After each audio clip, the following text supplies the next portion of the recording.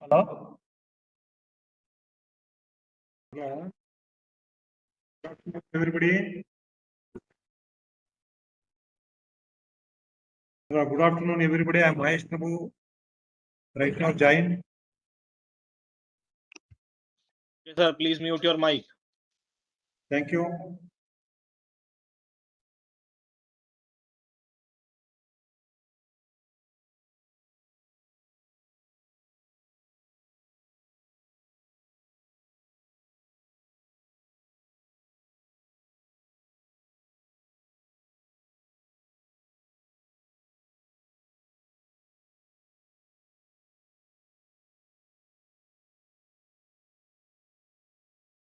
Mister Vikas ji, sir आपका camera चला गया, एक बार कैमरा चेक कर लीजिए आप।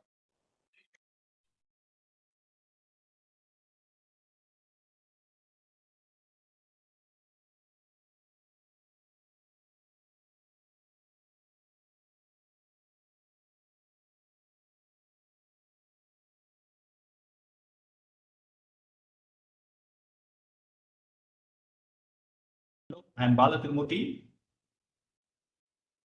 Yes, sir, you are audible. Okay, great.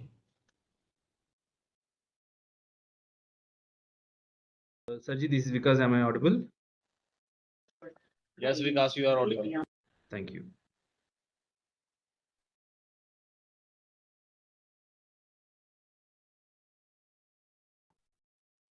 Hello, sir. I am Mamachan Joseph. Is I audible? Yes, you are audible, sir. Thank you.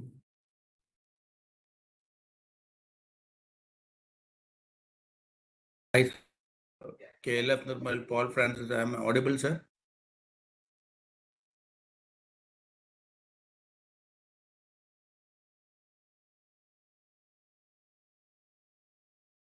Hello, sir. I am Paul Francis from KLF. I am. Yes, sir, you are audible. Yes, sir. Paul, sir, you are Thank you, audible. sir. Thank you. Yes, sir. I am Manohar Musky. Extern one coconut board. Is it audible? Yes, sir, you are audible. Hello, I'm Dr. Chodappa. Is it audible? Yes, sir, you are audible. Thank you very much. Sir, Manohar Musky here. I'm audible. K. Narayanagowda, am I audible? Yes, Manohar, sir, you are audible. This is Professor K. Narayanagowda. Am I audible? Sir, yes, sir, you are audible. Oh, thank you. Sir, I am audible. I am Remini Gopalakrishnan. Yes, I am ma'am, yes, audible. ma'am, you are audible. Yes, ma'am, you are audible. Ma'am, this is Thomas. This is Thomas. Am I audible? Sir, you are audible. Thomas, sir, you are audible. Dr. Rao from Andhra Pradesh. Yes, Rao, sir, you are audible.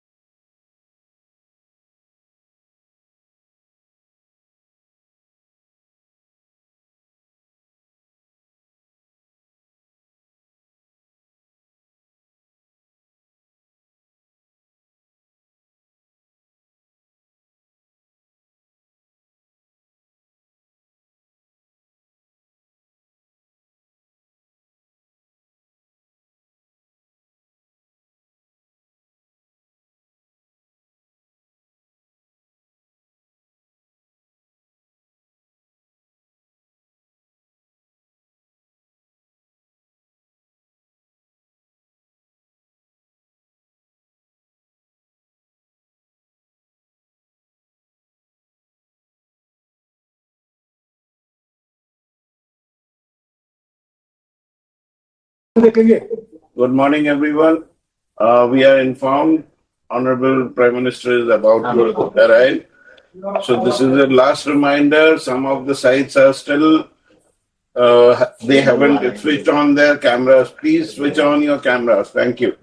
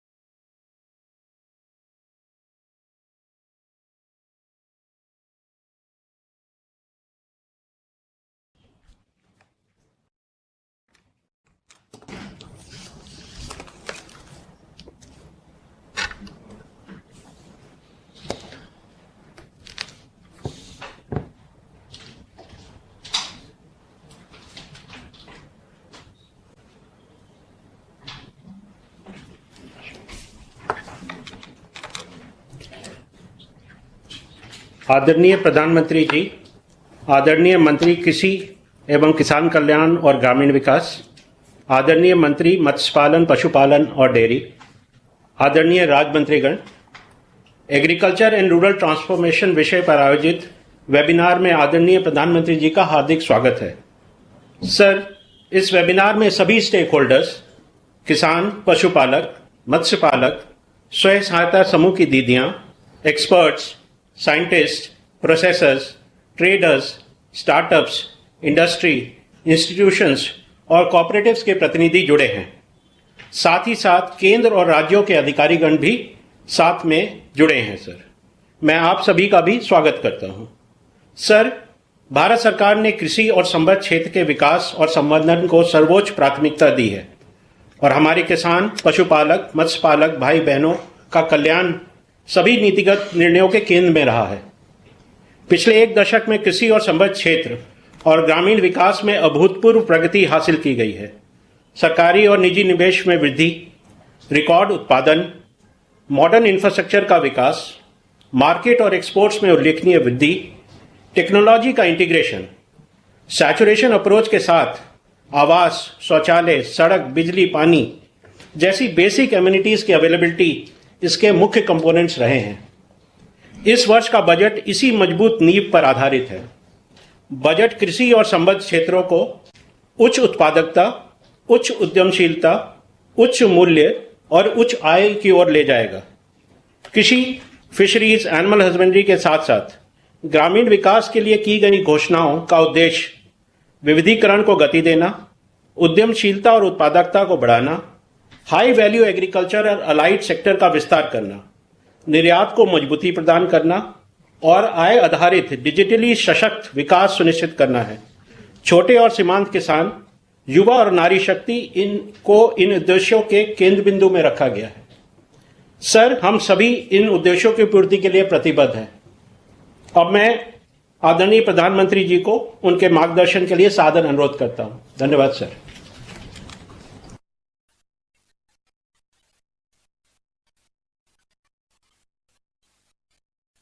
नमस्कार। Budget webinar series के तीसरे webinar में मैं आप सभी का अभिनंदन करता हूं। इससे पहले टेक्नोलॉजी, रिफॉर्म्स और इकोनॉमिक ग्रोथ जैसे अहम विषयों पर 2 वेबिनार हो चुके हैं। आज रूरल इकोनॉमी और एग्रीकल्चर जैसे अहम सेक्टर पर चर्चा हो रही है। आप सभी ने बजट निर्माण में अपने मूल्यवान सुझावों से बहुत सहयोग दिया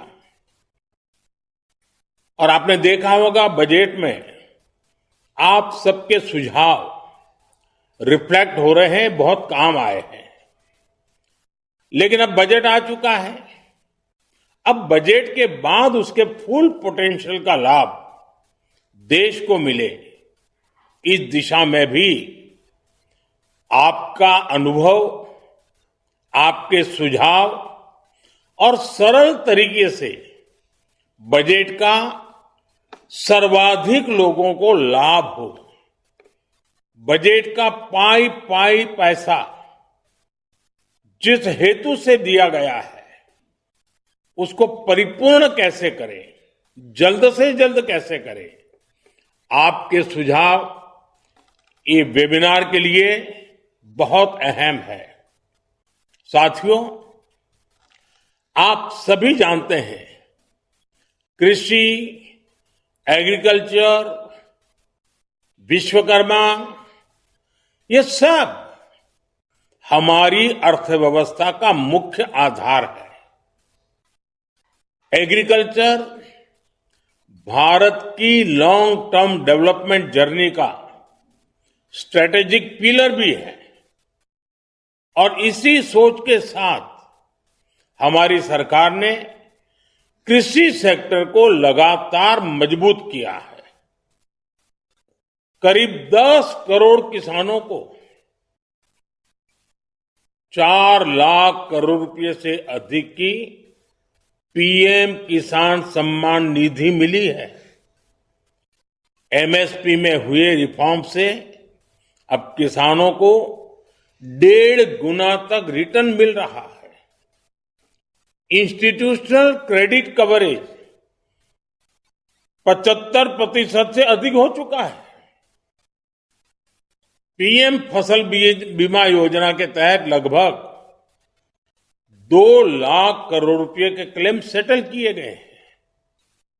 ऐसे अनेक प्रयासों से किसानों का रिस्क बहुत कम हुआ है और उन्हें एक बेसिक इकोनॉमिक सिक्योरिटी मिली है। इससे कृषि क्षेत्र का आत्मविश्वास भी बढ़ा है।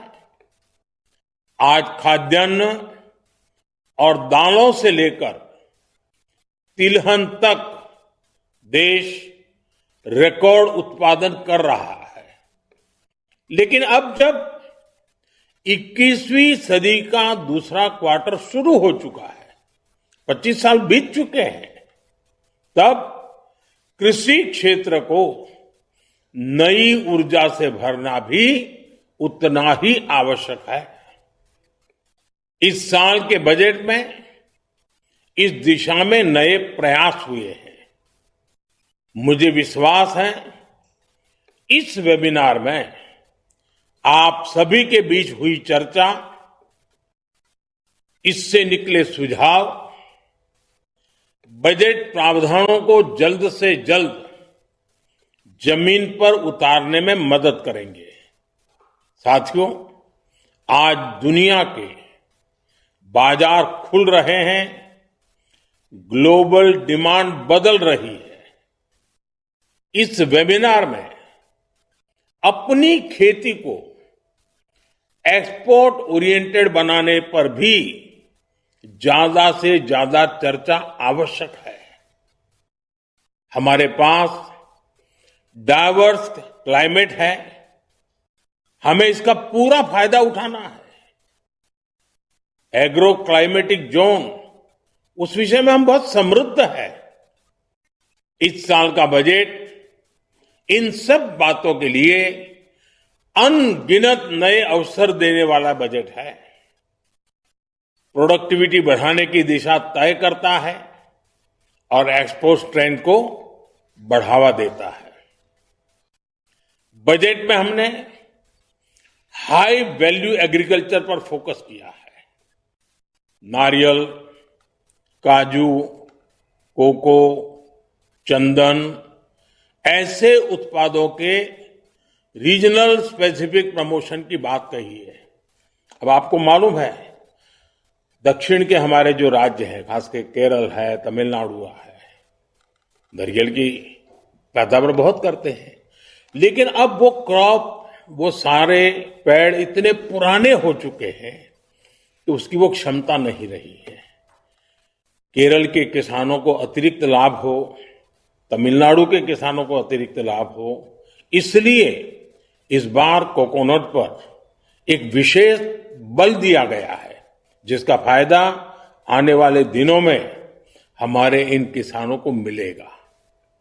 साथियों, नॉर्थ ईस्ट की तरफ देखें, अगरवुड बहुत कम लोगों को मालूम है। ये अगरबत्ती शब्द है ना, वो अगरवुड से आया हुआ है। अब हिमालयन राज्यों में टेम्परेट नट क्रॉप्स और इन्हें बढ़ावा देने का प्रस्ताव बजट में रखा गया है। जब एक्सपोर्ट ओरिएंटेड प्रोडक्शन बढ़ेगा तो ग्रामीण क्षेत्रों में प्रोसेसिंग और वैल्यू एडिशन के जरिए रोजगार सृजन होगा। इस दिशा में एक कोऑर्डिनेटेड एक्शन कैसे हो, आप सभी स्टेक होल्डर्स मिलकर जरूर मंथन करें। अगर हम मिलकर हाई वैल्यू एग्रीकल्चर को स्केल करते हैं तो ये एग्रीकल्चर को ग्लोबली कॉम्पिटिटिव सेक्टर में बदल सकता है। एग्री एक्सपर्ट्स, इंडस्ट्री और किसान एक साथ कैसे आए, किसानों को ग्लोबल मार्केट से जोड़ने के लिए किस तरह से गोल सेट किए जाए, क्वालिटी, ब्रांडिंग और स्टैंडर्ड्स, ऐसे हर पहलू, इन सबको कैसे प्रमोट किया जाए, इन सारे विषयों पर चर्चा इस वेबिनार को, इसके महत्व को बढ़ाएंगे। मैं एक और बात आपसे कहना चाहूंगा। आज दुनिया हेल्थ के संबंध में ज्यादा कॉन्शियस है। होलिस्टिक हेल्थ केयर और उसमें ऑर्गेनिक डाइट, ऑर्गेनिक फूड, इस पर बहुत रुचि है। भारत में हमें केमिकल फ्री खेती पर बल देना ही होगा। हमें नेचुरल फार्मिंग पर बल देना होगा। नेचुरल फार्मिंग से, केमिकल फ्री प्रोडक्ट से दुनिया के बाजार तक पहुंचने में हमारे लिए एक राजमार्ग बन जाता है। उसके लिए सर्टिफिकेशन, लेबोरेटरी, ये सारी व्यवस्थाएं सरकार सोच रही है। लेकिन आप लोग इसमें भी जरूर अपने विचार रखिए। साथियों, एक्सपोर्ट बढ़ाने में एक बहुत बड़ा फैक्टर फिशरीज सेक्टर का पोटेंशियल भी है। भारत दुनिया का दूसरा सबसे बड़ा मछली उत्पादक देश भी है। आज हमारे अलग अलग तरह के जलाशय, तालाब, ये सब मिलाकर लगभग 4 लाख टन मछली उत्पादन होता है, जबकि इसमें 20 लाख अतिरिक्त उत्पादन की संभावना मौजूद है।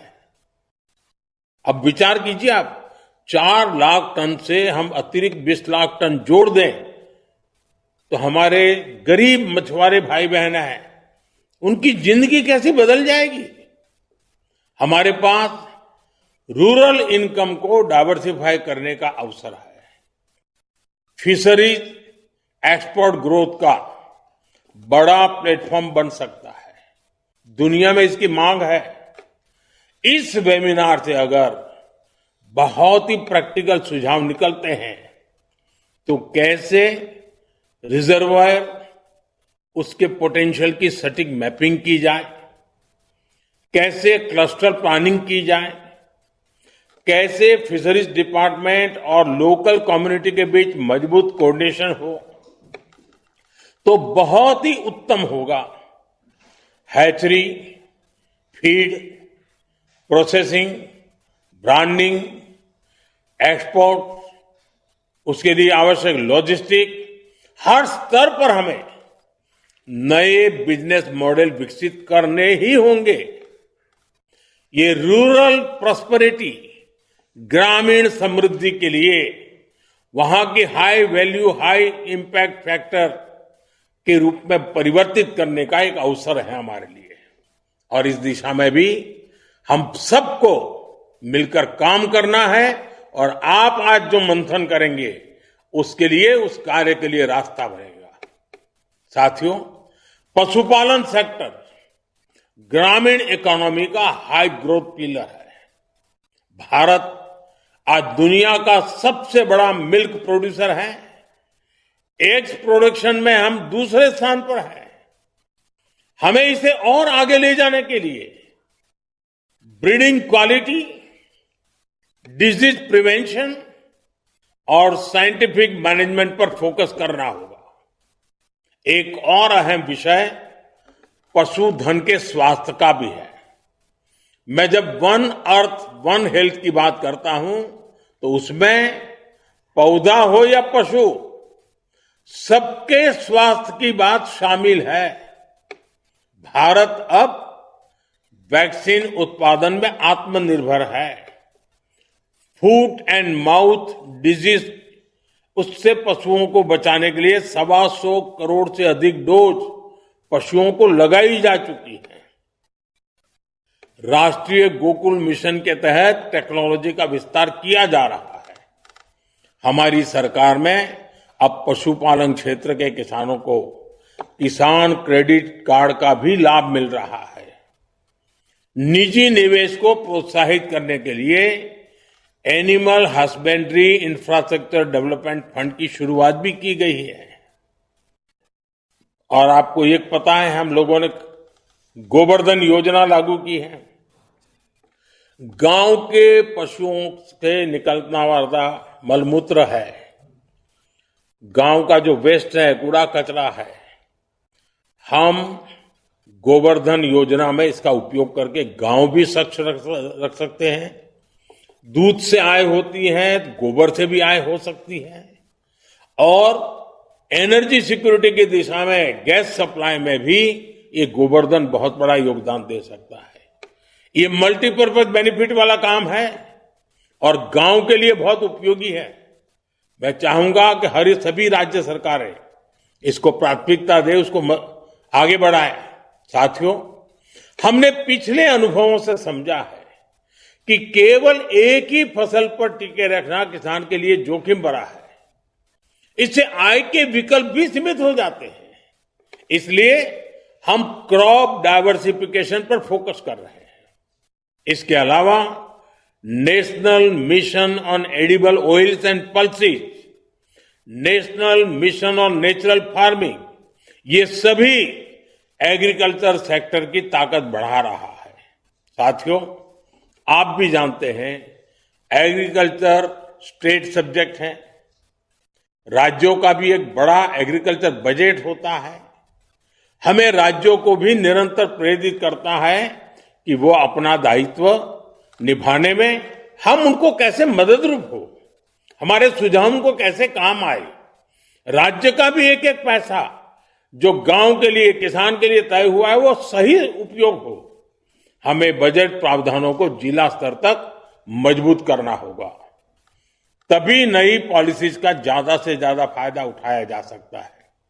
साथियों, ये टेक्नोलॉजी की सदी है और सरकार का बहुत जोर एग्रीकल्चर में टेक्नोलॉजी कल्चर लाने पर भी है। आज ई नेम के माध्यम से मार्केट एक्सेस का डेमोक्रेटाइजेशन हुआ है।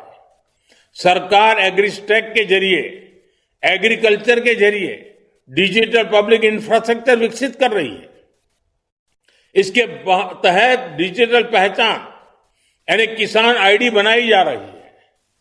अब तक लगभग 9 करोड़ किसानों की किसान आईडी बन चुकी है और लगभग 30 करोड़ भूमि पार्सलों का डिजिटल सर्वे किया गया है।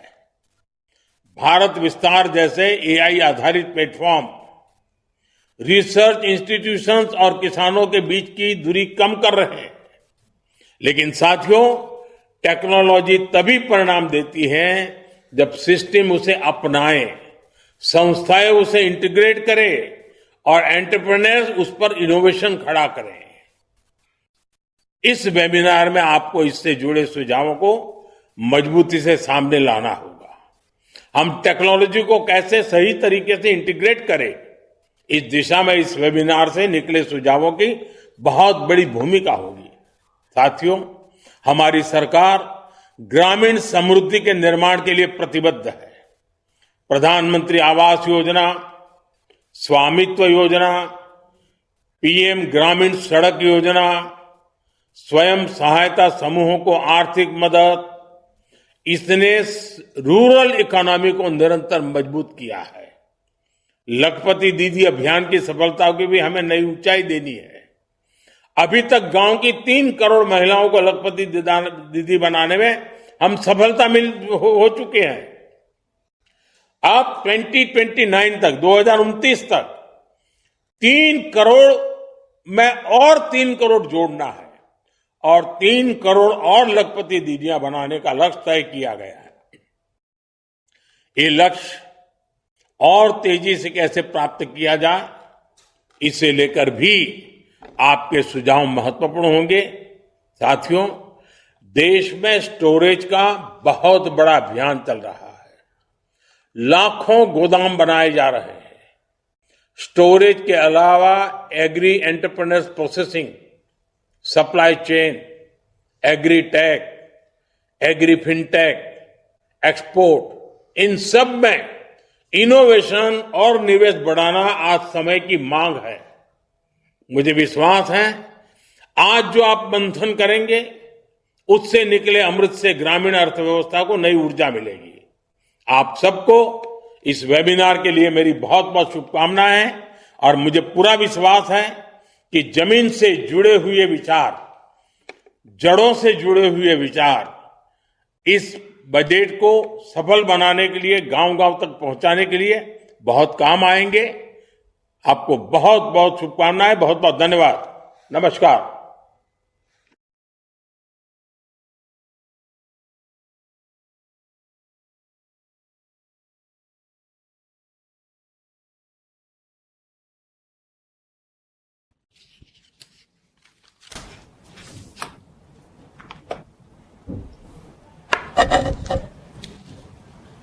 Can we now have the presentation, please, regarding the outline of the budget announcements?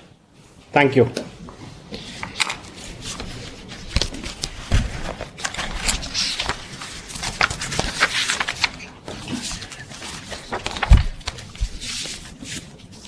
I welcome all the participants who are joined us in the post-budget webinar on agriculture and rural transformation. Next, please.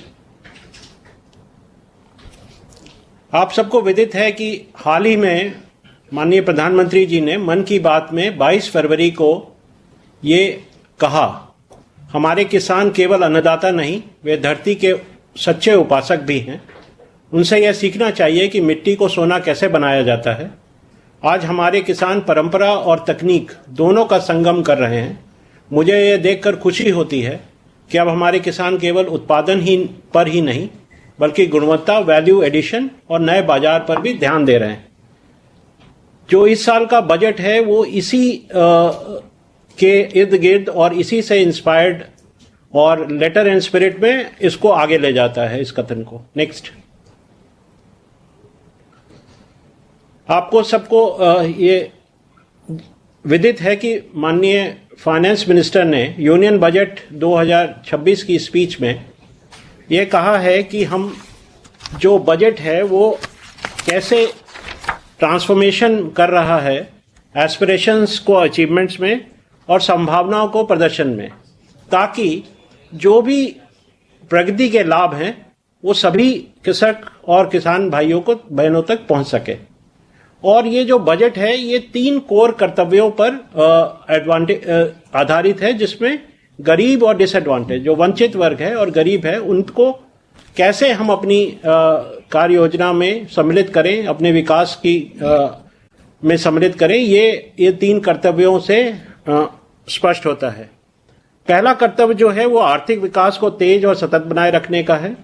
दूसरा है कि लोगों की आकांक्षाओं को कैसे पूरा किया जाए और उनकी क्षमता का विकास किया जाए। और तीसरा है कि जो सबका साथ सबका विकास का जो दृष्टिकोण है उसको हम अपने को सशक्त करते हुए विकसित भारत के अपने लक्ष्य की प्राप्ति की ओर बढ़े। और इन सभी का जो मुख्य केंद्र बिंदु रखा गया है वो स्मॉल एंड मार्जिनल फार्मर्स हैं, जिसमें उत्पादकता को भी बढ़ावा देना है, उद्यमशीलता को भी बढ़ावा देना है, ताकि उनके आय में वृद्धि हो सके। नेक्स्ट। अब मैं आपको जो मुख्य बजट अनाउंसमेंट्स हैं उसके बारे में कुछ संक्षिप्त में बताऊंगा।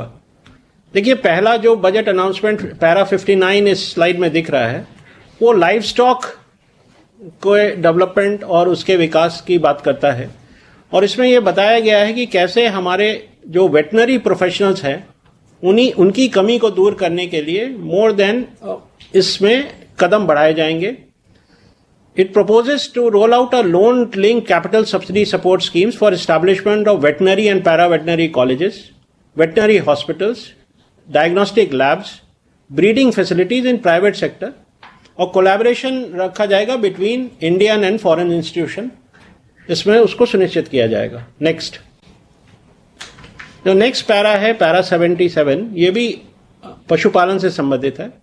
इसमें जो प्रस्तावित है उसमें support to animal husbandry entrepreneurship development है और इसके लिए क्रेडिट लिंक सब्सिडी प्रोग्राम की बात की गई है। Scaling up and modernisation of livestock enterprises, enhancement of creation of livestock, dairy and poultry focused integrated value chains, and encourage creation of livestock farmer producer organizations. Next,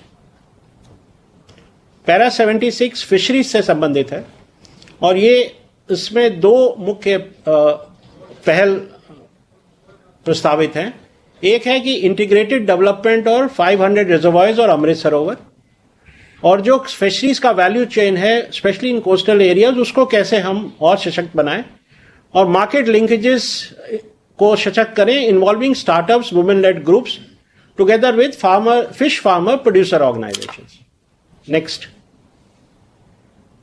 para 78 है, ये कृषि से संबंधित है। जैसे कि आपने सुना, प्रधानमंत्री जी ने भी इसको उल्लेख किया है कि हाई वैल्यू एग्रीकल्चर को प्रमोट करने का दृष्टिकोण रखा गया है, और उसमें to diversify farm outputs, increase productivity, enhance farmers income and create new employment opportunities. We will support high value crops such as coconut, sandalwood, cocoa and cashew in coastal areas and agar trees in northeast, और जो हमारे हिमालय क्षेत्र हैं उसमें nuts such as almonds, walnuts and pine nuts. Next, para 79 again ये agriculture की उसी जो पहला अनाउंसमेंट हुआ उसके बारे में ये आगे उसको विस्तार देता है। इसमें प्रस्तावित किया गया है कोकोनट प्रमोशन स्कीम, जो प्रोडक्शन और प्रोडक्टिविटी दोनों को बढ़ाएगा, और उसमें जो इंटरवेंशन प्रस्तावित हैं वो ये हैं कि रिप्लेस करेगा ओल्ड और नॉन प्रोडक्टिव ट्रीज को with new sapling plants and varieties in major coconut areas, ताकि जो कोकोनट पे आश्रित हमारे फार्मर्स और जो भी स्टेक होल्डर्स हैं उनका समुचित विकास सुनिश्चित हो सके। नेक्स्ट, जो नेक्स्ट पैरा है ये भी उसी का आगे विस्तार है। इसमें बात करते हैं dedicated programme for cashew and cocoa to make India self reliant in raw cashew and cocoa production and processing and enhance export competitiveness and transform India cashew and India cocoa into a premium global brand by 2030. Next. ये para 81 sandalwood को के ऊपर है, और इसमें कहते हैं कि जो इस बारी गवर्नमेंट ने प्रस्ताव किया है कि we will partner with state governments to promote focused cultivation and post harvest processing to restore the glory of Indian sandalwood ecosystem. Next, para 82 ये अगेन जो हमारे अखरोट, बादाम और खुमानी की पैदावार को कैसे हम आगे बढ़ाएं by rejuvenating old low yielding orchards, expand high density cultivation of walnuts, almonds and pine nuts, और इसके लिए एक डेडिकेटेड प्रोग्राम प्रस्तावित किया जा रहा है जो फार्मर की इनकम को भी बढ़ाएगा और वैल्यू एडिशन यूथ को एंगेज करके इसको बढ़ाने का लक्ष्य रखा है। नेक्स्ट, ये डिजिटल पब्लिक इंफ्रास्ट्रक्चर की जो एग्रीकल्चर डिपार्टमेंट की पहल है उसको ये अनाउंसमेंट और आगे विस्तारित करता है। इसमें प्रपोज किया गया launch of Bharat Vistaar, a multilingual AI tool that shall integrate the agri stack portals and ICR package of practice on agriculture practices with AI systems. This will enhance farm productivity, enable better decisions for farmers, and reduce risk by providing customized advisory support. Next. Para 84 ये ग्रामीण विकास में जो लखपति दीदी कार्यक्रम है उसको उसकी जो प्रगति और उसका जो सक्सेस है उससे ये उसको आगे बिल्डअप करके एक्सपैंड करता है। इसमें प्रपोज किया गया है to help women to take the next step from credit-led livelihoods to being owners of enterprise. Self-help enterprise she marts की परिकल्पना की गई है जिसको सेटअप किया जाएगा as a community own retail outlets within the cluster level federation through enhanced and innovative financing instruments. Next, देखिए ये हमारे जो 11 बजट अनाउंसमेंट्स हैं उनको 8 ग्रुप्स में सब थीम्स में बांटा गया है, और यही 8 ब्रेकअवे हमारे सब वेबिनार के थीम्स हैं। तो पहला है private sector investment and entrepreneurship in agriculture and animal husbandry value chain, integrated development of reservoirs and Amrit Sarovars for fishery and strengthen fishery value chains, coconut promotion schemes, national cashew and cocoa development programme towards self reliance and global brand leadership by 2030। Next, जो 5वीं sub theme है वो है promotion of sandalwood and agarwood through agro forestry, future strategies for almond, walnuts, pine nuts, chilgoza in India, सातवां है Bharat Vistaar AI powered digital public infrastructure for agriculture, और आठवां है she marts for women led enterprises. Next. अब ये एक एक विषय पे मैं थोड़ा सा प्रकाश डालना चाहूंगा। Private sector investment and entrepreneurship in animal husbandry value chain. इसमें जो करंट सिनेरियो है उसमें दर्शाया गया है कि हमारा अभी लाइफ स्टॉक की संख्या क्या है, पोल्ट्री की संख्या क्या है, कितने फार्मर्स इससे जुड़े हुए हैं और उसका कंट्रीब्यूशन हमारे जीवीएम में कितना है। इसमें जब आप इस विषय पे चर्चा करेंगे तो इसमें जो चैलेंजेस हैं हमको लगता है उस पर जरूर विचार होना चाहिए, जिसमें shortages of veterinary and paravet professionals, limited private sector participation है और खासकर वेटनरी एजुकेशन, एनिमल हेल्थ और ब्रीडिंग सर्विसेज में इसकी काफी कमी देखी जाती है। अनऑर्गेनाइज वैल्यू चेन है और खासकर स्मॉल रुमिनेंट्स में डेयरी और पोल्ट्री वैल्यू चेन्स का भी विस्तार की आवश्यकता है, और क्रेडिट और रिस्क कवरेज को भी हमारा उसका एक्सेस, उसकी पहुंच को सुदृढ़ करना है। इस सेक्टर में अभी प्रोड्यूसर ओन इंस्टीट्यूशंस की कमी है और स्पेशली नॉन डेयरी सेक्टर में, तो उसको भी कैसे हम एड्रेस करें, ये इस सब थीम का मुख्य चैलेंजेस के रूप में प्रस्तुत किया गया है। नेक्स्ट। जो थीम 2 है integrated development of reservoir and Amrit Sarovar for fisheries and strengthen fisheries value chain में, जो करंट सिनेरियो में यहाँ पे आपको रिजर्वायर्स का एरिया दिखाया गया, ब्रैकिश वाटर का एरिया है, अमृत सरोवर अभी तक हम लोग के कितने बनाए हैं जो हमारे यहाँ पूरे इंडिया में बने हैं, और फिश प्रोडक्शन अभी हमारा क्या है। इसमें जो आपके चैलेंजेस हैं वो दर्शाए गए हैं कि जो वैज्ञानिक प्रबंधन है उसमें काफी गैप्स हैं, और अनटैप्ड रिजर्वायर का पोटेंशियल जो है वो अनटैप्ड है, अभी उसको हार्नेस करने की जरूरत है। कम्युनिटी बेस्ड एक्वाकल्चर इन अमृत सरोवर, इसको प्रमोट करना है, इसको स्केल करना है, उसके लिए क्या पहल आवश्यकता है, और हमको अपना कोस्टल वैल्यू चेन को हमको इंटीग्रेट भी करना है और उसको स्ट्रेंथन भी करना है। ये सब हमारी इसमें चैलेंजेस हैं जो इसमें आज के वेबिनार में जब डिस्कशंस होंगे तो वो आप लोग इसको दृष्टिगत रखेंगे। नेक्स्ट। थीम टी है सब थीम 3 है कोकोनट प्रमोशन स्कीम। इसमें नट प्रोडक्शन एरिया, उसमें कितने स्टेक होल्डर्स जुड़े हुए हैं इंक्लूडिंग फार्मर्स, और उसका क्या कंट्रीब्यूशन है नेशनल जीडीपी का, ये करंट सिनेरियो में आप देख सकते हैं।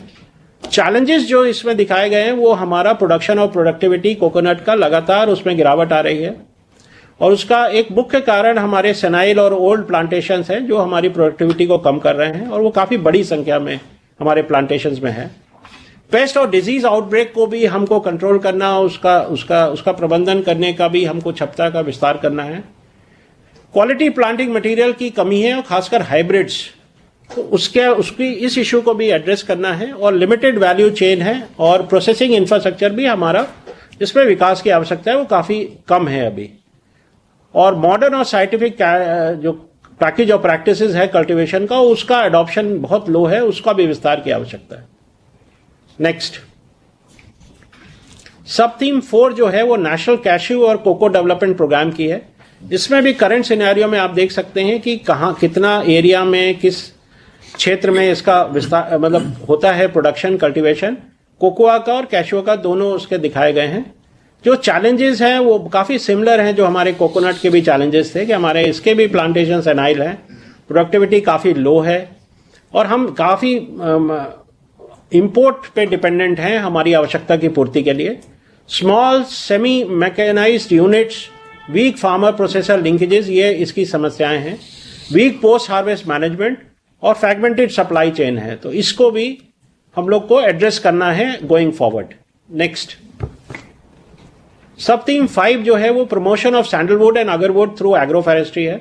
इसमें भी करंट सिनेरियो आपको दिखाया गया है कि क्या प्रोडक्शन है, कितने उसमें ट्री अभी हमारे पास बचे हुए हैं देश में, दोनों के, सैंडलवुड के, अगरवुड के, और उसको ये हमारे लिए एक बहुत बड़ा चैलेंज भी है। अगरवुड एक्सपोर्ट्स हमारा का कोटा वो भी दर्शाया गया है। देखिए चैलेंजेस इसमें वही है कि हमारा प्रोडक्शन ड्रास्टिकली डिक्लाइन हुआ है और अब ये कुछ ही राज्यों तक सीमित हो गया है। इसका जो ग्लोबली ये एक इंडिजिनस स्टेटस प्राप्त किया है और इसको हम लोग को एड्रेस करने की जरूरत है। और जो स्ट्रिंजेंट रेगुलेशंस हैं उसको भी हमको विचार करना चाहिए कि उसने क्या अपने उद्देश्यों की पूर्ति हुई है या उसने फार्मर्स और ग्रोअर्स को डिस्करेज किया है। हमारा स्टॉक डिक्लाइन कर गया है और नेचुरल रीजनरेशन भी हिंडर हो रहा है थ्रू इन्वेसिव प्लांट स्पीसीज। तो ये सब चैलेंजेस को हम लोग को अपने गोइंग फॉरवर्ड इसको एड्रेस करना है और ये डिस्कशन का मुख्य बिंदु बन सकते हैं। नेक्स्ट, सब थीम 6 जो है वो future strategies for almond, walnuts and pine nuts in India है। इसमें भी करंट सिनेरियो में प्रोडक्शन एरिया बोथ वॉलनट का आलमंड का दर्शाया गया है। इसमें जो हमारे चैलेंजेस हैं वो यही है कि predominance of seedling oriented orchards हैं, इसमें लैक ऑफ इंप्रूव्ड वेराइटीज है, पुअर नर्सरी और प्लांटिंग मटेरियल सिस्टम्स है, weak processing on market intelligence infrastructure and forest degradation और पुअर रीजनरेशन ऑफ चिलगोजा। नेक्स्ट, सबदीप 7 जो है वो भारत विस्तार से संबंधित है, AI powered digital public infrastructure for agriculture. देखिए अभी जो हमारा एआई है वो काफी फ्रैगमेंटेड है digital ecosystem, high transaction cost है फार्मर्स की, हमारा एक्सेस और इंक्लूजन में काफी गैप्स है, फार्मर को एक ही सूचना के कई सूचनाओं के लिए अलग अलग पोर्टल पर जाना पड़ता है, अलग कार्यालयों को पहुंच उसका करना पड़ता है। तो ये हाई ट्रांजैक्शन कॉस्ट इंश्योर करता है और हमको अपना एग्रीकल्चर गवर्नेंस को भी री इमेजिनिंग करना है विद न्यू टेक्नोलॉजीज को इंटीग्रेट करके एआई और डाटा मैनेजमेंट को। ये जो प्लेटफॉर्म है ये कंबाइन करता है स्कीम्स के इंफॉर्मेशन को, जो लाभार्थी है उसकी एलिजिबिलिटी को भी दर्शाता है, benefit status of tracking, ICR package of practice, weather forecast, mandi prices and grievance redressal. तो ये सब सूचनाओं का आदान मतलब उनको एक्सेस होगा जो भी फार्मर हैं हमारे क्षेत्र में, और उसका ये उपयोग करके वो अपनी कृषि को और बेहतर बना सकते हैं और लाभकारी बना सकते हैं। नेक्स्ट, थीम 8 है she marts for rural women enterprise. इसमें जो हम लोग का अप्रोच है वो community owned operated retail outlets at cluster level विकसित करना है, business to consumer retail hub और business to business supply hub. Enterprise को इंटीग्रेट करना है बायर से, जिसमें प्रोड्यूसर ग्रुप्स, प्रोड्यूसर इंटरप्राइज और एफपीओस अहम भूमिका निभा सकते हैं।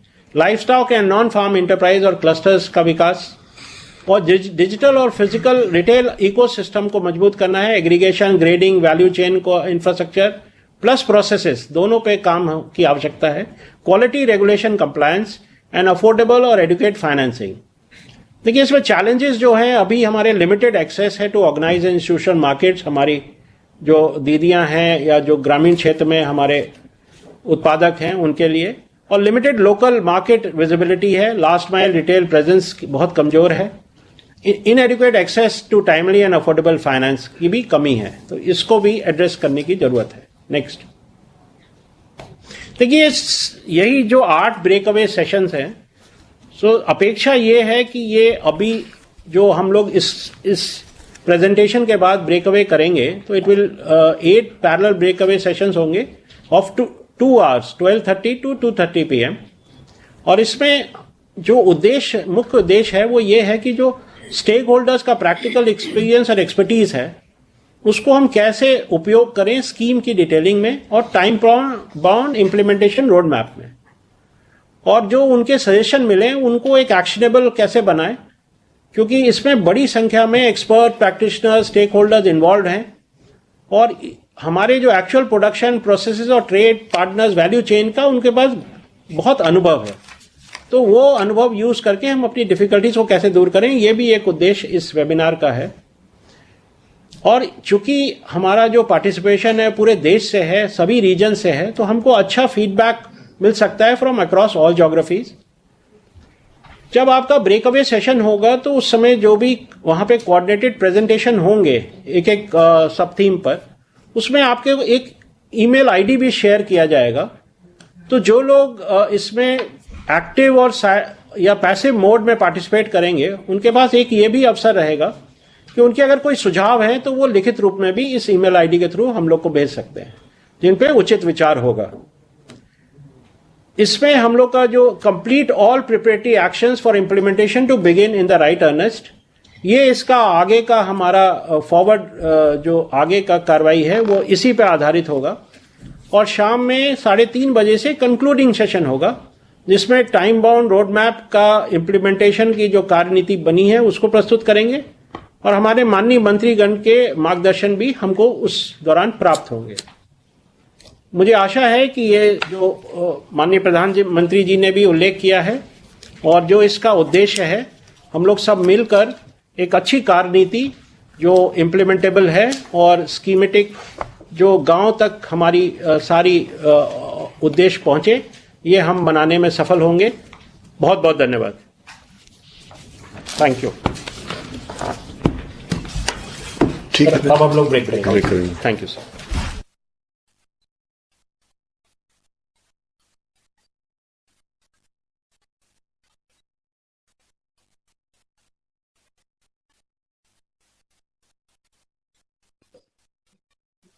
Thank you, everyone. Now each of the breakout sessions will begin their own individual panel discussions. Thank you. And we will again merge back at 3:30.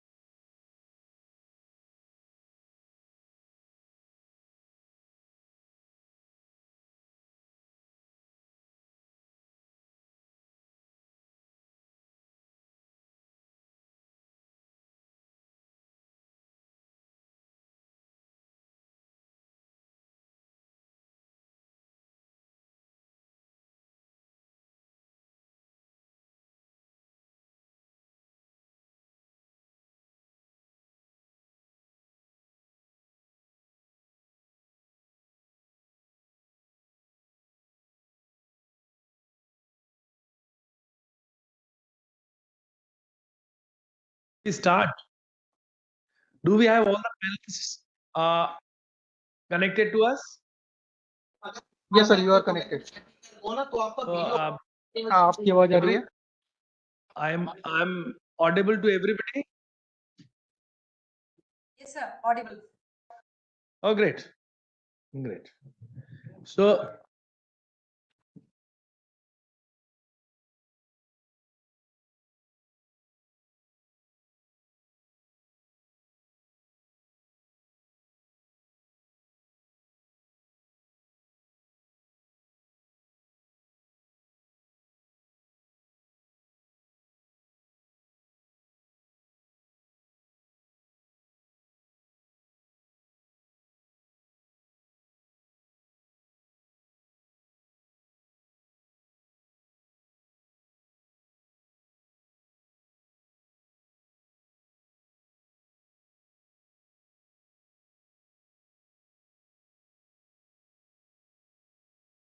PPT, please upload the PPT.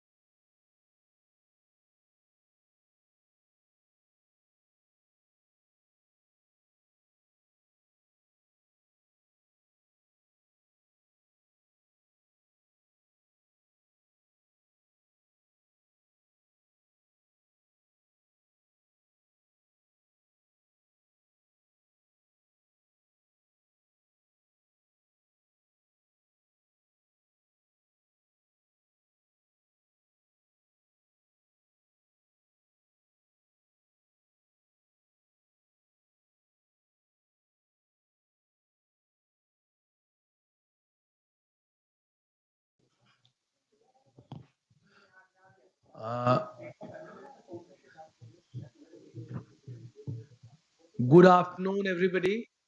Am I audible? Yes, sir. Yes, sir, you are audible. Can you see the screen? Can everybody see the screen? Yes, Yes, sir. yes, yes. Great. So I welcome you all to this webinar breakout session, which is specifically on the budget announcement, para number 80, with regard to unlocking of India's potential, a strategic initiative for development of cashew and cocoa.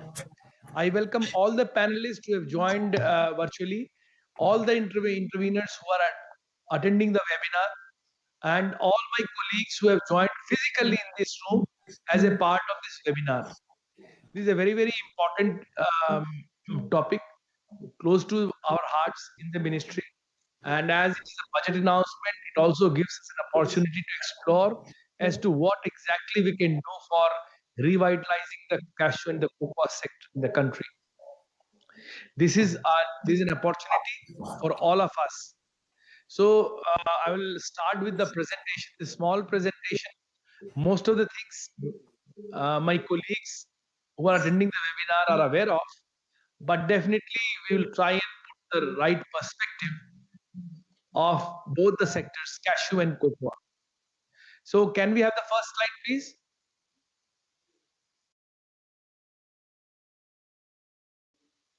Yeah. So the first slide outlines the announcement verbatim. It says a dedicated program is proposed for Indian cashew and cocoa to make India self-reliant in raw cashew and cocoa production and processing, enhance export competitiveness, and transform Indian cashew and cocoa as a premium global brand by 2030. We all know India has been a leader in cashew sector for a very, very long time. But in the last decade, things have changed. The scenario of production, processing, and market share has changed, and it is changing very rapidly.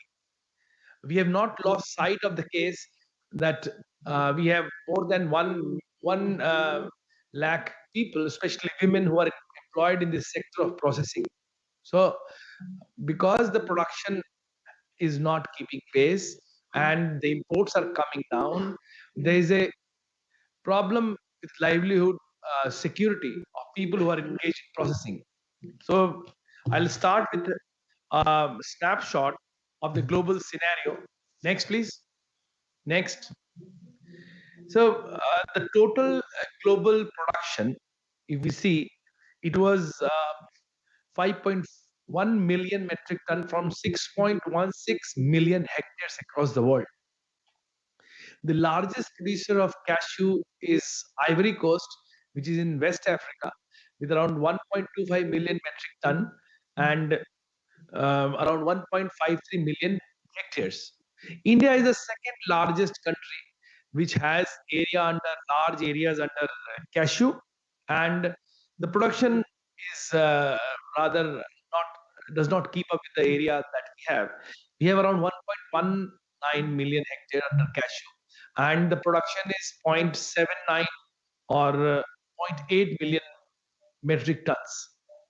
Followed by India is Cambodia. Cambodia produces around 0.65 million metric tons from 0.5 million hectare area, and it is followed by Vietnam, which produces around 0.35 million metric ton from 0.2 million hectare area. Especially the cashew sector has shown a very progressive and very promising growth in the last decade. We see a compound annual growth rate of 4% of the sector, and that is quite encouraging. And can we go to the next? If we see the Indian export and import scenario, we see that India has been progressively importing large quantities of cashew, and our strength lies in processing. But over the years, we see that the imports are also coming down. The import of it is not the kernel which was imported, the raw cashew nut was being imported to India. And because of certain restrictions in West Africa and East Africa on exports, the quantum of export from those countries is coming down because there are penal tariffs which are being imposed on exports. So it is, in fact, going to affect our industry of processing, wherein we processed and re-exported majority of the raw cashew nuts that we imported.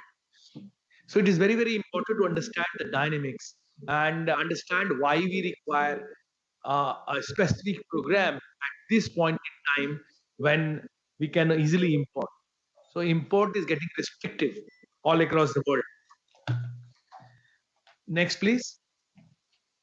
If we see the Indian cashew scenario, we see around 15 lakh people employed in cashew sector. Of the 15 lakh people, around 10 lakh are farmers, and around 0.5 lakh, 5 lakh people are workers who are engaged in different activities of processing and value chains. So it is a matter of livelihood of around 15 lakh people who are engaged in cashew sector. We have been exporting around, please no cross talking, please. So if we see the exports, the total exports can be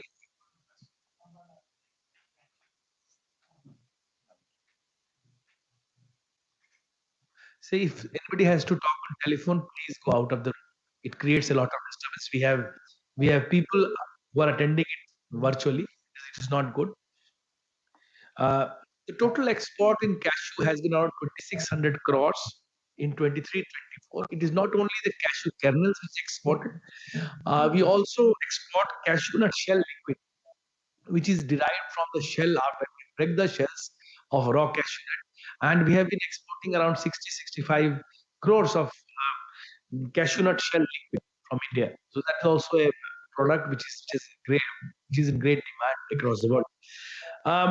The most amusing part of the whole exercise of the cashew sector is that India is increasingly becoming a consumer of cashew, and we have seen over the last 10 years that domestic consumption is increasing. And of the total world international production of cashew, 33% of the cashew nuts produced is consumed in India. So we are the largest consumers. We are one of the largest producers. Still, there is a gap. So it also makes a case as to why we should have some program to, in fact, push productivity and production in cashew sector. Over the last 10-15 years, a lot of action has happened in the cashew sector with the advent of the National Horticulture Mission. The area expansion under cashew from 8.3 lakh hectare has now it is almost 12 lakh hectares. The production, which was around 5.7 lakh metric ton, has gone to around 7.5 lakh metric ton. But still, there is a lot of gap. We see the international standards. The CJR of production is 1.8. We are far below the global average, and the rate at which the area under cashew is growing is 2.1. That is very, very promising because new plantations are being taken up which have yet to reach into productivity and production phase. So that is a good sign, and we expect that India will emerge as one of the major centers of cashew production in times to come. Next, please. So based on all this background, we talk about why do we need this program. So I gave you that India is the largest consumer, one of the largest producers, and from being one of the largest processors of cashew, now it has become a consumer. So it is very, very important that we start producing more. How do we start producing more? We take up more areas under cashew, we improve the cashew productivity, and we also need to not lose sight of the fact that the countries which traditionally used to export cashew from West Africa, like Ivory Coast, Benin, and Ghana, and Central Africa and East Africa, these countries have been progressively restricting their exports or penalizing the export because they want processing to happen in their countries. So we will get less and less cashew imported to the country over the time because it will not be available. For raw cashew nut will not be available, and we only will become one of the consumers of cashew nut, which is coming from in a process from across the world. So it is very, very important. We also have to go into the background as to why we are low in production, although we have large areas, around 1.2 million hectares area under cashew, still we have low production. So we have to understand cashew in our country was reduced in the year around 1750s by the Portuguese in erstwhile Goa state, while it was under the control of Portuguese. And cashew was taken up as a crop, as a planting material for areas which were highly degraded. It was promoted as a soil binder and not as an economic crop, because the Portuguese had control over Brazil. They brought this crop from Brazil to India, and in fact reclaimed the land which was getting degraded in the Western Ghats areas of Goa. And from that, as an ancillary or as a spillover, cashew kernels and nuts started getting produced, and we got into a habit, and it expanded to other areas. In fact, the cashew was called the gold mine of wasteland, where nothing grew, cashew grew.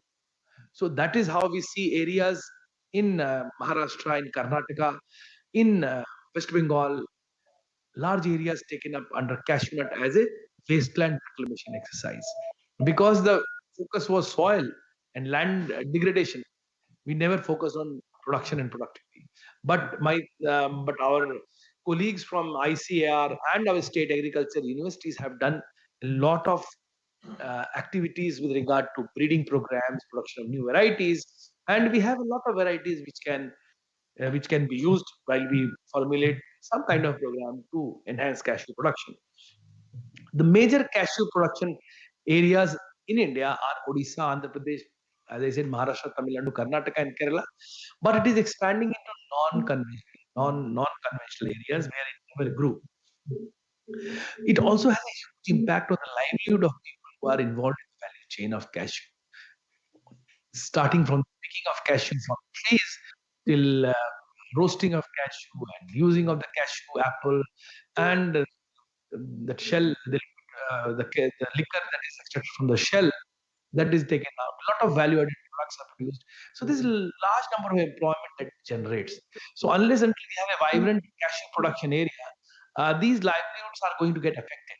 So that is one of the major reasons that we want to have a program which supports livelihood, modernizes the productivity, modernizes value chain, and all the activities associated with the value chain. If we do things rightly in time, it is not out of place to say that we will become one of the leaders in cashew sector in the next 5-10 years. And we also feel that it can become one of the major ways of prosperity of our farmers who are cultivating cashew in poor lands. So it also aligns with the green growth, sustainable growth priorities of Government of India. So till now it is all rosy picture. If we do this, we get this, we become the largest producer, we have a very robust value chain, we become the world leader by 2030. But there are challenges which are associated. Next, please. There are a lot of challenges for which cashew sector has not grown the way it should have grown. The major challenge is with regard to old trees in our plantations, because as I said, these plantations were done to arrest soil erosion, soil degradation.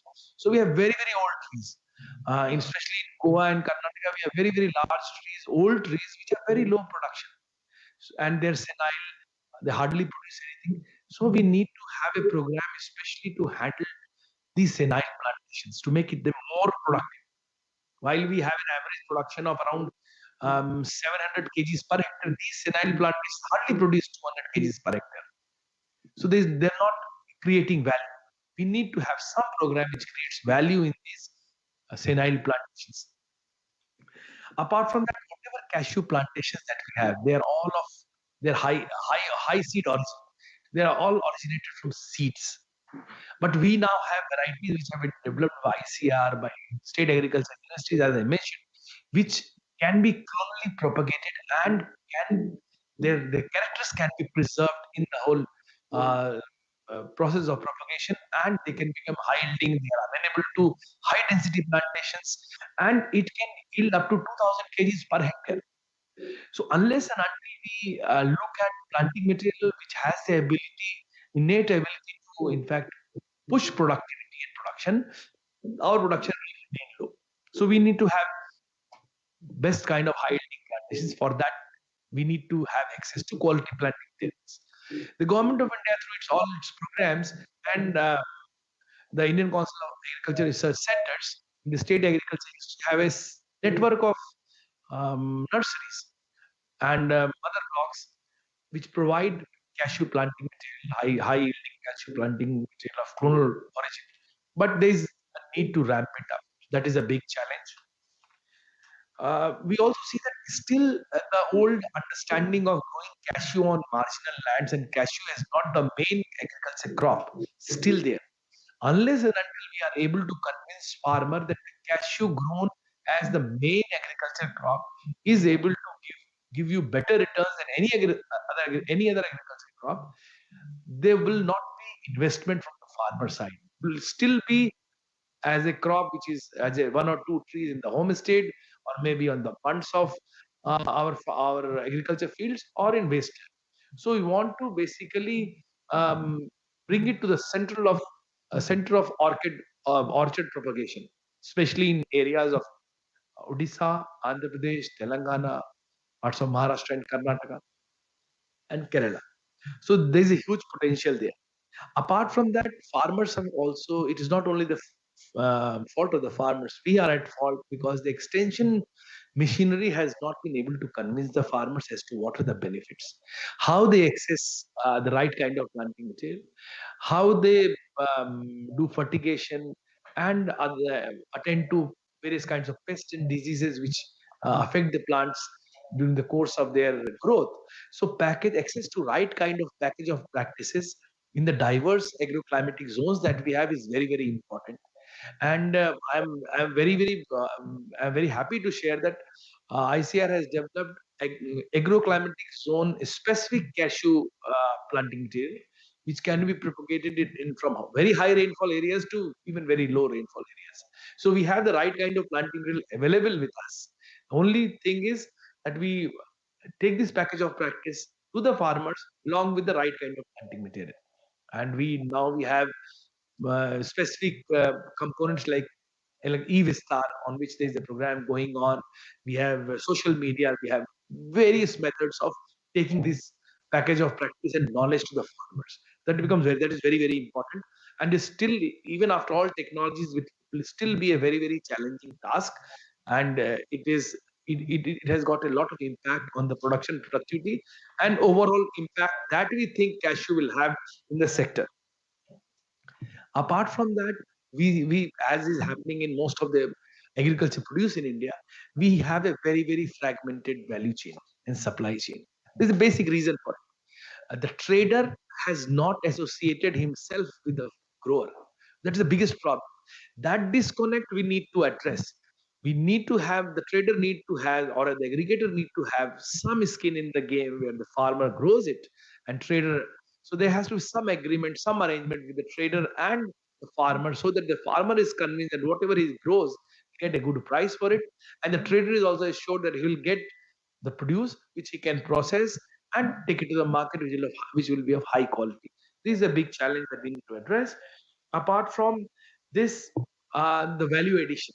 India has emerged as one of the largest consumers of cashew. And we know what kind of cashew we eat. We eat basically sweets made out of cashew.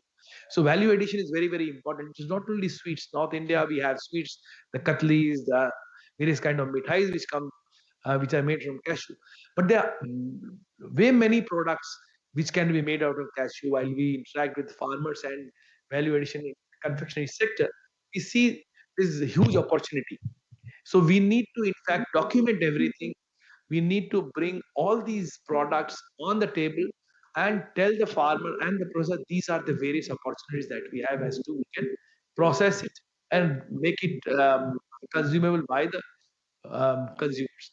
So this is a big challenge which I see, because if the consumer is ready to buy it, then across the value chain, everybody gains out of the process. So these challenges we need to address, I think, from this program, because we have done a lot of discussions in the ministry and with our colleagues and some of the farmers. We have come up with a set of interventions that we feel is important. Please go to the next. The proposed intervention that we see, that presently we are at 1.2 million hectare. If we do a high density plantation of 2 lakh hectares in the next 5 years, we are able to ramp up our production by 5 lakh metric tons. A 5 lakh metric ton ramp in production will do a great service to the nation vis-a-vis import substitution and saving the expensive, valuable foreign currency that goes for importing of cashews. So area expansion is one that we see is very, very important. Other important part is rejuvenation of senile plantations. These old plantations we need to take up, maybe top lifting, maybe grafting, maybe other techniques. We have a host of techniques which can be blended together so that we are able to rejuvenate the old trees without the yield penalty that the farmer faces in a phase-wise manner. So that is something for which I look at my colleagues in the research organizations and the state agriculture universities to come up and suggest us how we take it forward. So that will be a very, very important intervention as to how we rejuvenate our plantations. Apart from that, quality planting material of clonal origin for different agroclimatic zones. I think that is very, very important. Unless and until the farmer has access to right kind of planting material suitable for the agroclimatic zone in which he is cultivating, and access to right kind of package of practice, things will not work. And if we are able to do it right, the productivity will go up. We have now cashew varieties which start giving us economic yield from the very fifth year. Economic yield, I'm saying economic yield from the very fifth year. So that is a very, very encouraging situation. The low height cashew varieties, we have a host of them that we have mentioned in the note that we shared with you. Most of these varieties are high yielding, the better kernel size, better nut size, and good quality of cashew apple, which can easily be processed with less of acidity and less of glucorides. Once this happens, I think one of the main intervention that we need to do is to develop Indian cashew as a brand. So obviously, when we develop cashew as a brand domestically, we also look at the international market, because still, even on this date, Indian cashew, although we export very less cashew nuts, our Indian cashew is considered as one of the best quality cashew that's available in the world, with size, with color and shape. So that brand we need to capitalize on, and we need to develop an Indian cashew brand, which people across the world should ask for. And that should be one of the aims that we need to promote under this program that we need to take. Apart from that, there have been issues of chemicals in our fresh fruits and vegetables. That's very, very, very, very serious, and we need to bring on special techniques and a special package of practices to check the chemical residues in the final produce. The chemical residues can be brought down the minimum MRL levels. Apart from that, we also need to develop a system of traceability as to from where the cashew that we are consuming is coming from. Traceability brings in a lot of trust in the consumer, and we can bring in, if we are able to bring in traceability, the acceptance of produce in the international market goes up, because traceability tells about the kind of interventions that are happening in the farmer field, and if the farmer field is able to farmer is able to follow a right kind of package of practice, it brings interest in the consumer through traceability, that the end produce has been grown well, grown sustainably, and does not have any residues. Apart from that, we also need to look at the right kind of processing that needs to take place. We have the largest capacity of processing, cashew processing in the world. But if we see the traditional cashew processing is all very, very cottage industry level processing, wherein village level workers in a hall do the roasting and they do the breaking of the cashew shell. But now we have special mechanisms, special methods and machines available which can do the dehusking of the kernel, raw kernel, do the roasting, and the quality of the cashew nuts that it produces is far, far better. These machines need to be adopted, because we need to bring in, because we have a very strong base of farmer aggregates in form of farmer producer organizations. We need to bring in the FPOs and the farmer aggregates to take up modern mechanized processing, so that the quality does not degrade and they get the best price in the market. And if we are able to do it right, all these steps, the whole production becomes sustainable, and it aligns with our carbon sequestration goals, the SDG goals, and it is clean and it is acceptable across the world.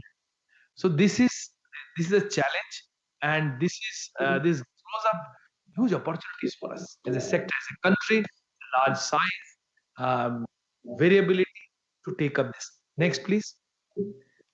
So I'll come to output and outcome. If we are able to do things right as we plan, we can have an additional 5 lakh metric ton production. We can ramp up productivity also to a great extent. We can, by 23, 34, 35, we can take it up to 20 lakh metric ton production. It can reduce imports by 50%. It is a very, very conservative figure. But what I feel, if we are able to do it right, in the right manner, in the right planting field, right package of practice, the right varieties, right agroclimatic zone, we can even breach it, and we can become totally self-sustainable in cashew production, and we can also emerge as a large exporter for that. And if we are doing everything as we plan, especially the livelihood security that of 1.5 million, 15 lakh farmers, especially women, and our tribal colleagues from these villages, they will be saved. And it will not only be saved, the drudgery involved in present roasting and breaking of cashew shells, I think that will reduce it. Will reduce the drudgery for say protect their livelihoods and have better produce, better remuneration for them, better produce for the consumers. We can become the global leader, as I said. What we need to do at the same time is we need to have a very, very robust cashew value chain that we develop with local participation, alignment with local requirements, so that we become self-sufficient. We do mechanization wherever we require, which is amenable to our farmers and farm producer organizations, because without affecting the native cultures and the local ways of handling cashew. So with this, I come to the end of cashew. Come, the next slide is about cocoa. Please, can we go to cocoa, please? Cocoa is still more amusing, because if we see, cocoa is not a very, very old crop. Cocoa was introduced maybe 40, 45, 50 years in commercial production in India. And the total area that we have across the world is around 10 million hectares. Majority of the cocoa production happens in Africa, in South America, and parts of Southeast Asia. So Cote d'Ivoire, as Ivory Coast is a leading producer in cashew, it is also one of the leading producers.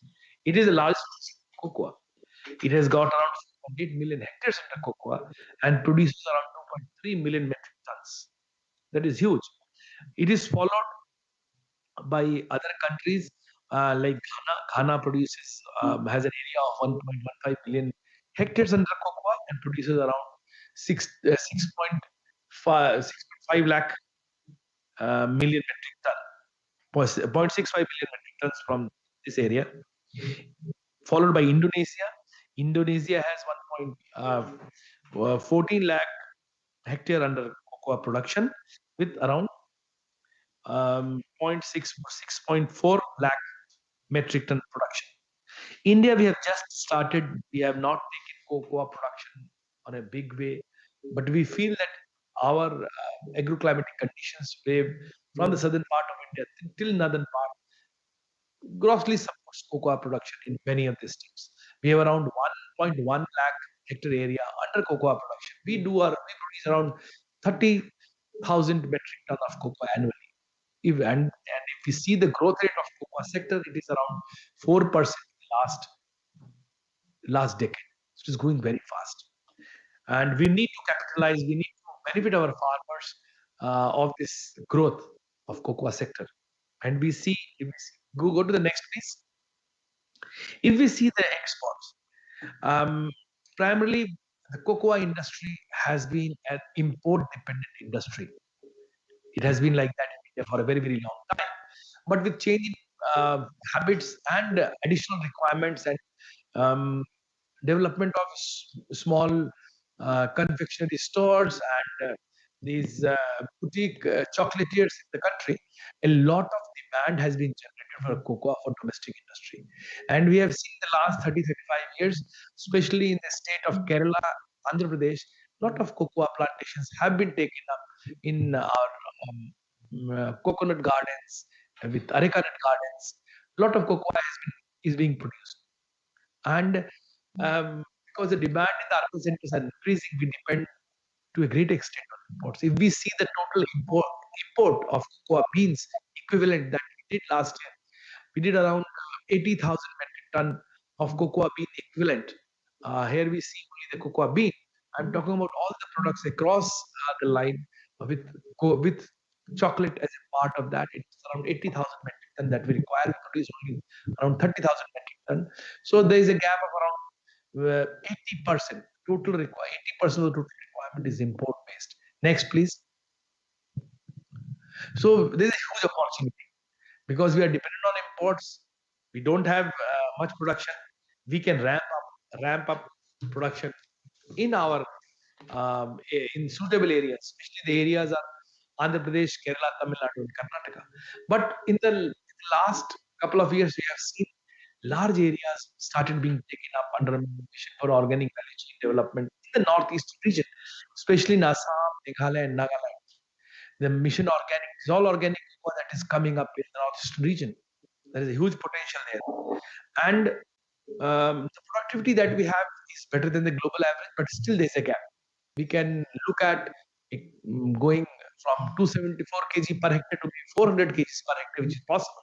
And we have the right kind of varieties which have been developed by Kerala Agriculture Universities and ICAR, which can have production of 400 kgs. So we have the right kind of varieties available. There's a huge demand, as I mentioned, and if we are able to ramp up production and we have the right kind of processing that we can develop, medium-sized process, where what I say, basically primary and secondary processing, which involves fermentation and grinding of the cocoa beans at the maybe farmer aggregate level or mid-size enterprise, the incomes of the farmers will go up drastically, and then it is supplied to the end produce, maybe large market, large companies like Mondelez, Nestle. They're all waiting for us to supply cocoa to them from India. Next, please.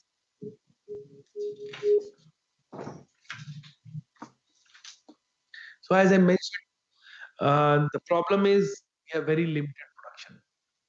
So because we consume more, we import around 80% of our total requirement. It is very, very important to ramp up production so that we don't import. That is the end. That is the end aim that we have, ramp up production. Apart from production, because cocoa is a very specific kind of a crop wherein the beans are to be taken out, then they are to be fermented, and the right kind of fermentation ambient conditions are to be given to ensure that there is no fungal contamination or bacterial growth. We need to have very graded and very controlled kind of fermentation processing that is to be taken up. That is the challenge that we have. So what happens recently, our growers or farmers end up selling cocoa beans to large companies and aggregators who process it in their large factories and facilities. So what happens? The farmers get only a bit of the cost of the end produce that we pay, and the majority is taken up by the processor. We want to have a system where this mid-sized processing goes to the farmer organizations and mid-level entrepreneurs who can process it where it is being produced in the same landscape, and partially processed thing goes to the maybe chocolatier, larger companies. So benefits can be distributed evenly from the farmer till the final seller. There are also issues regarding the supply chain market. We need to be very, very cautious. As I said, we need to ramp up production.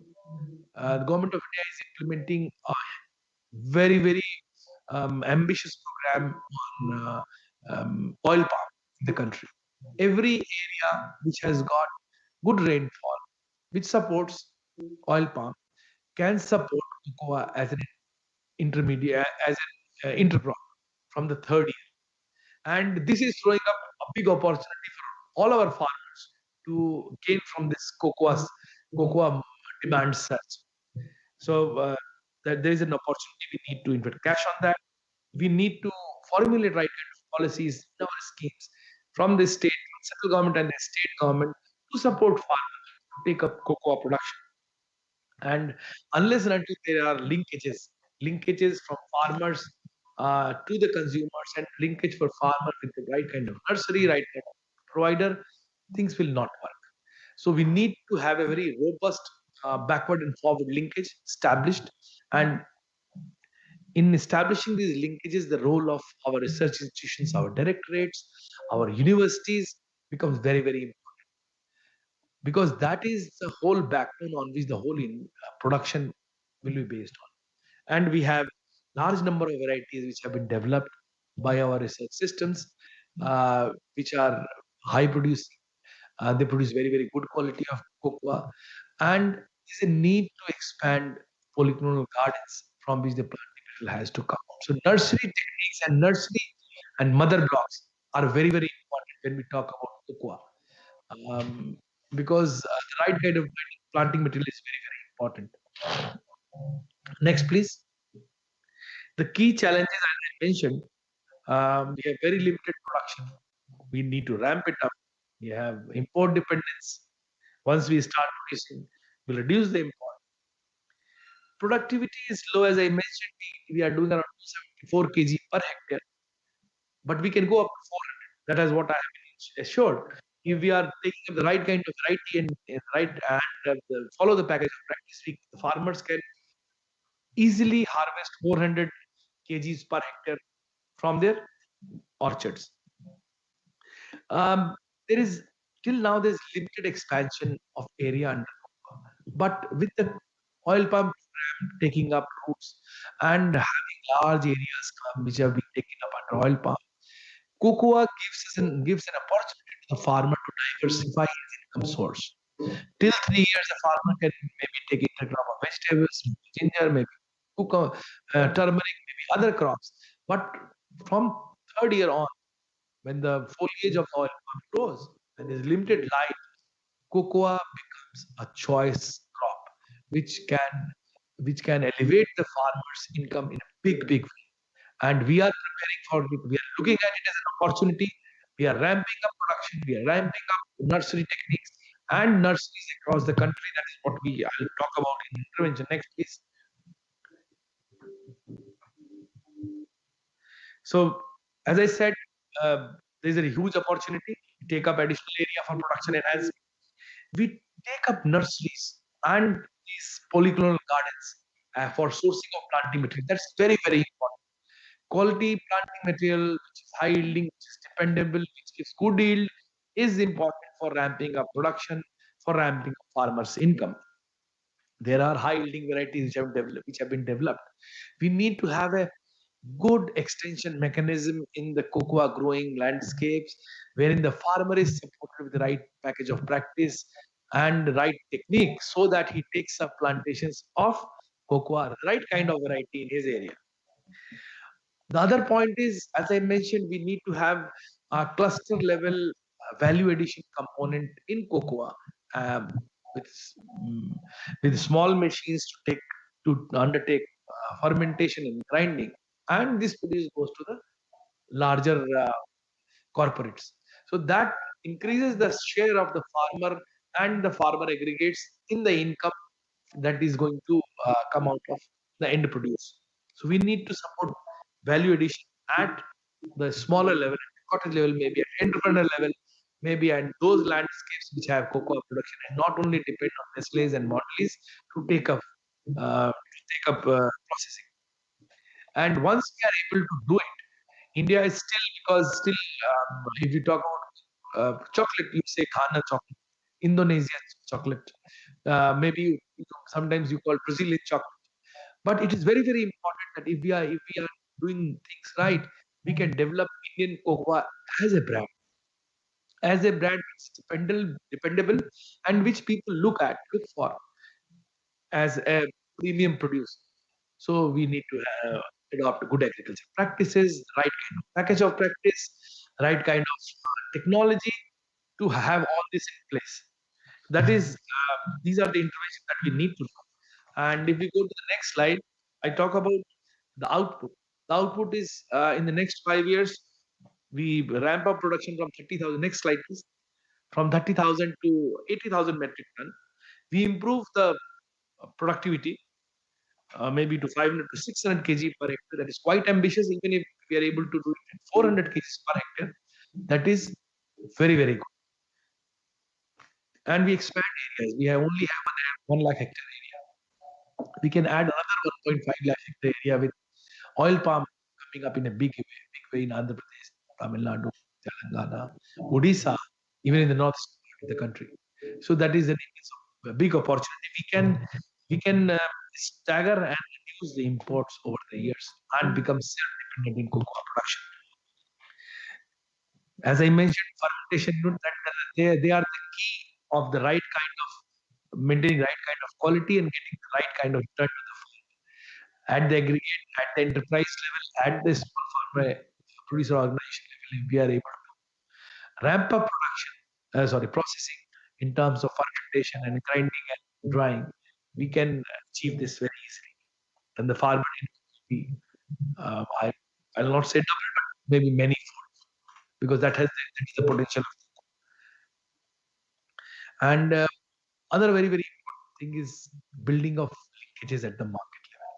Once we develop a brand, we need to look at the market, the domestic market, the niche market across the world, in the international arena, and to market our produce in that manner. And that way we are supported by APEDA in a big way, and we can leverage it. Provided we start having right kind of production, right kind of views, there's a big market available outside.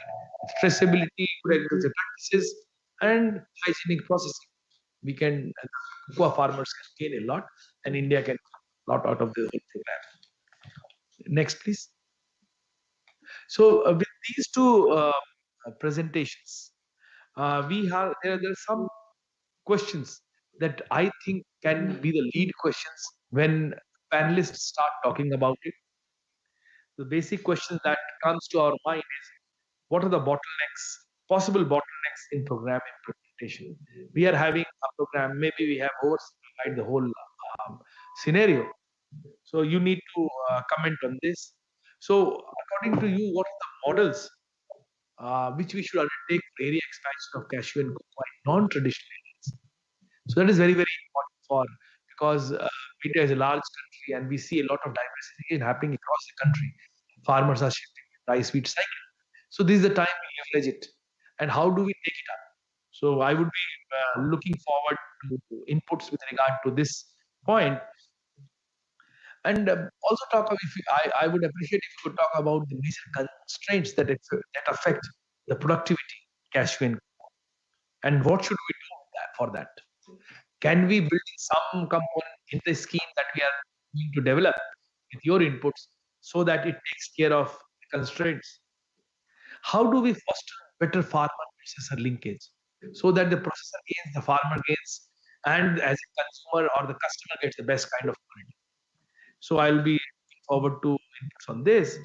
And what, according to you, is the policy direction that we should take to benefit our farmers, benefit the whole sector, and also to bring in private investment? Because all of us understand the government intervention and the pumping in of budget and money acts as only a catalyst, and it is the private sector which has to come in and see value in the whole enterprise and do the right kind of investment. So how do we have this buy-in of private sector coming in and investing in the sector?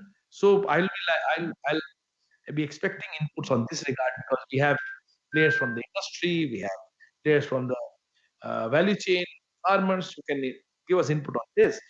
And what, according to you, is the intervention which will lead to effective backward and forward linkages to make India a leader in cashew and cocoa sector? So these are some of the leading questions. If you want, I can leave this question on the screen, or otherwise you go to the next slide, because I know we have only limited time and we will be only hearing from the panelists who are linked to this webinar. Others will be in hearing mode. So my point is, anybody who wishes to give any kind of input, please feel free to give inputs on the website, on the email ID that is being flashed on the screen. It is rajesh.saha@nic.in. rajesh.saha@nic.in.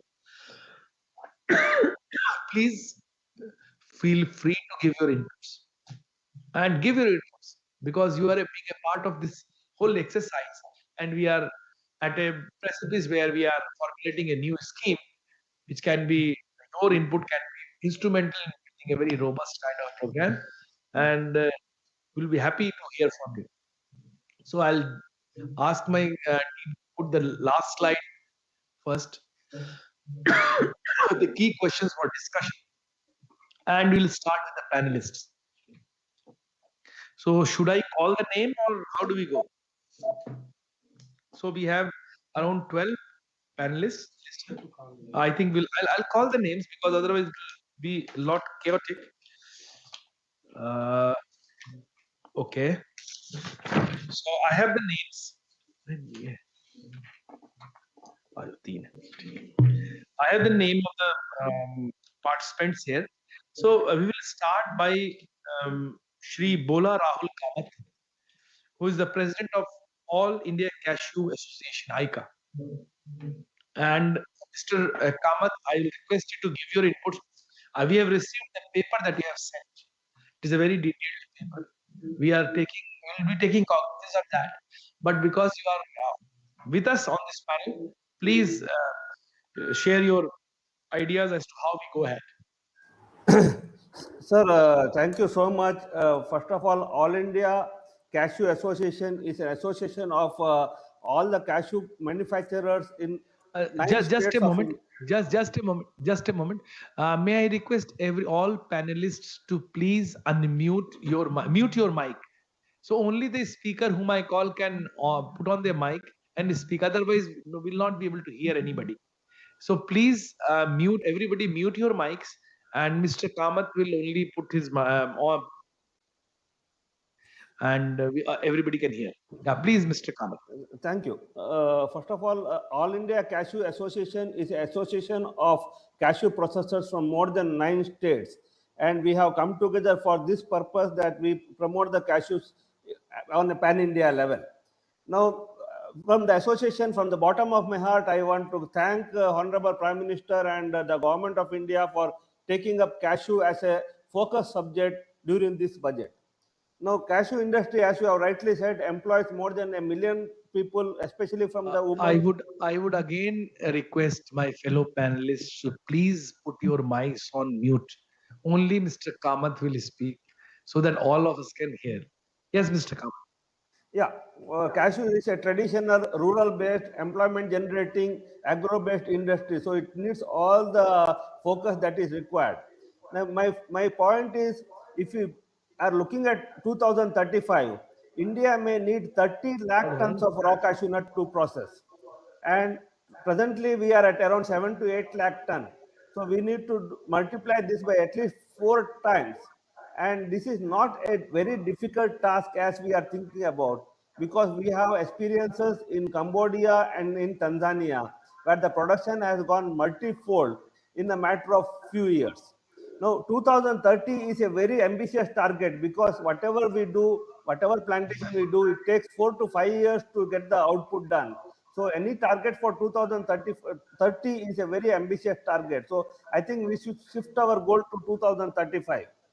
Now, if we have to achieve 30 lakh tons of raw cashew nut in 2035, the issue is we should start with the white paper on what is the actual present production.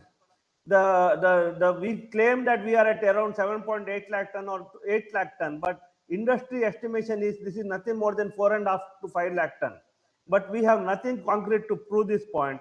What we request is do a survey on white paper, use the drone or whatever modern methodology is available, and assess what is the actual crop in the country today, and where we have been successful and where we have been failure.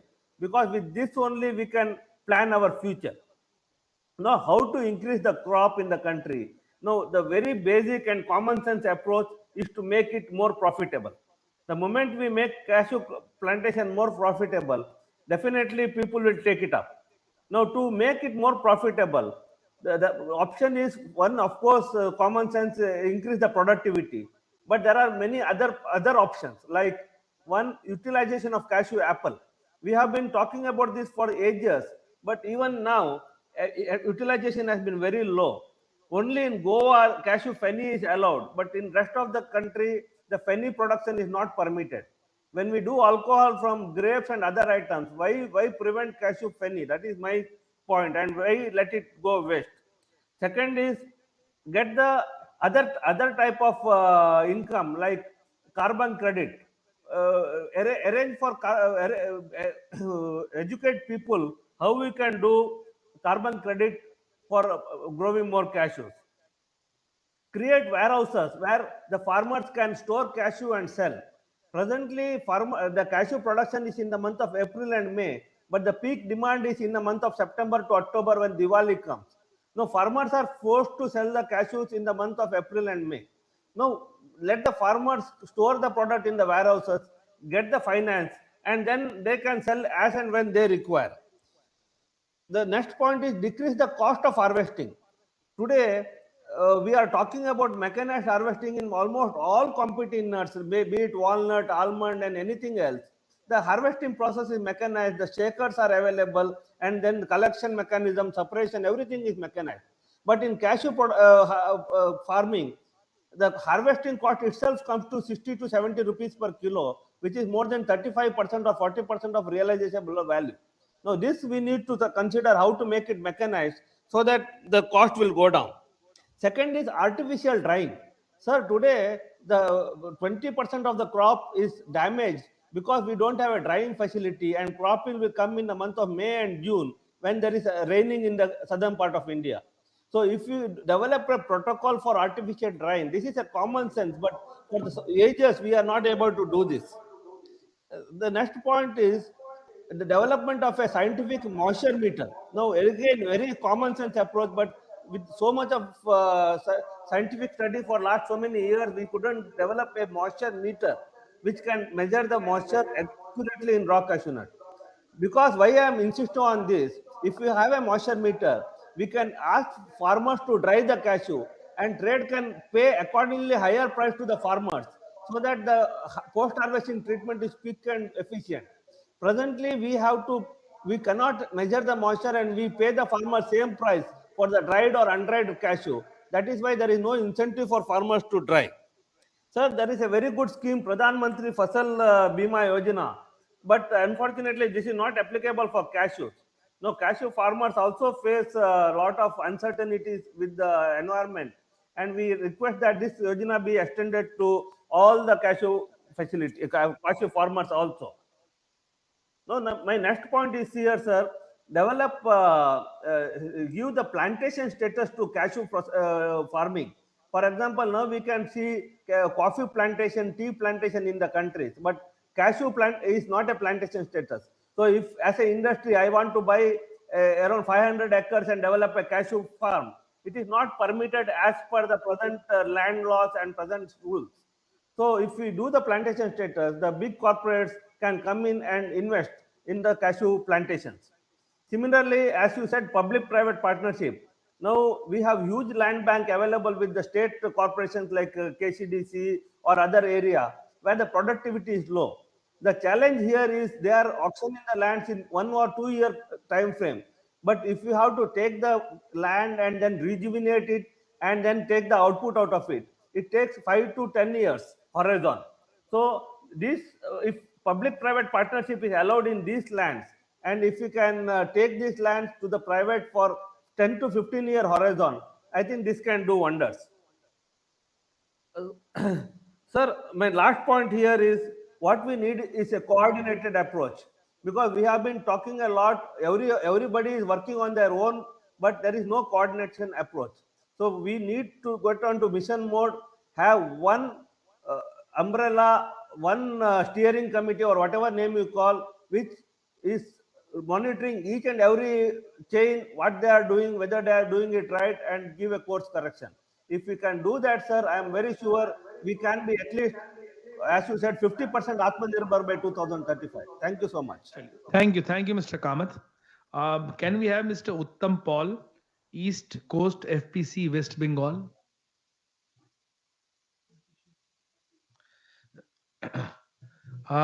Mr. Uttam Paul, are you available online? Yes, sir. Good afternoon, sir. Myself, Anuruddha Nayak from East Coast Farmers Producer Company. We are working in just a moment. I called for Mr. Uttam Paul. Yes, actually, we have told them to rename it, but it's written in Uttam Pal only. Previously, we have contacted with Uttam Pal. Okay. Sir, I am the CEO of East Coast Farmers Producer Company, and Okay. we are working in Bengal, Kontai area. which is a major hub for Cashew industry. Nearly 1,200 micro and small units are here. But Where? things in Kontai Which area. part? Kontai, West Bengal, Purba Midnapur district. West Bengal. Yes, sir. Purvi Midnapur. Purba Midnapur, East Midnapur. Purvi Midnapur. Okay. Yes, yes. And thing is that many people are associated in very small basis for processing. But previously we had huge amount of Cashew production in our area. Plantation was there. Small farmers used to use their barren land for Cashew tree. But now they have shifted from Cashew to some firewood cultivation because of low yield and low quality Cashew production. So we have contacted with KVK and other parties, government parties, so that we can again motivate them for Cashew plantation. But we need more intervention from government side also, so that we can motivate the farmers, as well as some benefits, other benefits like some subsidy or something through which they can again reconvert their plantation to Cashew. Another thing is that as most of the Cashew factories, they are very small scale, micro scale. They don't have proper knowledge on branding as well as for marketing. So banks are providing loan, but they are not able to outcome so much so that they can earn huge amount of profit from this industry. And most of the employees, nearly 60% employees are from rural women only. So they used to came to know the work and they are working on it, but they also don't have expertise on this quality and branding, hygienic, all these kind of things. So we also need to monitor this also, so that we can train them properly for quality and India branding. Another thing is that we have sometimes we have huge difference between RCN prices and kernel prices. That because of our price is depend on kernel prices depend on local demand, and we are importing RCN most probably from African countries. So that's also create a major problem for our processors. So if we can motivate our local farmers, and as you told that we are going to increase our cultivation like 2 lakh hectares and production by 5 lakh metric ton, so it will help us for our processing units and motivate much more investment from other businessmen also. Okay. Thank you, Mr. Naik. We have noted down what you said. We will certainly be looking at ways how we can encourage farmers, more and more farmers, to take up cashew and not leave cashew plantations and go to other commodities. Can we have Mr. Satish Abhimanya, Tribal FPO? Shri Satish Kumar. Do we have Mr. Satish here? So if Mr. Satish is not here, then we'll go to G. Shekhar Babu, CEO, Andhra Pradesh Food Processing Society. Mr. Babu? Good afternoon, sir. Am I audible, sir? Yeah, you're audible, please. Thank you, sir. So good afternoon to Chairman, sir, of the session and all the co-panelists. I'm Dr. Shekhar Babu. I'm Chief Executive Officer of Andhra Pradesh Food Processing Society, Government of Andhra Pradesh. Thank you, sir, for providing me this opportunity to interact with you. Sir, with respect to cocoa, I would like to respond on that AP being the leading state in the country with respect to cocoa production. Sir, though I have shared a copy of my presentation, but due to paucity of time, just I would like to just in fact, just tell us the pointers. We have your inputs, detailed inputs here. You just tell, for the benefit of all the panelists, you just talk about the pointers. Yes, sir. Yes, sir. Sir, we take pride, state of AP, we take pride in having highest area under cocoa, and also we are the largest producers of cocoa. I think in terms of both area and production, we contribute to 40% to to the country's area and production, sir. So we have good success stories. So our strengths are like our plantation crops, cocoa being a intercrop. So having more than 1 lakh hectares of coconut, 2.3 lakh hectares of oil palm. They are our strengths. So under these crops, so these cocoa is being grown as a intercrop, sir.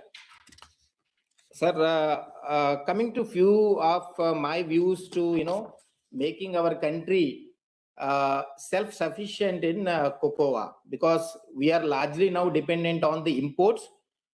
So in coming years, so our target is to reduce our dependency on the imports, and we become a self-sufficient in cocoa production. So I would like to highlight on to achieve that target, we need to concentrate on area expansion, sir.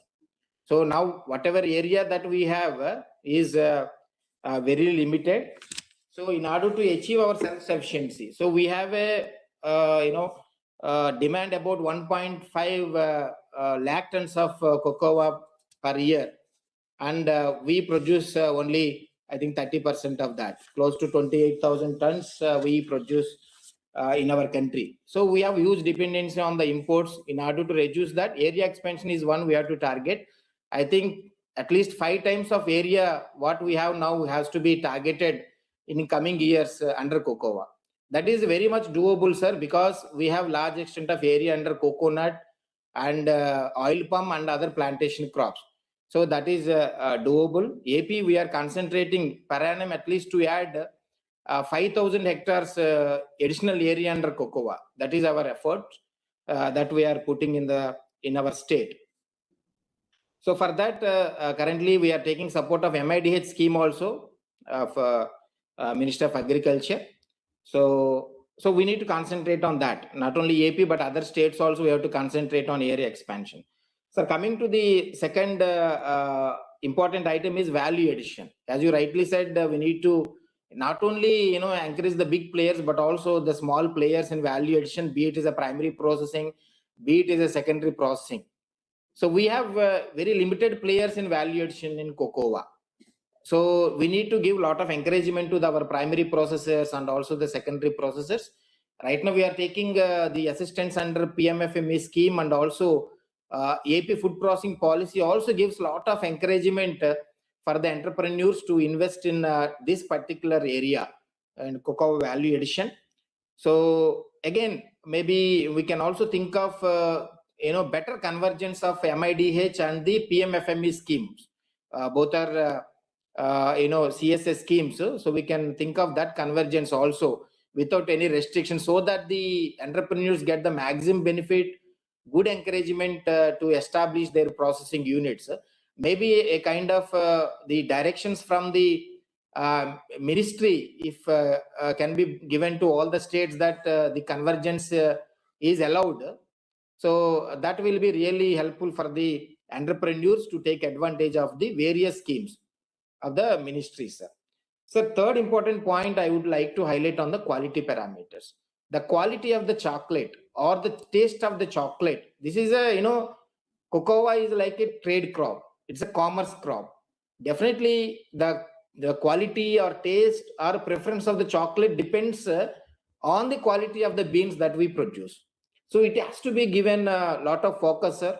So right now we don't have any approved quality parameters in cocoa that the farmers can follow. It is now we have opened that to the to the trader. Now trader is deciding the quality, trader is deciding the price of the beans. We don't have any protection right now, protection mechanism to the farmer. So like for many other crops, I think we follow, for many crops we announce minimum support price.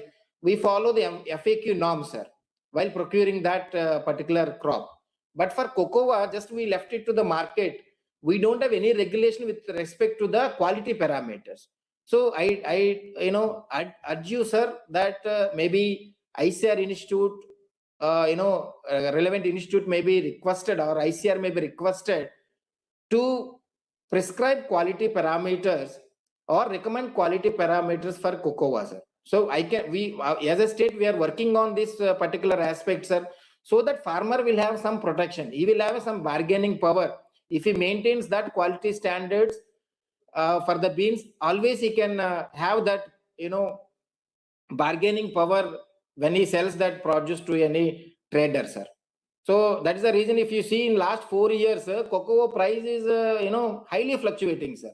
2 years back, we had 1,000 rupees per kg. Last year, we had around 450. I think this season, I think it is around 350.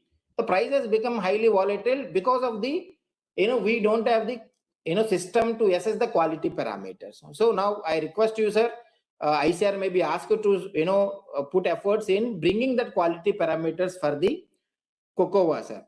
Maybe if for the coming immediate season, if they can bring it, nothing like that, sir, so that all states can follow that. Even in the market also, those parameters can be followed. Mr. Babu, there are other panelists also. I think we gave you 5 minutes. So this much, sir. These are the few inputs that I have, sir, with me to share with you. Thank you very much. Thank sir. you. Yes, sir. Thanks for the opportunity. Yes. Mr. Sailesh Subhash Chandra Desai, cashew farmer from Ratnagiri. Shailesh Subhash Chandra Desai हैं? देसाई साहब हैं यहाँ पे? हैं? कैसे हो सकता है?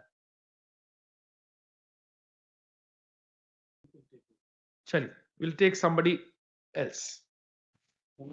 Mr. समीर जैन नहीं आए हैं? अच्छा, मॉन्डलीज वाले आए ही नहीं है.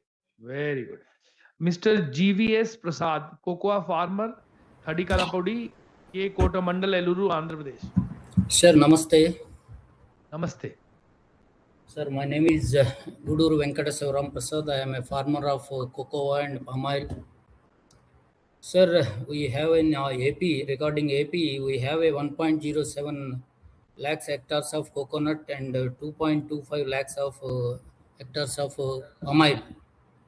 In this, in our area, 1.0 total is 3.32 lakhs hectares of both the coconut and palm oil, but we have only 35,000 of hectares of cocoa with us. Only 10% area we have covered with cocoa as an intercrop. In this bottleneck is in the palm oil, we have only 1% success stories. That means 99%. In the coconut, we have a 96% of cocoa is there. In the palm oil, only 1% covered with cocoa. What for? In this bottleneck is only spacing. You see, Malaysian spacing 57 by 50, and that means 57 plants per acre. In this, I am the first person to introduce the cocoa as a intercrop in the palm oil. 98 itself. 2001 onwards, I am getting 225 kgs of per acre of yield from the palm oil cocoa. In this, we have got it as a better quality than coconut. That means we may have 90% of balanced area without cocoa. That means we may get, that means the average is 3 lakh, that means 3 lakhs acres, hectares of this one. We may get 1 lakh tons of cocoa. That much potentiality is there in Andhra Pradesh. Basically, we have a, what in this, this one is constraint is, we don't have any planting material, better planting material. We have a CPCRA at Vittal, only 4 to 5% we have got it from Vittal. Some of the good gardens are there. From that, we need some special nurseries. We have to develop some nurseries. Second is some model farms. We have to create some model farms in this area.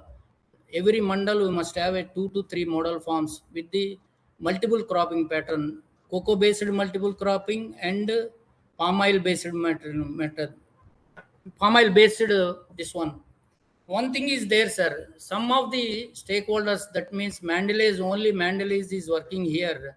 Other than that, Jindal also is having more than 25,000 tons requirement is there. He is not operating any direct system procurement, but you may contact them and he can come over here and he can have a direct procurement from the farmers. That is one. Second one is we have a potentiality of more than 3 lakhs tons of productivity from Andhra Pradesh. It can give the what is called soil organic carbon. It can improve the soil organic carbon. And the second one is one more thing, sir. I am requesting you to from this panel. See, 85% of the people is below 5 acres. That's why we want to make it as a model farms. Not only single crop. You see the almost coconut and cocoa. We can change the spacing of the coconut and palm oil. We may get another 5 to 6 crops from this unit area. We are from that 85% of the below 5 acres people, they are having a 365 days work, and we have a sustainable agriculture and sustainability of the health of that 85% of the farmers. Second one is my humble request is we have to make some what you called committees with the farmers. Good farmers are there, good practices, best practices. Around the year, maybe suppose cocoa, 2 months, we must have a one coordination committee. Then only we have a possibility of whatever PM says, whatever you are saying, that that may help to the next generations. Please help us in that way and think over twice. And some other input also I can give it to your website. Please, Mr. Prasad, please send it on the email. I have shared my email. Right. Please send your comments on the email. Thank you. Okay, sir. Thank you. Thank you. Dr. Femina. Yes, sir. Sir, first of all, we have been discussing throughout about the challenges which we already know. To move towards self-reliance in cashew, we need to change our approach in addressing these challenges. Firstly, we need to have a regional approach. A regional approach is required through FPOs or by forming any cooperatives to form clusters so that they can be made self-reliant and self-sufficient in every aspect. That means that these regionally discovered areas should have the nursery, sign garden, all at the regional level. And at the same time, regional collection centers should be formed at the level of FPOs at the state level. However, the most important factor which we see is that a market assurance and fair price. Our farmers should be able to bring their produce to these collection centers, and the facilities for grading and aggregation should be available there so that these graded produce can be sold to the processors, and a mechanism wherein a transparent mechanism wherein the price can be directly transferred to the farmers should be a very important system which we should be finding out. And if such a system we are able to develop, and it will be able to build the confidence among the farmers and encourage them to expand cashew cultivation and improve the productivity.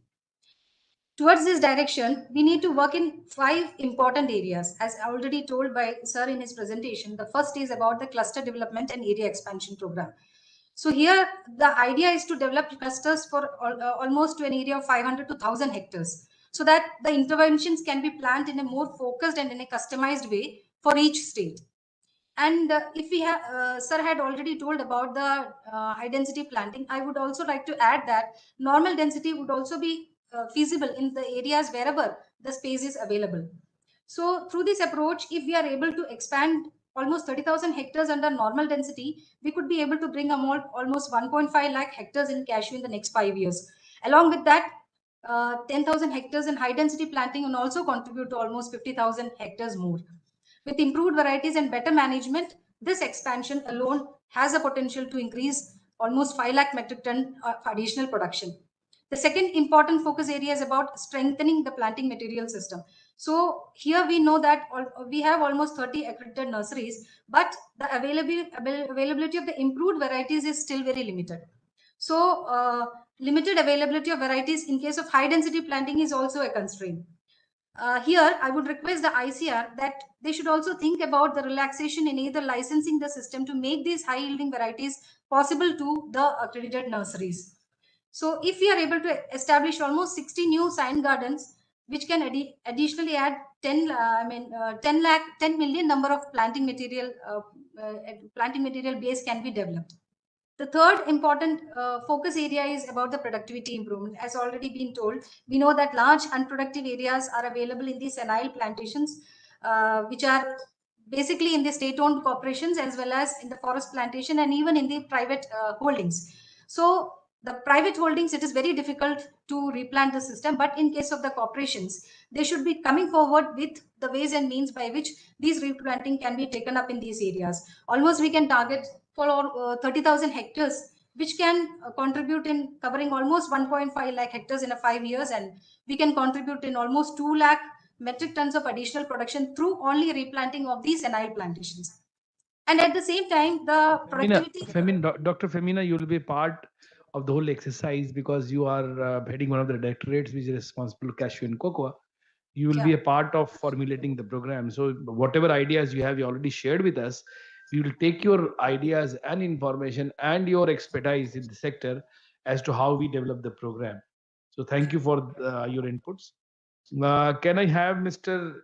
The principal scientist from ICR Plantation Crops Research Institute, Kudlu Kasargod, Mr. Dr. Elaine Apsara? Can I hear you, sir? Hear me, sir? Yeah, please. Sorry. Yeah, good Yes, afternoon, madam. sir. Good Yes, afternoon. I am Good Elaine Apsara from CPCRI. From our cocoa center is in Karnataka, Dakshina Kannada district. And sir, I am very happy that Government of India recognized cocoa now and giving the promotion activities. I go with your presentations, sir, interventions. What are all the interventions you put there? The first one is area expansion. So as people told, it is tea require high. Hello? Dr. Apsara, if you have something in addition to add to our what I presented, because I presented the Government of India's thinking and opinion, right? Yes, sir. In that only, sir. In that only, we have if I want to add something to it, please add. Right? Yeah, in No that need points to only, repeat. sir. Yes, sir. In that, from CPCRA, I'm telling, we have 6 CPCRA centers and 6 ASRP centers. So we'll be helping for the area expansion from the mother gardens we already have in that regions. And also we will be establishing mother gardens with the varieties identified from particular regions. So region specific varieties will be supplying. And most of the current plantations are seedling plantations. That also we will be changing with the clonal material. And you talked about processing, and we have developed fermenters and dryers for the high rainfall zone to maintain the quality. And for the Indian cocoa, sir, I'll be happy to announce that 2017 Tamil Nadu beans got international award. 2025 Andhra Pradesh beans got international awards. So we are not below any quality standards. And to maintain the quality, nowadays we are having QR code for our planting material. So the variety traceability also we can do. So that is what I want to tell you. And the bottlenecks, what you mentioned, sir, price is the major issue, as well as models you talked about non-traditional areas. Other than palm-based cropping systems, in the northeastern region, we can go with the agroforestry model also, which is followed in West Africa, South American region. Along with the fruit trees and forest trees, we can go with the agroforestry model also. The decrease in productivity, our concern is pruning is not being practiced. Canopy architecture is very important when we are growing as a mixed crop under palms. So that is the main thing. As well as some policy changes you are asking. So like Camco in Andhra Pradesh, if they have some cooperative sector, then it will be good for the farmers. And private industries, when they're supplying seedlings, they can have contract farming or tripartite agreement between farmers, industries, and the growers. So this is our concern, sir. Thank you, sir. Thank you. In fact, we'll be looking forward to CPCRI to be a partner when we implement this because of the capacity that you have, and I will be looking towards CPCRI to work, especially in the field of planting material availability, because the biggest challenge that we are facing in cocoa and cashew to an extent has been covered, but cocoa is the availability of right kind of planting material, because we have very limited polyclonal gardens. We have gardens in some of the universities. Maybe you have a garden, maybe but DCCD has a garden, but still with the kind of demand that we have for planting material, the demand is huge, especially when we had this Mr. Prasad from Andhra Pradesh, who is a farmer, he said 3 lakh hectare. So 3 lakh hectare is the potential. So only for 3 lakh hectare, what is the kind of planting material you require? We cannot go at a pace at which we are working now. You need to, in fact, buckle your seat belts. You need to work for a specific program for enhancing planting material production, especially in these polyclonal gardens. And we will definitely have a component in the scheme, because we see in the ministry this is one of the most important interventions which needs to come to enhance the planting material production in the country. So we'll be taking you on board while we do formulate the program. But in the meantime, my suggestion to CPCRI is, at your level, you start working on creating new polyclonal gardens, not in your campus, maybe with the state governments, maybe with the universities, in the landscapes where cashew and cocoa, especially cocoa, grows, so that in 1 year at least there is some mother block from which cuttings can be made, can be taken out, and planting material can be provided to farmers in these areas. Because everybody is saying there is no planting material, we don't have planting materials of cocoa, and everybody is rushing to Kerala Agriculture University. That is a very, very sorry state of affairs. I must not say it here, but definitely we need to ramp it up. I'll have Dr. Patel, Dr. V.V. Patel, who is the additional Assistant Director General of ICR, dealing with food sciences here, as one of the panelists, to give his view on the subject. Okay, sir. Thank you, sir. In fact, I'll add to what Dr. Ellen Afsra has said now. First of all, I would like to take cocoa first, because cocoa, in fact, there is a huge scope of improvement. We have developed varieties, region-specific variety from our Vittel Center, and Afsra is leading the program. We have come out with certain hybrids as well as certain selections. And these hybrids and selections are yielding from some 900 kg per hectare to 1,500 kg per hectare. So there is a huge scope. For the only thing is, again, multiply the planting material, because of we need that some nurseries, region-based nurseries. We have also identified that what are the varieties that are region-specific that can be grown not only in southern part but also northeastern parts, particularly in Assam also and some other northeastern districts. We have identified the areas where cocoa can be taken up. Then we have standardized nursery production technologies for quality planting material production, how we can hasten the planting material production system. Then another very important point, because we need good bean yield as well as good dry bean quality. And one quality aspect, somebody from Andhra Pradesh said that we need to develop quality standards also. So we also worked, but it will be refined, and finally it will be circulated to all for the adoption purpose. Fertilizer and pesticides. Fertilizer specifically, we need to apply the fertilizer, because again, cocoa, it is producing a lot of canopy, and a lot of these materials are recirculated into the soil. So again, what we need it to recoup and also to add the fertilizer. And many, if you look at the, because it is grown as intercrop in the coconut garden as well as all palm garden and other as intercrop. So we need to manage it very properly, and pruning is one of the most important aspect in cocoa. And if you're not pruning it properly, then again we are not going to get the proper yield because of shade effect and other thing. There are 3-4 important aspects again related to the challenges in the disease and pest management. And if you look at vascular streak disease, it is one of the key challenges that is from the Kerala, and we need to sometime do proper checking and proper quarantine for the vascular streak disease. Phytophthora pod rot and tea mosquito bug, mealybugs are also creating some kind of challenges.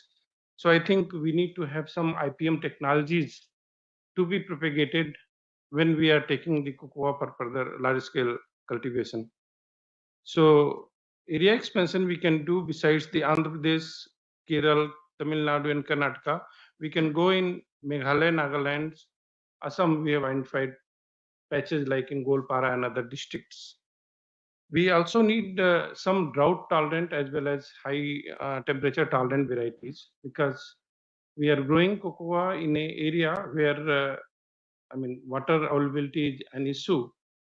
So thankfully, CPCRI again and Kerala Agriculture University has come out with some kind of variety that are drought tolerant. We can again especially multiply those varieties. CPCRI has also developed some of the technologies which can be, low cost technology that can help in the processing of the beans, drying up as well as fermenting of bean. And that can again further put into the scheme so that it can be taken up by the small and marginal farmers.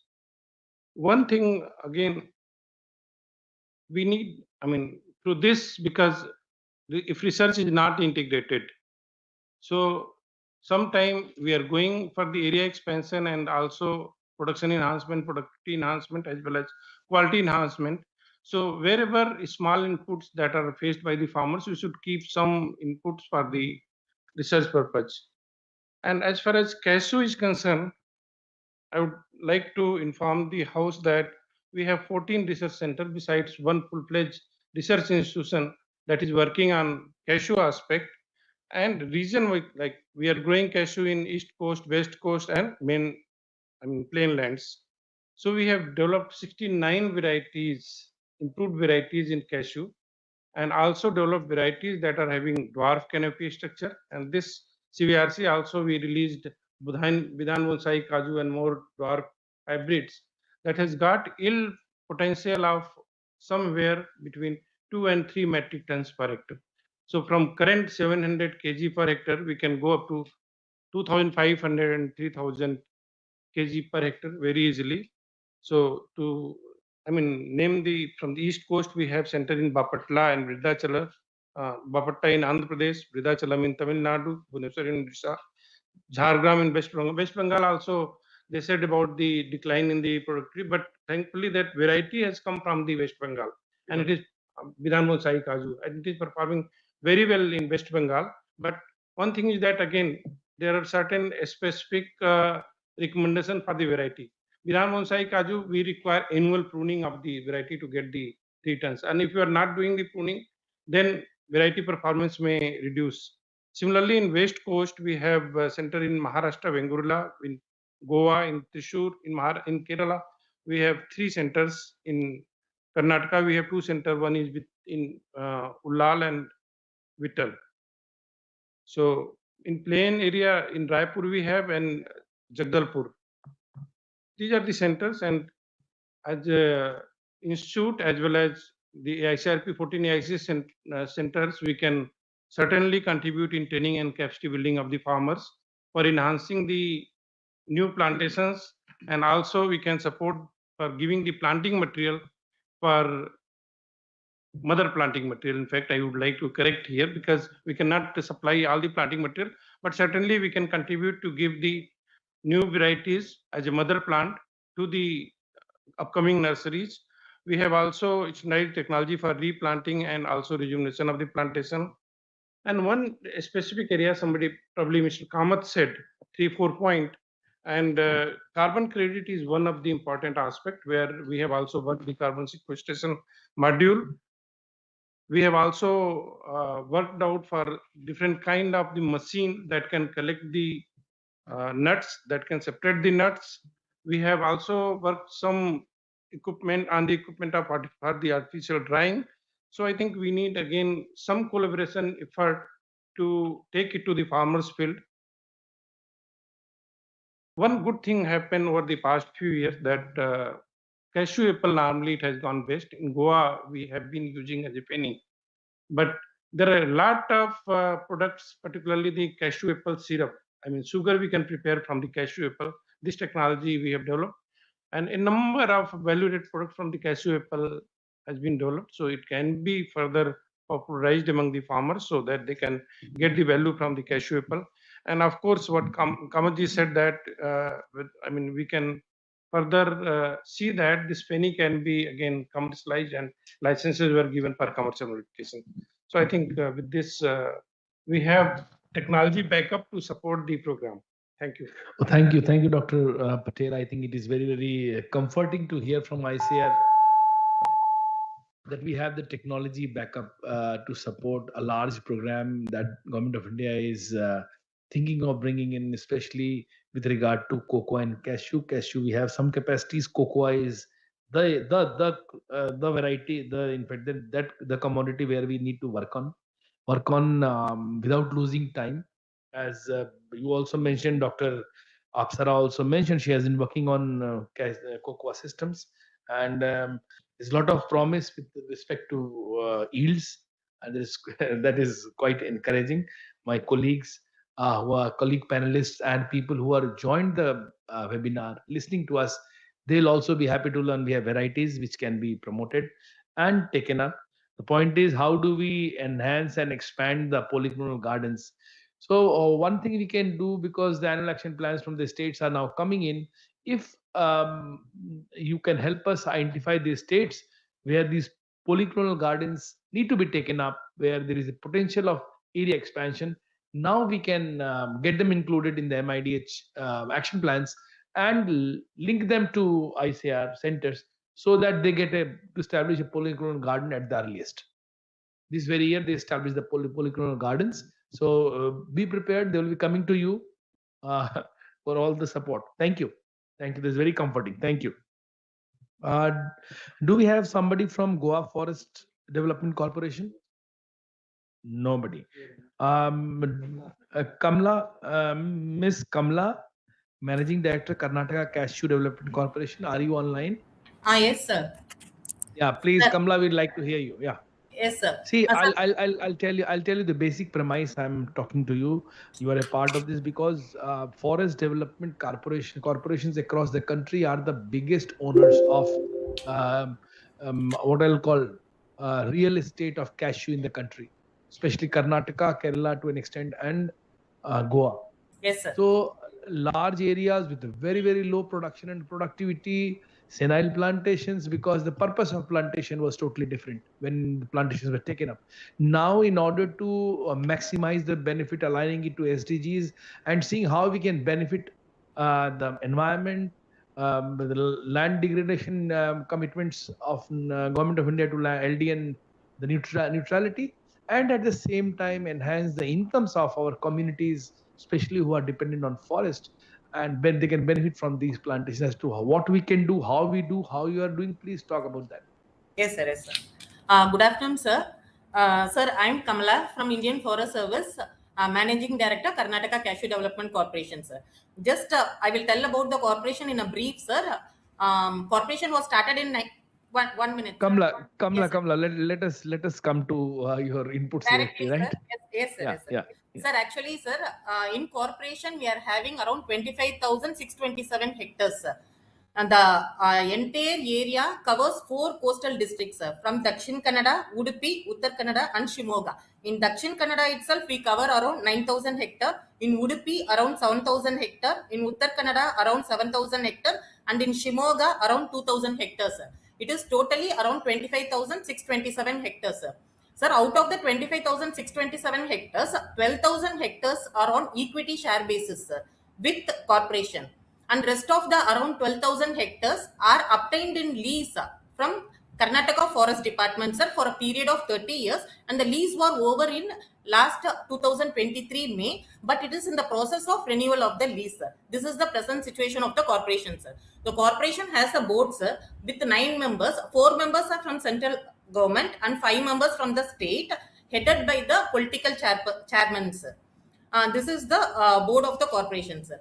And rest of the thing is that what all the activities we are doing is that mainly rejuvenation activities, sir. We are having around 4 nurseries, and the main thing is that we go for the rising of the grafted varieties, sir, and rejuvenation of the cashew plantation. The problem is that we don't have that much funds, sir. The main problem is the financial constraint in KCDC. Actually, KCDC is under loss. It is functioning under loss, sir. The last year losses around 1 crore 12 lakhs, and the cumulative losses around 2 crores, sir. This is the condition of the KCDC, sir. So what all the funds we are receiving from RKVY and National Horticulture Mission, we are taking up the rejuvenation activities and this nursery activities, sir. But what funds we are receiving is not that much sufficient, sir. For last 3 years, we are not receiving any funds for the nursery raising. But there is a huge demand for nursery raising, sir, from the farmers also, and we can go for the restocking of the cashew plantation also, sir. Sir, what all the cashew plantation we are having with us is completely seedling origin, and it is a old plantation which is around 30 to 35 years old, and some of the funds received from RKVY and NHM is used for replanting and gap planting of this cashew plantation and for the rejuvenation work, sir. In RKVY and NHM also there is a guidelines in MIDH that already work plantation should not be revisited, sir. In the 2017 we would have done the work of the rejuvenation, but in 2023 or 26 there is a guideline that it should not be revisited, sir. But because of the heavy rain in Dakshin Kannada and this coastal districts, sir, weeding will be very heavy, sir. And and all of us know that. Kamla, just a moment. The MIDH guidelines clearly prescribe rejuvenation of old orchards. Yes, It does sir. not prohibit. If you go by the guidelines, they are allowing it. My point is because the forest development corporations are in a unique position with custodians of large areas with plantations, and the productivity is very low. Off and on in smaller areas under some program you're able to do a bit of it, but still the corporation is a profit making body, is a body corporate. You have the potential to do raising of planting material. I think that nobody stops you for that. Taking up new areas to support farmers and do investment definitely requires money, but at least planting material production does not require. You have the right kind of manpower available, you have the mother blocks, everything is available. Sir, one submission, sir. Sir, actually 280 is the sanction strength, sir. My corporation is having 17 permanent employees, around 30. There is a Shema Abridhi group, means it's a kind of a watcher, and around 40 people working in outsourcer. Only 100 members are there. Sir, per year I require around 3 to 4 crores. For not 3 to 4, around 4.5 crores for their salary and establishment charges itself, sir. My corporation is not in that much position to meet that also, sir, because in the month of September. Tell me what is the revenue from 25,000 odd hectares? Yes, sir. Sir, actually I used to go for the tender through MSTC in the month of November, sir. Sir, 25,000 hectare I get a revenue around, sir, last year I got around 4.5 crores, sir. My 4 God. crores. Yes, sir. 4 crores 50 lakhs. Sir. Sir, actually, a matured 30 years tree has to yield around at least 8 to 10 kg, 10 to 8 kg, sir, per tree, sir. But these trees are yielding only 3 to 4 kg, sir. The problem is that it is completely of. Okay. No, I got your point. There is a requirement of investment in these plantations. That is what you want to say. Yes, and because the KCDC is not being funded by government of Karnataka to a great extent, Yes, in order to rejuvenate these 25,000 hectares, which is important at this point in time, we need investment from wherever you can get. Yes, but definitely planting material production that you will have to do for yourself and also for other farmers in that area. If I think that if that is a commitment, we will certainly like to have you on board and Okay. look at, because you are one of the largest custodians of these lands with cashew plantations. If you are willing, certainly yes, we'll have to take you on board. Thank you. Sure, sir. Thank you so much, sir. Thank you, sir. Can I have the Vice Chancellor from Kerala Agriculture University, Dr. B. Ashok?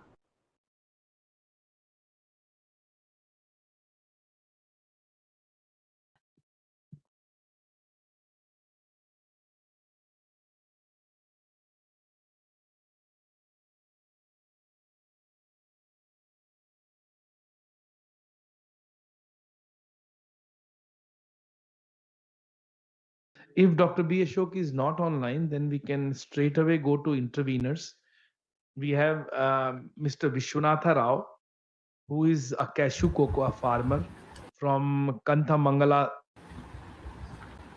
Am I Mr. audible, Rao? sir? Yeah, you're audible. Please.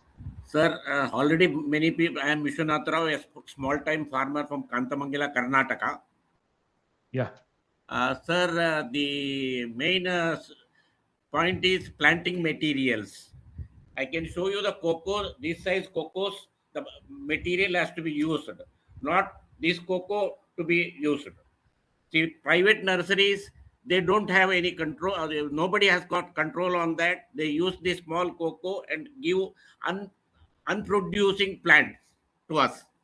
That is one point, sir. Control has to be done. And second, sir, the tissue culture, whether if it is possible, it has to be introduced in cocoa plants. Sir, one more point is the crop protection. The country produces about 25 to 30,000 tons. Another 10,000 tons of cocoa is eaten away by monkeys. So monkey parks has to be made and monkeys has to be shifted to the park so that farmer can save his crop. Sir, next is the quality of the beans. So we have a very little knowledge about fermentation. It has to be taught to the farmer how to ferment it. In most of the part of the Kerala or Andhra or Karnataka, many people do not ferment, just send the bean to the sun dry and then sell it to the market. While 90% of the people do that, the 10% of the people who produce quality beans doesn't get a good price. Sir, one more is one small point is there, sir. That is carbon credit, because the cocoa has a very rich foliage. It eats the carbon what is available in the atmosphere, helps the people in the country or world. So every tree has to be paid 250 rupees of carbon credit to the farmers. Thank you, sir. Okay, thank you, Mr. Rao. Can I have Mr. Tony James, cocoa farmer from Alakod, Kannur, Kerala? Yes, sir. Good afternoon, sir. Good afternoon. Sir, I would like to highlight some points which we are facing now, especially farmers. So I am from North Kerala outside Kerala. Okay, which the main problems which we are facing now, the drastic change in climate. Because last 2-3 years the climate was changing year by year. It will affect our yield and flowering everything. Because I think only in Andhra Pradesh that irrigation support government providing to the farmers. Because in Kerala and all there is no irrigation support we are getting from the government, especially that drip irrigation and finding water sources like that.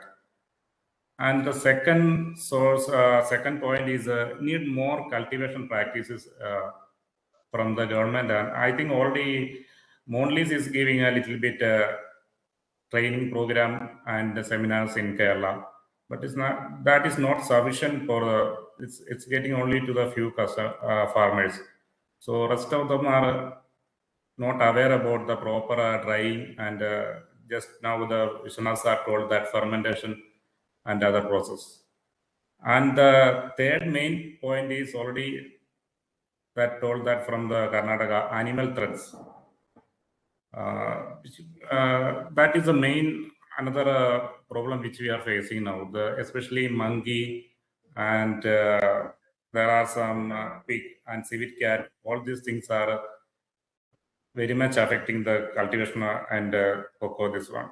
And one of the other point is financial support from the banks, because when we are approaching to the banks, all of the banks are telling this cocoa is not listed in the commodity, because other like rubber and other arachnids all are listed in the commodity list, but cocoa where they are not giving any loans or funds for the plantation and farming.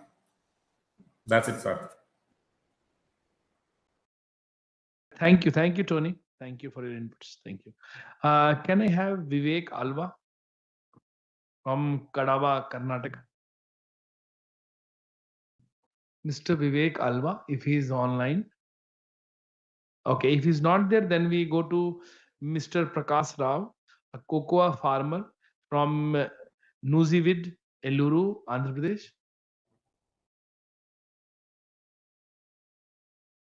He's also not online. Then Okay, and then I go to our mission director from the state horticulture mission in Karnataka, with Mr. Dundi. Mr. Dundi? Sir, good afternoon, sir. Thank you, sir. Mr. Dundi, I have received a detailed note from your side with 4 or 5 major components, right? Which talks Yes, sir. about area expansion, rejuvenation, insurance coverage, a lot of. So if you want to talk about anything else that has not been covered either in the discussions earlier or in your note, please tell us.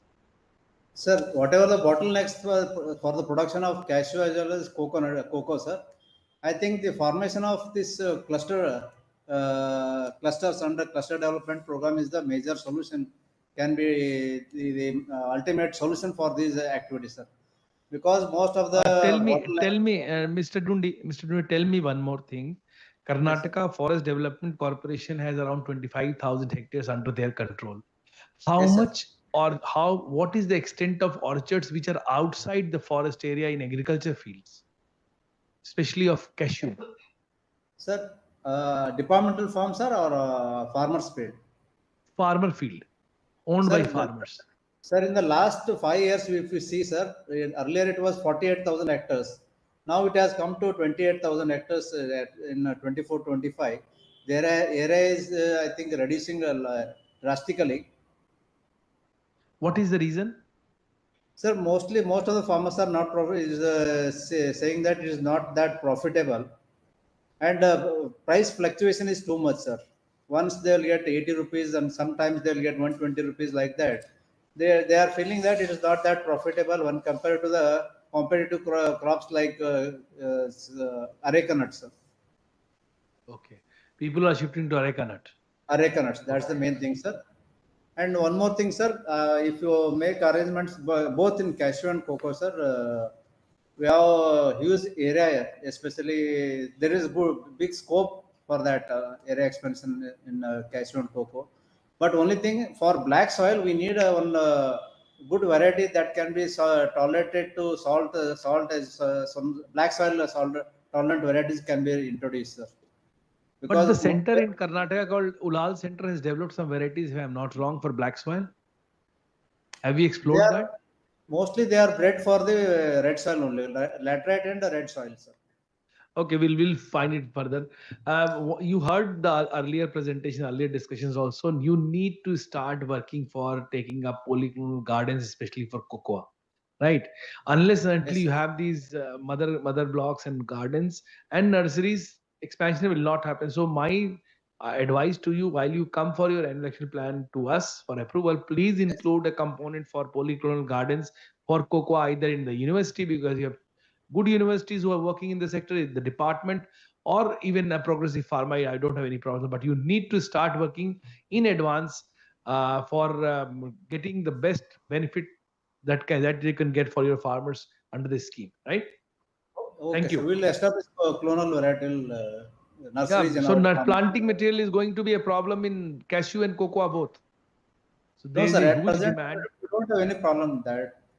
Especially in both cashew and cocoa, we don't have any problem, sir. We'll get the seed material from the CPCRI. But you need to work on polyclonal gardens, especially for cocoa. Think about Right, that. Sir. Okay. Thank you. Thank you. Sir. Do we have Mr. Bajaj? So Mr. Bajaj brings in a lot of expertise. Good afternoon, from sir. APEDA about the trade. Yes, Mr. Bajaj, please tell us. Sir, thank you very much, sir. You have given a very elaborate presentation on value chain. I would not repeat that, but sir, just on exports part, 63% share is Vietnam and we are holding 8% share. And till 10-12 years back, it was reverse. We were holding the majority share. So what we did, we studied it. We tried to find out what has happened. We found out Vietnam has invested heavily on their automation and this processing efficiency. And as a result, they are now cost competitive and they have taken our market share. We started giving subsidy to our processors of our available resources. And because we know this is need of the hour and more investment in cost automation is required. At the same time, they were also facing problem in getting credits from the bank because many of them had failed earlier. We also worked in that, and that is also need of the hour, that we help get more and more credits at this time so that they can invest in their automation and infrastructure development. So branding and promotion, you have already mentioned. I would like to reiterate, it is required. We have, through our trade fairs, B2B interactions, and we also participated in international cashew conferences. We think this has to be go extensively to do branding and of our produce. Sir, another part, see, 12 lakh tons we are importing from abroad, and this cannot be substituted overnight. What we realized that there is over dependence on Africa, whereas Vietnam is getting cheap and M23 variety from Cambodia across the border.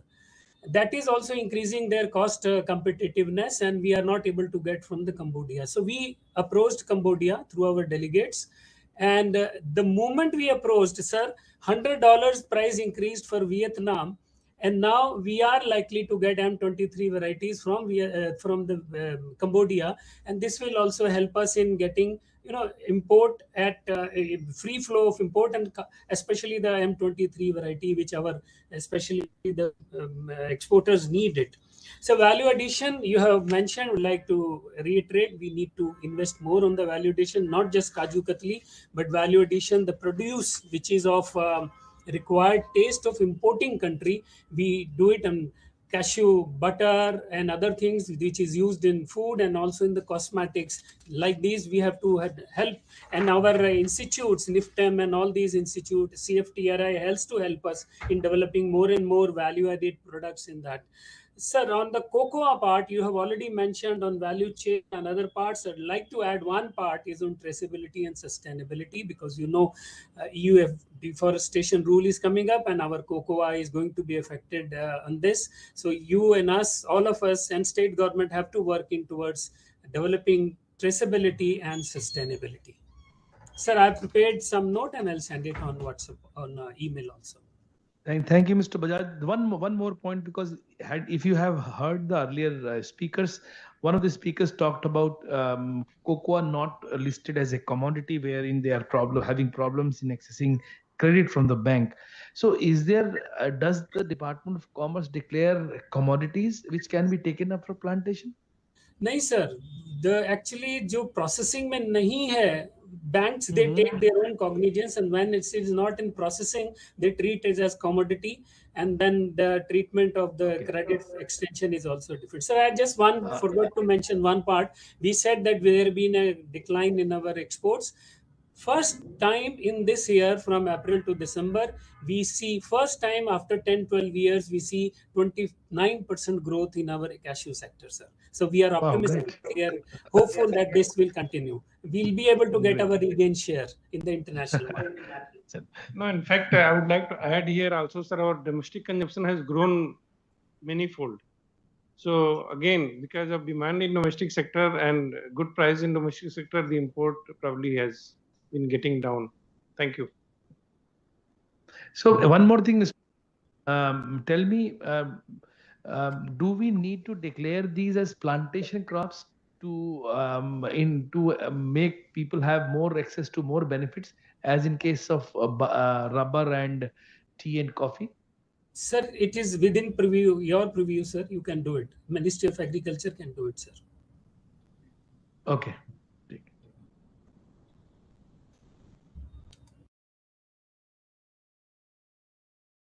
Janardhan, Mr. Janardhan Goel. Good afternoon. Jayavardhan Goel. Sorry, Jayavardhan. Yes, Jayavardhan. Thank you so much. Golden opportunity for me to speak on a public forum like this. And I would just like to give a short introduction about myself. My name is Jayavardhan Goel, and I'm a youth icon for the Government of India. And today, as we are discussing the sub-themes of cocoa and cashew development program towards self-resilience and global brand leadership by 2030. So most of the points have been covered by the respected panelists, but to add on to this, like India has a global Act East policy. So now we have to inculcate this Act East policy domestically in the terms of agriculture as well. So specifically, first of all, talking about cocoa, since we are having cultivation hurdles in the present area where cocoa is being cultivated. To add on, Northeast has favorable agroclimatic conditions for cocoa because the region experiences high rainfall, short dry periods, and humid subtropical weather that closely resembles the southern cocoa belt. Now, sir, if we focus on cocoa cultivation in Northeast, there is a five-prong approach. First of all, the process must begin with agroclimatic mapping. Secondly, we must identify districts where rainfall distribution, soil depth, and temperature patterns are optimal. So thirdly, pilot cultivation and demonstration farms should be introduced. Fourthly, nursery development and seedling distribution. And fifthly, the intercropping promotion. Now, so talking about the branding and export of cocoa in India, first of all, we also have to focus on the GI tagging given to cocoa of India. Now, we have to also focus on branding through storytelling and premium market positioning of the product.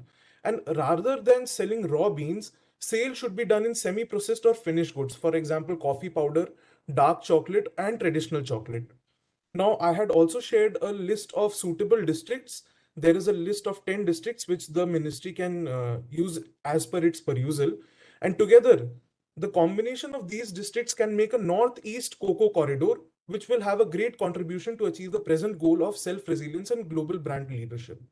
Now, sir, jumping on to cashew, as we have discussed that India is one of the world's largest producers and exporters of cashew kernels, but certainly we have to expand our horizon in terms of the geographic limitations that we are holding on right now. So I have also shared a potential expansion zone where cashew cultivation in India can be further enhanced. That is the western coastal belt. Jayavardhan, we have received your detailed inputs. So if you want to contribute anything apart from what you have given us in writing, I think, please do that. Yes, sir. So talking about the entire scenario from a youth's perspective, what visually appeals the youth is the thing that is actually most prominent in nature. Sir, right now I have this 250 grams of cashew in front of me, but there is no branding and there is no visual appeal in this.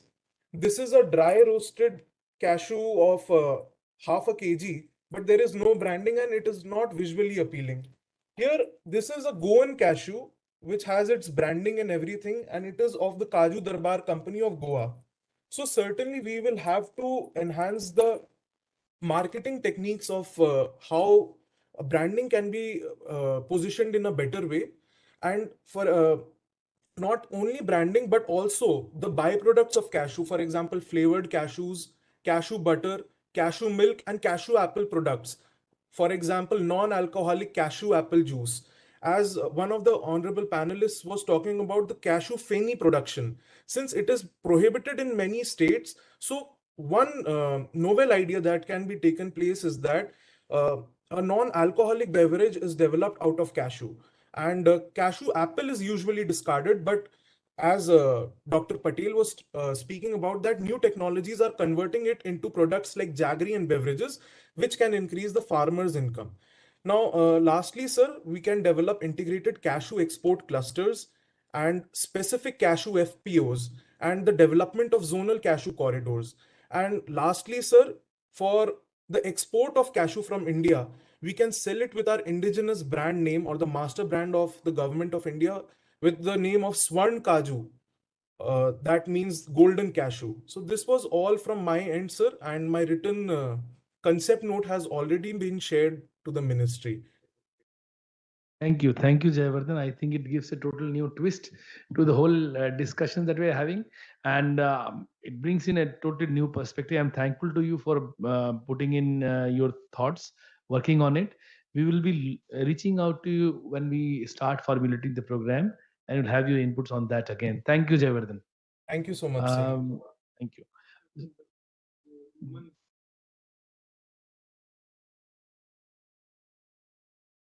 Is there anybody who has been left out from the panelists or interveners who did not get an opportunity at that time? So in fact, we tried to incorporate and bring in all the panelists and the interveners. I must thank all my colleagues who have been sitting here with me in this hall.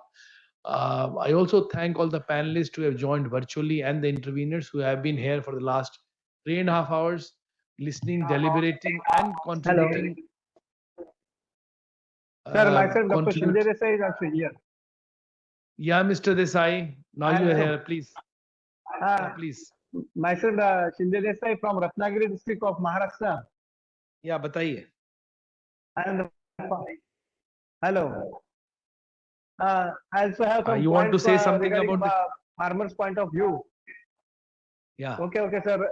There is in Konkan region of Maharashtra, the major varieties of cashews grown by the farmers are Vengurla 4 and Vengurla 7, sir. So these are the good high-yielding varieties. developed by. Yeah. These are the good varieties developed by Konkan Krishi Vidyapith. Yeah. But I know. last 40 years, before last 40 years, and the orchard of that all cashew varieties have become old.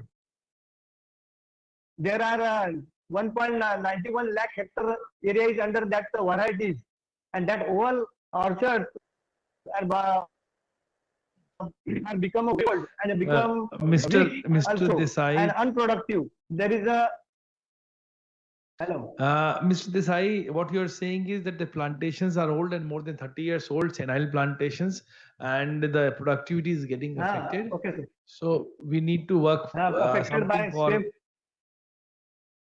There's some problem with mosquito your and audio. same borer. There's some problem with the Audience. audio. Okay, sir. Can you give us your inputs in writing? Thank you. आप हमें लिख के दे देंगे email Okay, पे? sir. दे दिया है sir. Email no हम आपको ग्रुप में I शेयर will- कर I will देंगे send email. you- please email पे अपना आप इनपुट दे दीजिएगा. जो ईमेल आईडी हमारा है rajesh.saha@nic.in rajesh.saha@nic.in. हम शेयर आपके व्हाट्सएप पे शेयर कर देते हैं. ठीक है, तो आप इन मेल पे सारी डिटेल दीजिए हमें. ठीक है. Thank you mister Desai. So if we have listened to everybody, we have been very keenly, the whole panel has been very keenly listening and participating in the whole exercise of this webinar, because this is a very, very critical moment when the budget announcement is being deliberated. We have done some work here. We wanted to have your input, have got ample and very, very good inputs. We'll certainly be incorporating them when we start working on the scheme, and we will be looking back again to you and reaching to you when we formulate the first draft of the scheme to discuss and take your inputs. So be prepared. If you have anything else in mind, please write to us, because that will help us devising a scheme which is more closer to implementable and is practical and is for in the interest of both the sectors. So I extend my thanks to everybody who participated, who was in active mode, who contributed, and all those people who were listening to us in this webinar were in listening mode. Thanks to everybody. Thank you to my team here. Thank you. Thank you so much, sir. Thank you very much. Thank you. It goes without saying that I'm thankful to the NIC team here who have made this possible, to have a very good environment where we can. There was no glitches with the whole connection. I'm thankful to you. So we will again resume this link at 3:30, and we'll assemble here because we'll have our next phase of the webinar starting. Thank you.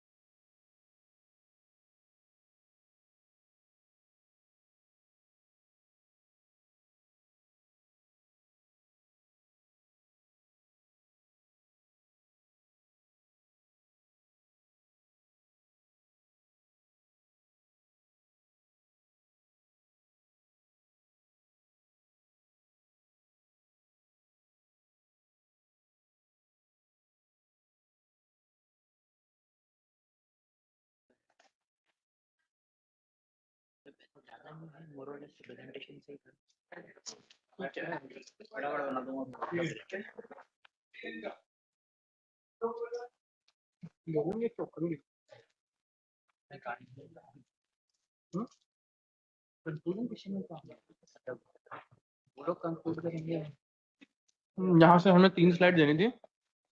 जब वो वहां चली गई है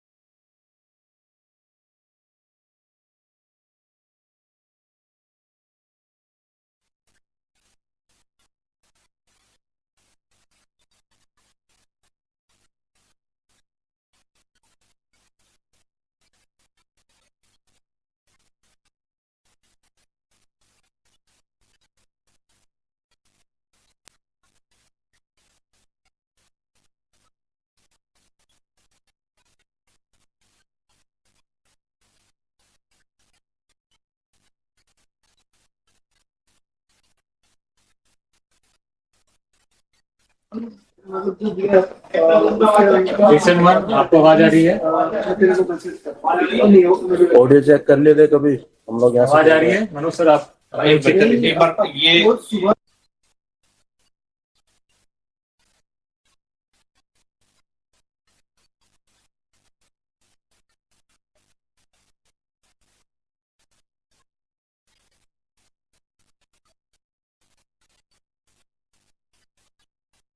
sir session 1 में आवाज आ रही है।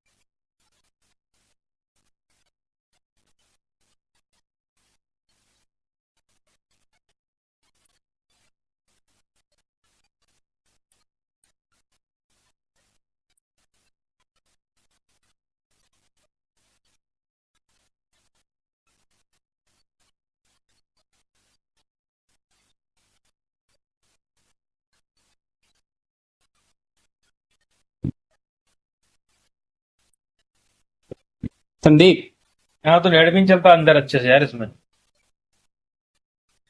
संदीप, तुमको कल ही बोल देना सर इस रूम में नहीं होता, अला दूसरा रूम ढूंढ के लाते फिर।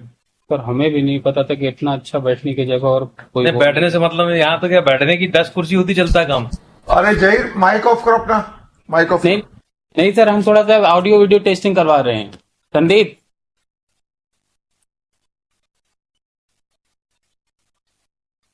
सर आपको तो प्रेजेंटेशन तो नहीं है ना? नहीं, उधर से होगा शेयर अब। और प्रेजेंटेशन की वजह से बस हुआ, बाकी सब स्ट्रीमलाइन था। प्रेजेंटेशन की वजह से बस कैसे? क्योंकि उसके लिए हमें अपना इनपुट देना पड़ेगा ना। हाँ संदीप, एक बार ऑडियो वीडियो टेस्टिंग करना।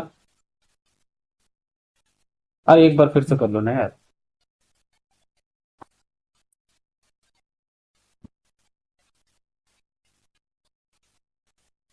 नहीं निकल, वो जो लीड लेके आया ना बता रहा है, वो लीड मिल जाती तो लैपटॉप यहाँ रख देते। उसमें नहीं लगता सर।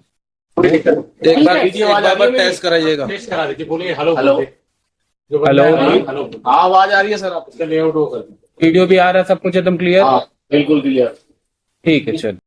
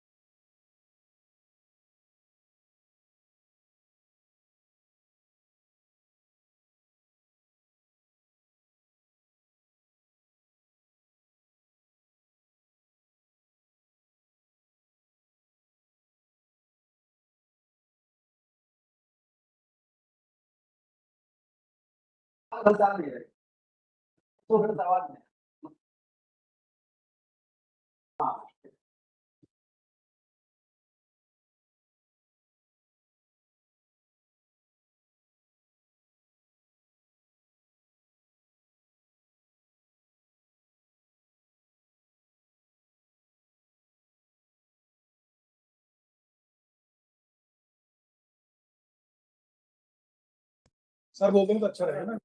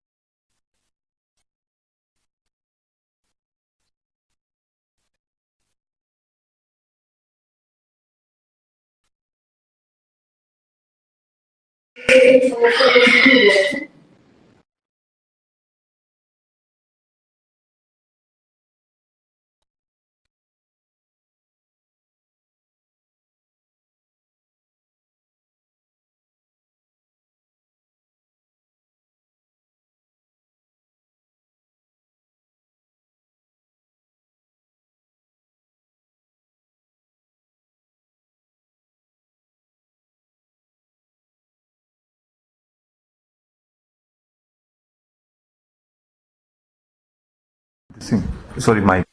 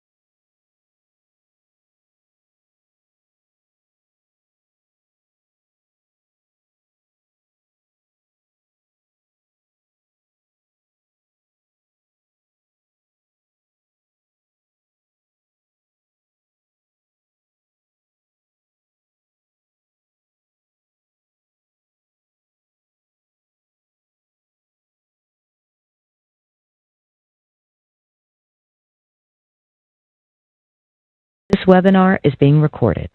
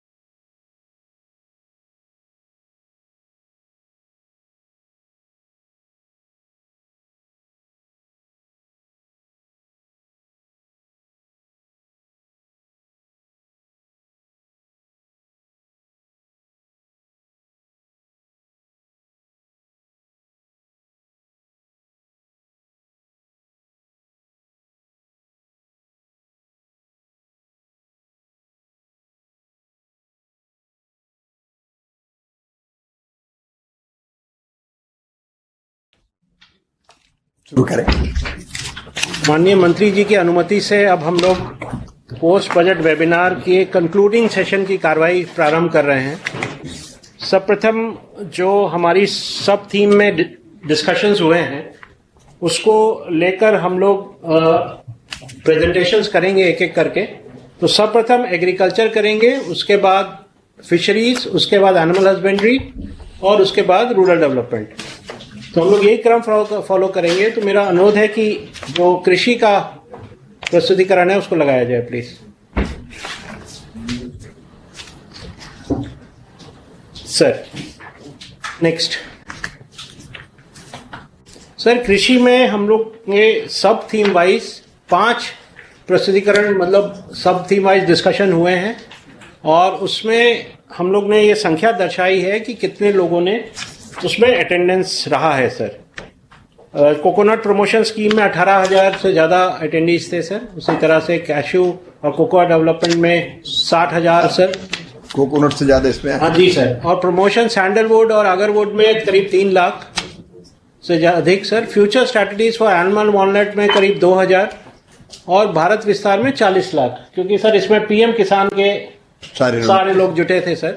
और सर अभी ये फिगर में और भी इजाफा होगा, क्योंकि अभी हम लोग को लास्ट में जब कंक्लूड होके हमको जो वेब कास्टिंग हुआ है सर उसके भी फिगर्स आएंगे तो ये फिगर्स बढ़ जाएंगे सर। तो जो ये सेशन खत्म होगा तो सर ये सब फिगर्स में फिर इंक्रीज होने की संभावना है। नेक्स्ट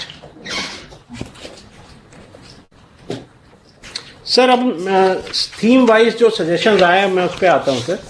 कोकोनट प्रमोशन स्कीम में सर जो सजेशंस रहे, एक तो सर कोकोनट प्रोडक्शन के को बढ़ाने की ये सुझाव आए हैं, जिस ताकि जो हमारी फ्यूचर डिमांड है सर कंजम्पशन की और प्रोसेसिंग इंडस्ट्रीज की, वो दोनों हम मीट कर सकें अपने ही संसाधनों से सर। जो हमारे देश का उत्पादन है उसी से मीट कर सके। तो सुबेरे भी ये बात हुई थी कि ओल्ड सेनाइल और अनप्रोडक्टिव प्लांट्स हमारी बड़ी संख्या में हो गए हैं, उनको एक सिस्टमैटिक और फेज्ड मैनर में सर उनको बदलने की ज़रूरत है, उनको रिप्लेस करने की ज़रूरत है। तो ये एक बात आई कि कम से कम जो भी टारगेट रखे तो 50% ऐसे प्लांटों का मतलब प्लांटेशंस को हम लोग रिवाइव कर सके, उसका लक्ष्य रखना चाहिए सर। प्रोडक्शन हाइब्रिड सीडलिंग्स और क्लाइमेट रेजिलिएंट वेराइटीज़ की सर आवश्यकता पे जोर दिया गया है सर। और एक जो सुझाव आया कि जो डिमांड और सप्लाई है सर क्वालिटी प्लांटिंग मटेरियल की, वो पूरी की जानी चाहिए। और tissue culture production in coconut का सर एक ये विशिष्ट सुझाव आया है कि उसको भी एक्सप्लोर करना चाहिए एक नया ये पहल करके। सर ब्रीडिंग प्रोग्राम जो है इसकी सीडलिंग्स का, उसको भी स्ट्रेंथन करने की बात रखी गई है, ताकि सर जो ऊपर बात हुई कि डिमांड और सप्लाई का जो गैप है उसको मीट किया जा सके। सर हैंड होल्डिंग और स्ट्रेंथनिंग ऑफ एफपीओज भी एक इसमें विशिष्ट सुझाव आया है। कोकोनट सेक्टर में हम लोग को एक मतलब फोकस्ड वे में सर एफपीओज का भी इसमें डेवलपमेंट और स्ट्रेंथनिंग की जरूरत है सर। एक ये भी बहुत है कि digital tool for traceability of coconut products, ये अभी हमारे देश में नहीं है सर। इसकी भी बात आई कि इनका पूरा प्रोडक्ट्स का सोर्सिंग ताकि ट्रेसेबिलिटी रहे सर। और ये चीज़ जब हम व्यापार करते हैं और एक्सपोर्ट्स करते हैं तो ये बहुत ही आवश्यक हो जाती है कि हमारे जो गुणवत्तापूर्ण उत्पाद है उसका सारा ट्रेसेबिलिटी रहे और पेस्ट और डिजीज का सर्वेलेंस भी उसी के माध्यम से हो सके। नेक्स्ट सर, और इसमें आगे बढ़ते हुए यही फिर से होलिस्टिक सर, इसमें पेस्ट डिजीज मैनेजमेंट भी एक बहुत बड़ी चुनौती है सर। बहुत सारी ऐसी बीमारियां हैं जिसको टैकल करने की क्षमता अभी विकसित होनी है सर, क्योंकि उसमें कुछ कमजोरी रही है, प्लांट्स बहुत बुरी तरह से प्रभावित होते हैं, तो उसको भी स्ट्रेंथन करने की बात आई है sir. Soil based integrated nutrient management, जो बैलेंस यूज ऑफ फर्टिलाइजर्स है और न्यूट्रिएंट्स है, और इंटरक्रॉपिंग को भी बढ़ावा देने की जरूरत इसमें आई है, ताकि मतलब सर प्रोडक्शन भी अच्छा हो सर, हेल्थ ऑफ प्लांट्स भी अच्छा हो और किसान की भी आय बढ़े sir. Creation of skilled labours की भी जरूरत है सर। इसमें भी हम लोग को कैपेसिटी बिल्डिंग पे काम करना होगा, ताकि हार्वेस्टिंग, हाइब्रिडाइजेशन, प्रोसेसिंग में हमारे पास स्किल्ड हमको लोग मिल सके sir. Sir zero waste industry है ये सर, इसका हर अंश उपयोग होता है जो ये प्लांट है सर, तो उसको सर पूर्ण रूप से हमको एक सर्कुलर इकोनॉमी टाइप में डेवलप करना होगा, ताकि जो भी आदमी इसमें इसका उत्पादन करे उसको पूर्ण उसका लाभ मिल सके सर, हर उसके अंश का सर। सस्टेनेबल पैकेजिंग की भी बात हुई है, जो उसके वेरियस प्रोडक्ट्स हैं, और उसमें भी मॉडर्नाइजेशन और मशीनरी की भी जरूरत एक आई है सुझाव में सर। ये सब बहुत विशिष्ट सुझाव हैं सर, जो हमारे दृष्टि में अभी तक इंटरनल डिस्कशंस से बियॉन्ड भी हैं सर। इसमें एक्सपोर्ट कॉम्पिटिटिवनेस को इम्प्रूव करने की बात है, इनोवेटिव कोकोनट प्रोडक्ट्स को भी प्रमोट करने की बात आई है सर। नेक्स्ट सर, अब इन सब का वे फॉरवर्ड एक ये देखा आ गया है ग्रुप के द्वारा कि हमको ग्लोबल लीडर बनना है कोकोनट और क्वायर प्रोडक्ट एक्सपोर्ट्स में बाय 2030। ये एक लक्ष्य रख के हम लोग को आगे बढ़ना है, और इसमें सारे लक्ष्य होने चाहिए। इन्हांसिंग फार्मर्स इनकम, जो इसका सतत ग्रोथ है वो होना चाहिए, प्रोडक्टिविटी पे ध्यान हो, वैल्यू एडिशन पे। तो एक होलिस्टिक और इंटीग्रेटेड डेवलपमेंट अप्रोच के साथ सर इसको अब हमको एड्रेस करना होगा, और जो हमारी अगर स्कीम बनती है तो उसमें ये सारे अवयव होने चाहिए सर, कंपोनेंट्स उसके ये रहने चाहिए। और स्टेक होल्डर्स, ये भी एक अच्छा सुझाव है कि इसमें जो स्टेक होल्डर्स हैं सर, चाहे फार्मर्स हो, नर्सरी मैन हो, प्रोसेसर, साइंटिस्ट, एक्सपोर्टर्स, प्रोड्यूसर्स, इन सबको सर एक प्लेटफॉर्म में लाने की जरूरत है, ताकि हम मतलब समय समय पर उनके विचार आदान प्रदान होते रहे, और जो भी हम काम कर रहे हैं, सब सेक्टर में जो लोग काम कर रहे हैं उनका हम लोग को लाभ मिल सके। नेक्स्ट सर, ये नेक्स्ट सब थीम है national cashew and cocoa development programme की टुवर्ड सेल्फ रिलायंस। इसमें भी सर जो मॉडर्न कल्टीवेशन प्रैक्टिसेस पे जोर दिया गया है, ताकि पोस्ट हार्वेस्ट टेक्नोलॉजीज को बेहतर बनाना, ताकि प्रॉफिटेबिलिटी बढ़ सके सर। कोकोआ और कोकोआ क्लस्टर्स को major producing states integrated facility of production, processing, storage और मार्केटिंग की भी बात की। ये इंटीग्रेटेड फैसिलिटी डेवलप किया जाए जहां पे ये स्टेट्स हैं, ताकि इसको स्ट्रेंथन किया जा सके सर, इसके पूरे वैल्यू चेन को। फिर कैश्यू और सीड्स गार्डन की बात हुई है सर, तो इसको भी हम लोग को इसमें आगे लेके चलना है sir. Quality standards, branding, certification, global marketing को इन्हांस करने की जरूरत है, ताकि ये एक हम इसमें लीडर बन सकें कैश्यू और कोकोआ प्रोडक्शन में। ICR and other research institutes should focus on developing improved varieties. Public private partnership की बात हुई है प्रोसेसिंग कंपनीज के साथ सर, ताकि मतलब इसको पूरे वैल्यू चेन को स्ट्रेंथन कर सके। और कॉम्प्रिहेंसिव क्रॉप इंश्योरेंस कवरेज की भी इसमें बात हुई है सर, इस पे काम करने की जरूरत हो सकती है। नेक्स्ट सर, इसमें वे फॉरवर्ड यही है कि हमको क्वालिटी प्लांटिंग मटेरियल का प्रोडक्शन, ताकि उसकी उपलब्धता सुनिश्चित हो सके क्षेत्र में। एरिया का एक्सपेंशन करना होगा सर, नए क्षेत्र को देखने होंगे कहाँ पे नॉन ट्रेडिशनल एरिया से भी आगे बढ़ के कहाँ पे इसका विस्तार किया जा सकता है। ये हमारे एक्शन प्लान का पार्ट बनना चाहिए सर। और प्रोडक्टिविटी इन्हांसमेंट है, high density plantation, use of hybrid varieties, INM integrated nutrition management, integrated pest management practices, तो ये पूरा पैकेज डेवलप हो सर। इन्हांस प्रोसेसिंग और PHM फैसिलिटीज की भी बात की गई है, प्रोसेसिंग और वैल्यू एडिशन की। और मार्केटिंग लिंकेज और फार्मर प्रोड्यूसर ऑर्गेनाइजेशन के माध्यम से इसका स्केलेबिलिटी हम लोग को अचीव करना है, और इसको मेजर प्लेयर बनना है सर इन दोनों क्रॉप्स में भी। नेक्स्ट क्रॉपिंग का भी अच्छा, हाँ, इंटर क्रॉपिंग का भी इसमें अच्छा स्कोप है sir. Next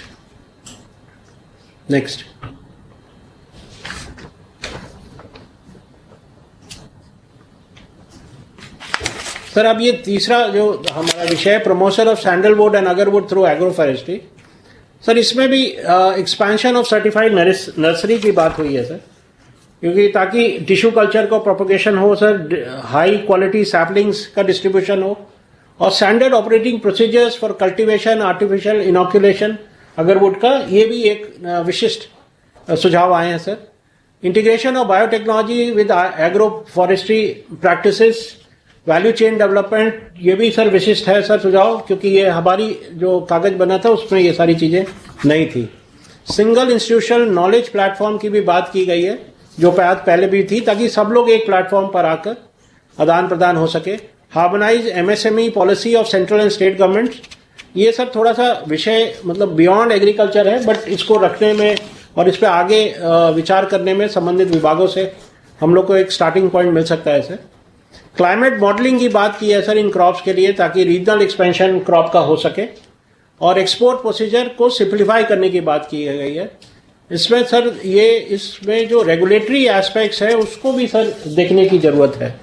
next sir way forward में यही है कि इसका हम लोग थ्रू फार्मर पार्टिसिपेशन इसको आगे ले जाना है, सैंडलवुड को और अगरवुड प्लांटेशंस को। कॉन्ट्रैक्ट फार्मिंग मॉडल्स की भी बात आई है सर, इसको कैसे हम लोग ला सकें ताकि जो क्षेत्र में उसका स्वीकार्यता भी हो सर और ये लाभकारी भी बन सके, both for farmer and as well जो प्राइवेट पार्टी है sir. Village level value chain, agarwood chip processing, traditional oil distillation, cottage industry के रूप में विकसित करने की बात है। और इसकी सर्कुलर इकोनॉमी का इसमें भी आया है कि सर उसको कैसे हम लोग सुदृढ़ करें। सर सैंडलवुड 12 से 15 साल लेता है मैच्योर करने में, तो इसमें सर जो इसके बैंकिंग के लिए जो राशि की आवश्यकता है उसकी भी बात आई है कि इजी बैंकिंग और इंश्योरेंस और फाइनेंस सपोर्ट इसमें होना चाहिए, क्योंकि एक लंबी जेस्टेशन पीरियड है सर इसका।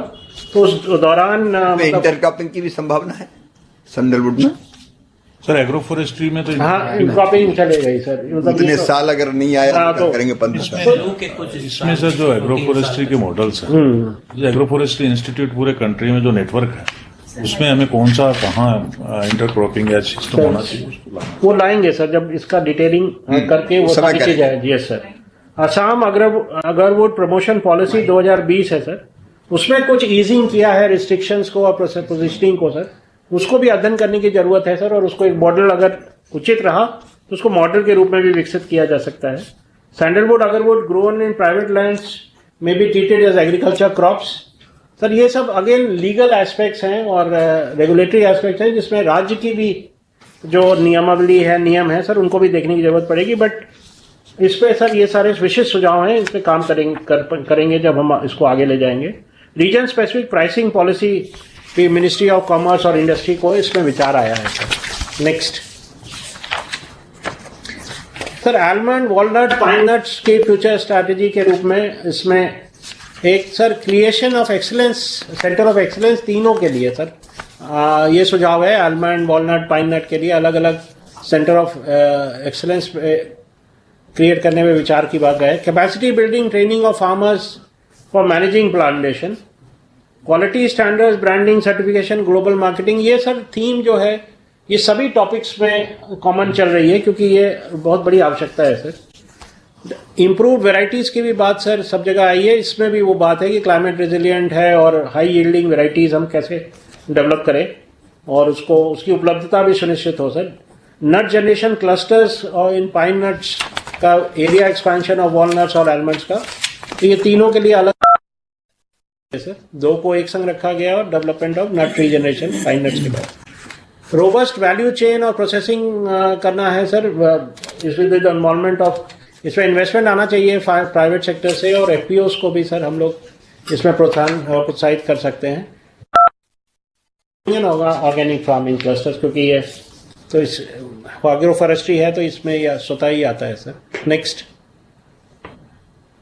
वे फॉरवर्ड में सर हमारा इंपोर्ट डिपेंडेंस को हमको कम करना है, फार्मर्स इनकम को बढ़ाना है, डेवलपमेंट ऑफ वैल्यू चेन और enhancement of export potential, generation of employment opportunities. तो जो भी हम रणनीति या योजना बनाएंगे सर उसमें ये सारी चीजों को हम लोग विचार करेंगे। नेक्स्ट भारत विस्तार sir, AI powered digital public infrastructure for agriculture. इसमें सर जो सुझाव आए हैं कि हमको लोकल डेटा जो है उसका भी उपयोग इसमें रखना चाहिए। Use of more diverse high quality local data for mandi prices, weather and crops. तो जो सर हमको जहां से डेटा मिल रहा है उसमें लोकल डेटा को और इसमें जोड़ने की बात है सर। ऑल फार्मर्स सर्विसेज, जो जितनी तरीके की सर सेवाएं हैं उसको इसके संग जोड़ना है, जो कि हमारी आगे की गोइंग फॉरवर्ड सर रणनीति भी है। Interconnected AI systems sir, interoperable होने चाहिए सिस्टम्स, और स्टेट्स और रिलेटेड सेक्टर्स में अगर सर हैं तो उनको भी कैसे हम कनेक्ट करें अपने सिस्टम से, तो एक पूरा व्यापक डिजिटल पब्लिक इंफ्रास्ट्रक्चर बन सके, इस पे बात है सर। कंटेंट सैंक्टिटी है सर, ट्रेन, क्योंकि सर हम जो उसमें जो भी कंटेंट डाल रहे हैं उसको एआई उपयोग कर रहा है सर, तो करेक्ट होना चाहिए सर, वेटेड होना चाहिए, ताकि किसी तरह से भी कोई ऐसा सुझाव फार्मर तक नहीं पहुंचे जो कि अनुपयोगी हो और गलत दिशा में ले जाए sir. Utilise feedback sir, develop action oriented mechanism to implement feedback.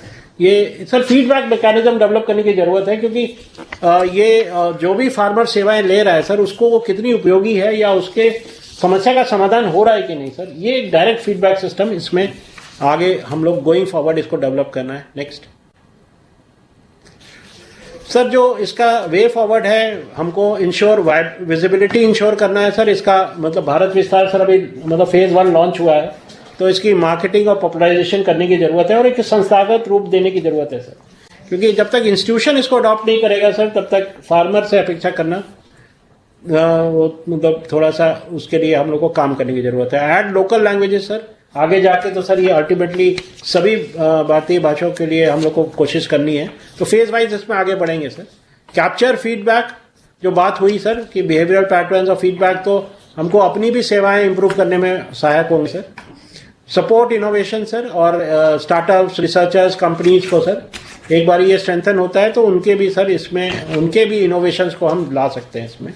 Share develop compute infrastructure, ये सर बहुत बड़ी आवश्यकता होगी कंप्यूटर इंफ्रास्ट्रक्चर की इसमें, तो उसमें एक शेयर डेवलपमेंट का मॉडल डेवलप करने की आगे बात बनेगी सर।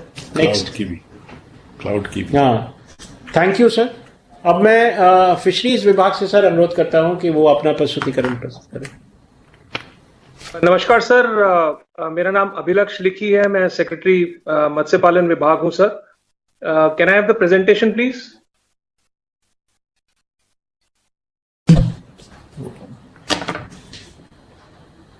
प्लीज शुरू करें। नहीं, वो अपलोड कर रहे हैं sir presentation. Sir presentation next.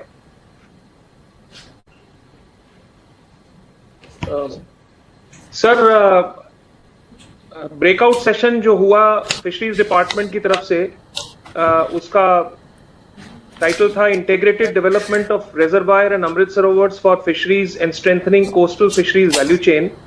इसमें बहुत एक्टिव पार्टिसिपेशन रहा, लगभग 1500 पार्टिसिपेंट्स जुड़े। ये नंबर्स अभी भी कंफर्म और ज्यादा बढ़ेंगे जो हमारे साथ जुड़े हैं लोग। सर इसमें fisheries, fish producer farmer associations, startups, self help groups, सभी राज्य सरकारें, national fisheries development board, MPEDA, ICR संस्थाएं, fisheries universities, colleges, KVK, NITI Aayog, NABARD और हमारे जो साथी मंत्रालय हैं जल शक्ति, ग्रामीण विकास, एमएसएमई और माय भारत के रिप्रेजेंटेटिव्स ने भी सर पार्टिसिपेट किया।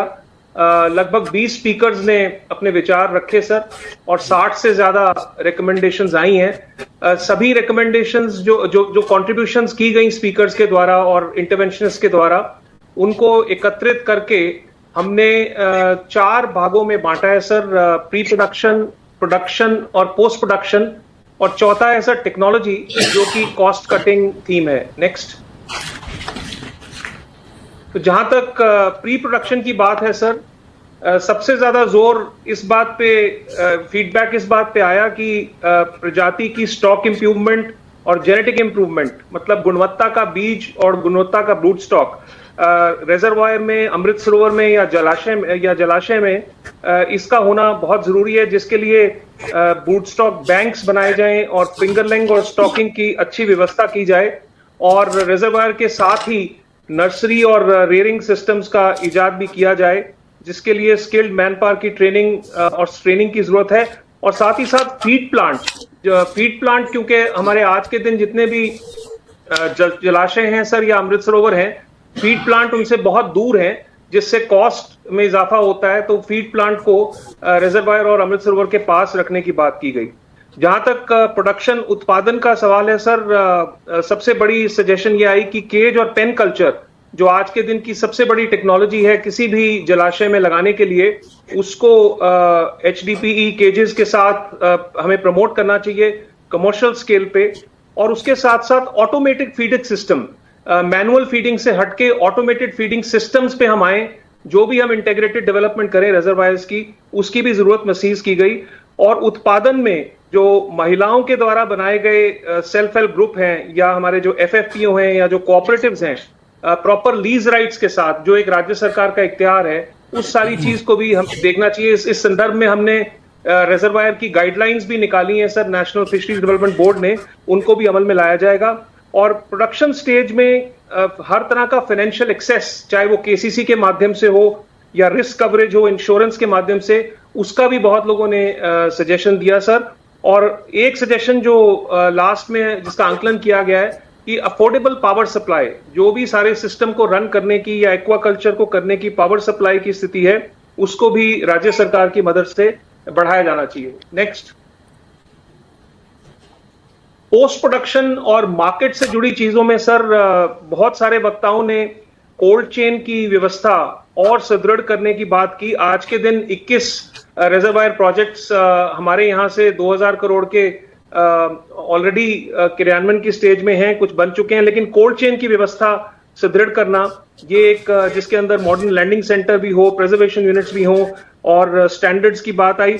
और एक बात उभर के जो आई पोस्ट प्रोडक्शन में कि जितने भी FFPOs, महिलाओं के ग्रुप्स और जिनको भी हम लीज राइट्स के माध्यम से जलाशयों में, अमृत सरोवर में काम करने का मौका देंगे, उनको मार्केट के लिए ई प्लेटफॉर्म्स के साथ जोड़ा जाए, जैसे कि ONDC, open network for digital platform, और वो मार्केटिंग होगी तो आगे चाहे डोमेस्टिक मार्केट हो या एक्सपोर्ट मार्केट हो, उससे उनका जोड़ और भी ज्यादा बनेगा। और इसी में इस बात की आई कि ट्रेसेबिलिटी भी हमें बढ़ानी चाहिए। तो टेक्नोलॉजी की जहां तक बात है सर, क्रॉस कटिंग है, चाहे प्री प्रोडक्शन हो या पोस्ट प्रोडक्शन हो, टेक्नोलॉजी में end to end digital traceability. एक सुझाव बहुत अच्छा आया कि जलाशयों के अंडर वाटर सर्वेलेंस भी हमें करानी चाहिए ड्रोन के माध्यम से या और तकनीकें अप्लाई करके, ताकि हमें पता लग सके कि और क्या क्या रिसोर्सेज हैं जलाशय में जिसको और स्ट्रेंथन करने की जरूरत है। इसी के साथ AI और IoT का एप्लीकेशन और पूरा जो हार्वेस्ट और लॉजिस्टिक्स का सिस्टम है उसको डिजिटाइज करने की भी बात आई। ये भी बात बहुत लोगों ने रखी और हमारे साथ मीटिंग में बहुत सारे स्टार्टअप्स भी थे। उन्होंने ये बात कहा कि स्टार्टअप्स जो अपने नए नए इनोवेशंस कर रहे हैं, रफली फिशरी सेक्टर में लगभग 300 स्टार्टअप्स आज के दिन काम कर रहे हैं सर, और इसमें से बहुत सारे कोस्टल एरियाज में, इनलैंड में हैं, तो उनको भी ऑन बोर्ड लिया जाना चाहिए पूरी की पूरी स्ट्रैटेजी में। नेक्स्ट, इस सारी चीज का, इस बजट अनाउंसमेंट का क्रियान्वयन करने के लिए सर हमने कुछ टाइमलाइंस निर्धारित की हैं, जिनको ग्रामीण विकास मंत्रालय, जल शक्ति मंत्रालय, नाबार्ड और राज्य सरकारों की मदद से हम इसका क्रियान्वयन करेंगे। हमारी कोशिश रहेगी सर कि आइडेंटिफिकेशन और सिलेक्शन के बाद DPR, जिसका हम एक मॉडल DPR भी सर्कुलेट करेंगे, और राज्य सरकारों से प्रपोजल लेने के बाद और उनको चेक करने के बाद कब लगभग 30 सितंबर तक हम कोशिश करेंगे कि जो भी हमारे पास 400 जलाशय में और 100 अमृत सरोवर में जो भी प्रोजेक्ट्स हम कंसाइन करें, उनकी हम सितंबर के महीने में एडमिनिस्ट्रेटिव अप्रूवल दे दें सर। और इसमें हम 2000 FFPO, 50 स्टार्टअप, 400 फिशरीज कोऑपरेटिव्स और 200 महिलाओं के द्वारा चलाए गए सेल्फ हेल्प ग्रुप्स, इनको भी हम वैल्यू चेन में शामिल करेंगे। हमारा अंदाजा है सर आउटकम के तौर पे कि जहां, जैसे माननीय प्रधानमंत्री जी ने कहा कि 4 से 5 लाख टन आज के दिन जलाशयों से निकलता है, तो 10 लाख टन का एडिशनल फिश प्रोडक्शन हो पाएगा इन सभी संस्थाओं और भागीदारी के साथ, और 1 लाख एम्प्लॉयमेंट अपॉर्चुनिटीज और लाइवलीहुड अपॉर्चुनिटीज को भी हम जनरेट करेंगे। तो हमने सर एक टारगेटेड अप्रोच रखी है कि प्लान ऑफ एक्शन रहे और एक टारगेट डेट हो जिसकी कंप्लायंस में हम इस बजट अनाउंसमेंट के क्रियान्वयन की ओर बढ़े। बहुत बहुत धन्यवाद सर।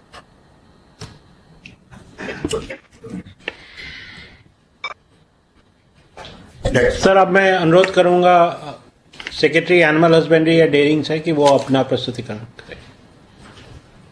नमस्कार सर, मेरा नाम नरेश पाल गंगवार है सर, मैं secretary animal husbandry and dairying department हूँ सर। हमारे ब्रेकअवे सेशन का सर जो थीम था sir, private sector investment and entrepreneurship in animal husbandry value chain sir. Next slide please. Next sir, इसमें इस थीम से संबंधित सर 2026-27 के बजट में 2 पैरास में इनका मेंशन है sir.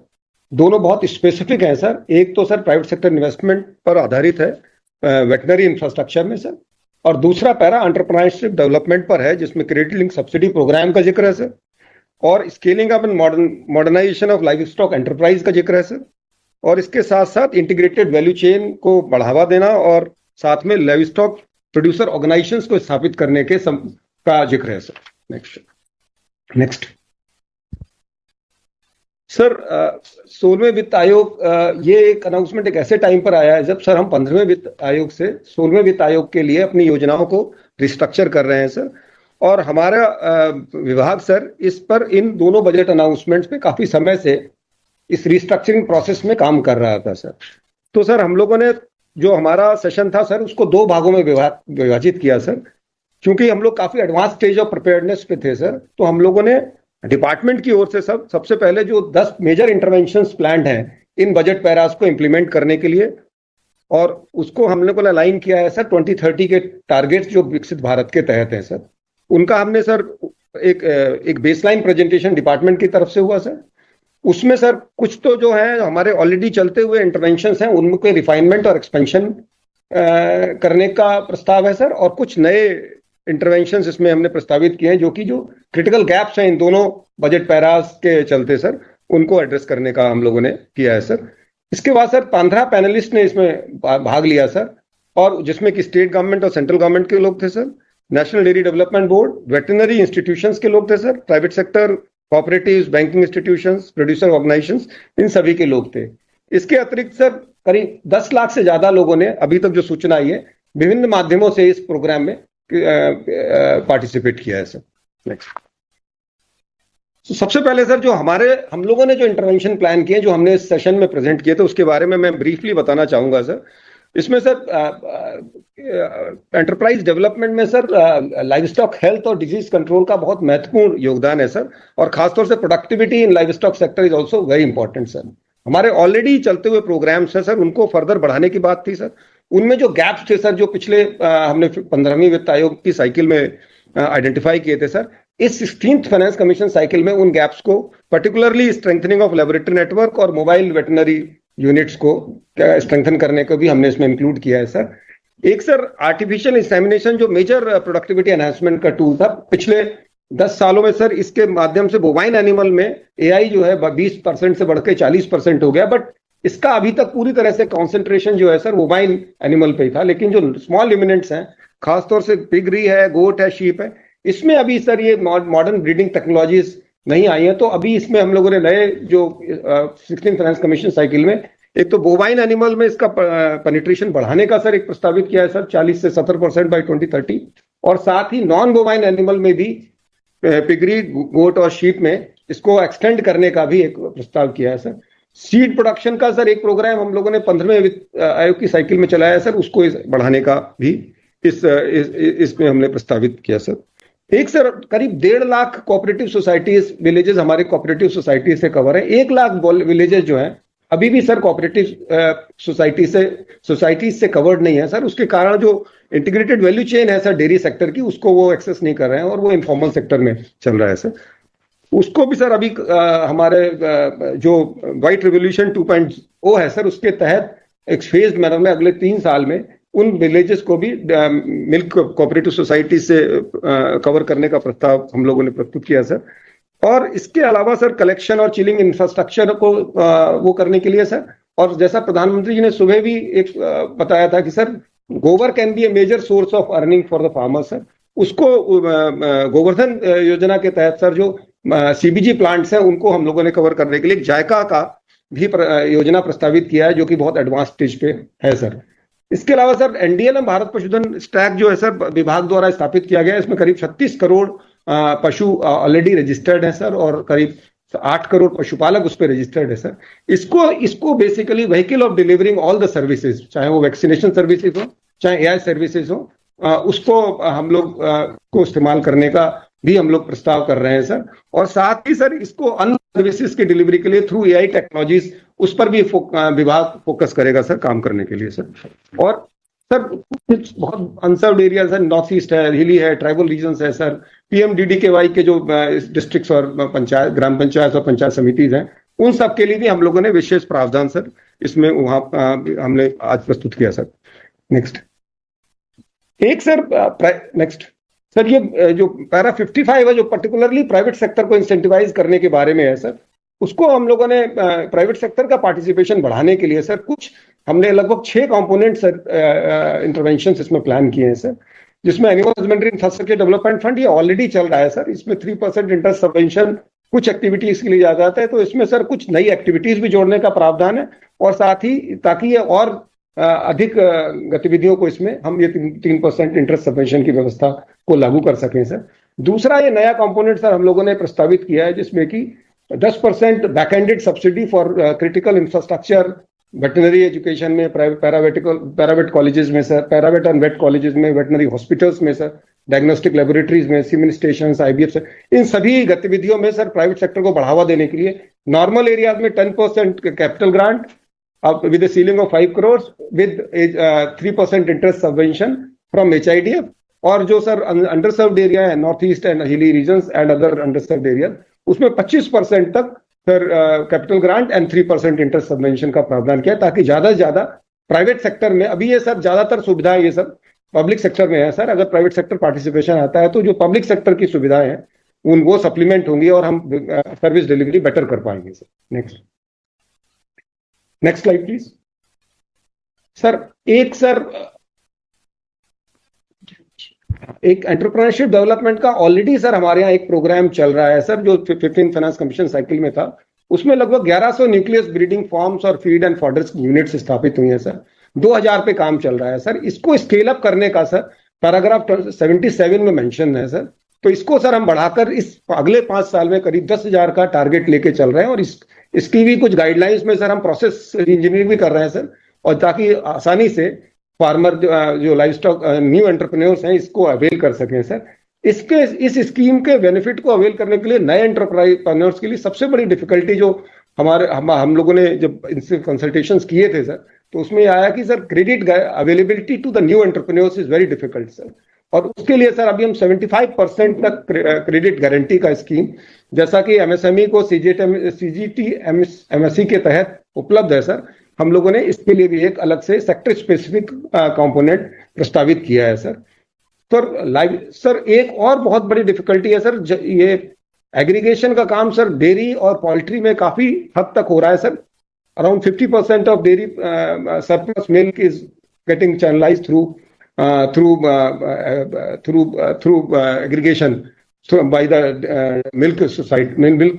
village milk societies sir, but sir sheep, goat and piggery में सर ये aggregation का जो लिंक मिसिंग है उनके अराउंड, और जो हमारे अभी नए हम लोगों ने कुछ लाइव स्टॉक्स आइडेंटिफाई किए हैं जो हमारी एंटरप्राइज डेवलपमेंट प्रोग्राम में जुड़े हैं सर, उनके अराउंड सर एग्रीगेशन के लिए सर हम लोग ये लाइव स्टॉक प्रोड्यूसर ऑर्गेनाइज बनाने का सर हम लोगों ने एक प्रस्ताव किया है, तो लगभग अगले 5 साल में 2500 LPOs बनाने का टारगेट है। ये बेसिकली एग्रीगेटर की तरह काम करेंगे, और ये सर जो है necessary inputs to value addition जो इंडस्ट्री पर्टिकुलरली प्रोसेसिंग इंडस्ट्री है उसको प्रोवाइड कर पाएंगे सर। एक सर हमारा इंश्योरेंस का जो लाइव स्टॉक इंश्योरेंस का कंपोनेंट काफी वीक है सर, हमारे 15 फाइनेंस कमीशन साइकिल में हमने इसको चालू किया था, लेकिन बहुत ही वो पायलट स्टेज पे है सर, तो उसको इस बार एक्सपेंड करने का है ताकि जो इसमें इन्वेस्टमेंट्स हैं सर वो डी-रिस्क हो सके, और फार्मर्स को जो लाइव स्टॉक के कैजुअलिटीज होने पर सर उनको सुटेबल कॉम्पनसेशन इसके लिए हो सके सर। नेक्स्ट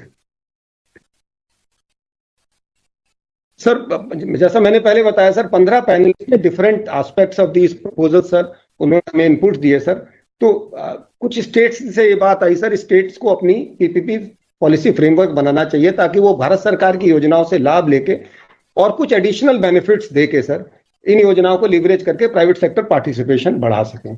दूसरा एक ये सुझाव आया था सर कि प्राइवेट सेक्टर इंस्टीट्यूशन जब बड़ी मात्रा में इसमें आएंगे सर, तो उनके स्टैंडर्ड्स को मेंटेन करने के लिए कुछ ना कुछ सर हमारे को रेगुलेटरी रिजीम्स को भी स्ट्रेंथन करना पड़ेगा, अदरवाइज उनके स्टैंडर्ड मेंटेन करने में दिक्कत आएगी। एक सर उनका ये कहना था कि जो फैसिलिटीज प्राइवेट सेक्टर में आ रही, खासतौर से कुछ लैब्स ऑलरेडी और कुछ फैसिलिटीज ऑलरेडी प्राइवेट सेक्टर में है, उनको गवर्नमेंट के लाइव स्टॉक प्रोग्राम्स के साथ भी लिंकेज प्रोवाइड करा जाए ताकि वो इंफ्रास्ट्रक्चर भी हमारे प्रोग्राम्स में यूटिलाइज हो सके सर।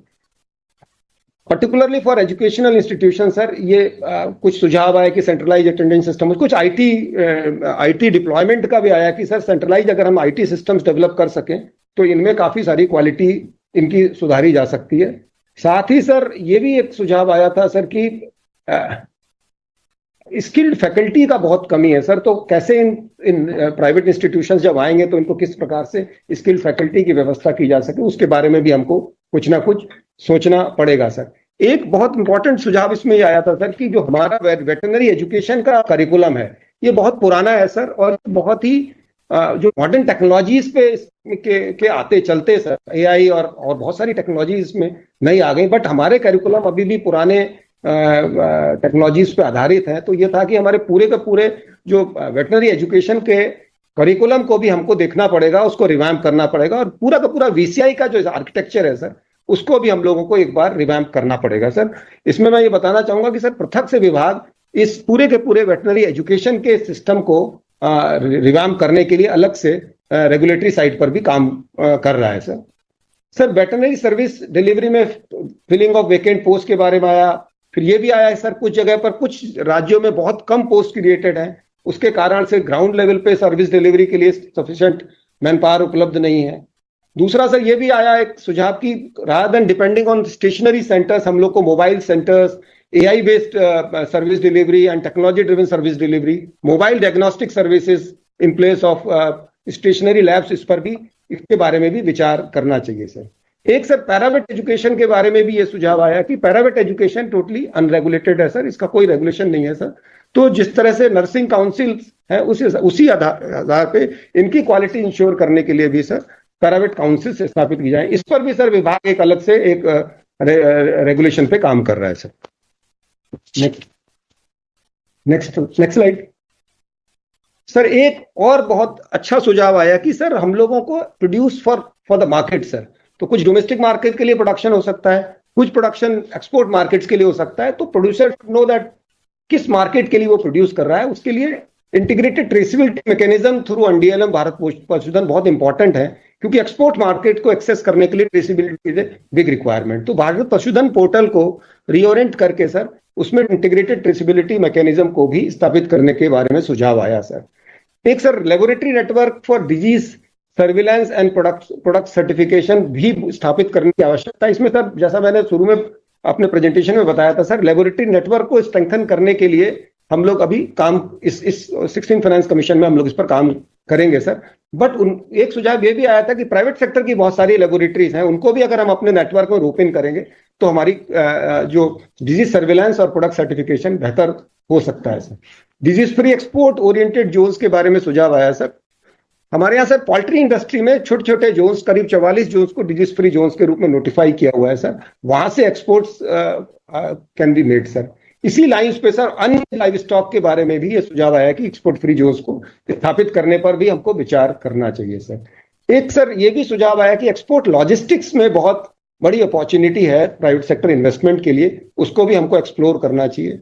मॉफ्पी की बहुत सारी स्कीम्स है सर, उनसे हमारे जो हम लोग जो प्रस्तावित कर रहे हैं उसको कन्वर्जेंस की भी आवश्यकता है। मॉफ्पी की भी स्कीम्स हैं, एमएसएमई की स्कीम्स हैं सर, और उनके जो इंस्टीट्यूशंस हैं उनको कैपेसिटी बिल्डिंग के लिए इस्तेमाल करने के लिए सर भी आवश्यकता है। दूसरा सर प्राइवेट सेक्टर के कुछ सीमेंट स्टेशन के पार्टिसिपेंट्स थे, उनका कहना था कि सर प्राइवेट सेक्टर के जो सीमेंट स्टेशन हैं उनको एक तो क्या है कि सर सभी स्टेट्स के अलग अलग रेगुलेशंस हैं सर। तो एक सीमेंट स्टेशन अगर 12 स्टेट्स में काम कर रहा है तो उसको 12 स्टेटों में रजिस्ट्रेशन कराना पड़ता है, उसको सब्जेक्ट होता है वो 12 स्टेट के रेगुलेशंस पे सर। तो वो भी एक सुझाव आया था कि इंटर स्टेट जो लोग ऑपरेट कर रहे हैं उनके लिए कोई इस तरह का रेगुलेटरी मैकेनिज्म बने कि वो एक जगह पर ही रजिस्ट्रेशन करा लें और ऑपरेट कर सकें।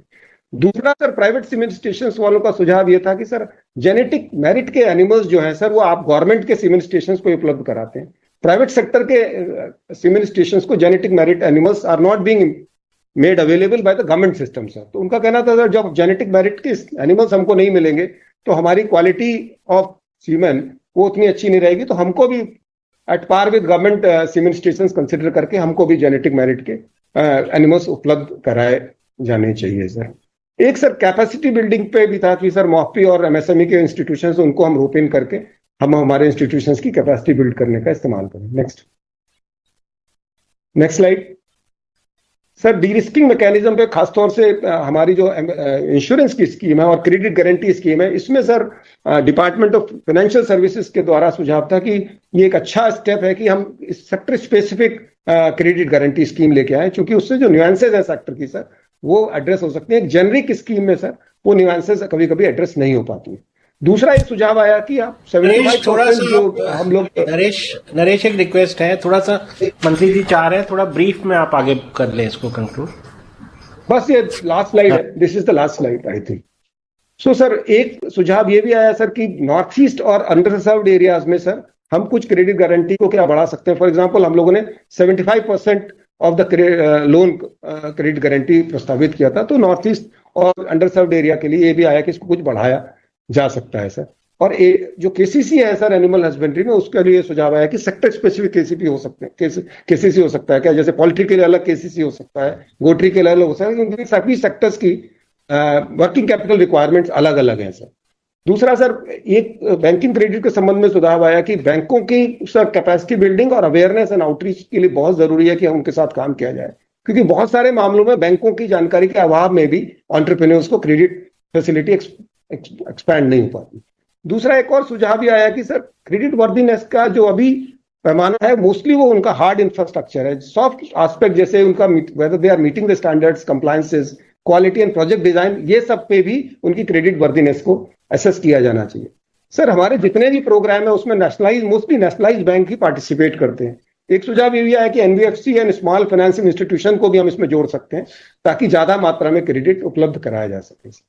सर एक लाइव स्टॉक प्रोड्यूसर ऑर्गेनाइजेशंस के बारे में ये सुझाव आया कि सर फेडरेशन, हम लोग एक फेडरेशन के कॉन्सेप्ट पे भी काम करें ताकि लाइव स्टॉक प्रोड्यूसर्स ऑर्गेनाइजेशन का जो आउटपुट है उसकी बेटर मार्केटिंग हो सके। सर एक लाइव स्टॉक प्रोड्यूसर ऑर्गेनाइजेशन ने भी हमारे इसमें पार्टिसिपेट किया था सर, और उनका ये कहना था कि सर हमको वर्किंग कैपिटल मिलने में बहुत दिक्कत आती है, इसलिए आप अपनी योजनाओं में कुछ लाइव स्टॉक प्रोड्यूसर ऑर्गेनाइजेशंस को वर्किंग कैपिटल की उपलब्धता के बारे में भी हम सोचें sir. Next slide please. Next sir, इसमें वे फॉरवर्ड सर, क्योंकि हमने सर ये कभी कभी जितने भी हमारे इंटरवेंशन सर इनकी गाइडलाइंस इत्यादि काफी एडवांस स्टेज ऑफ प्रिपेयर्डनेस पे हैं सर। जो भी सुझाव हमारे को पैनलिस्ट में ने अभी दिए हैं सर, उनको हम हमारी गाइडलाइंस में सर इनकॉर्पोरेट करके sir we are proposing to finalise this guideline by first quarter of next financial year sir.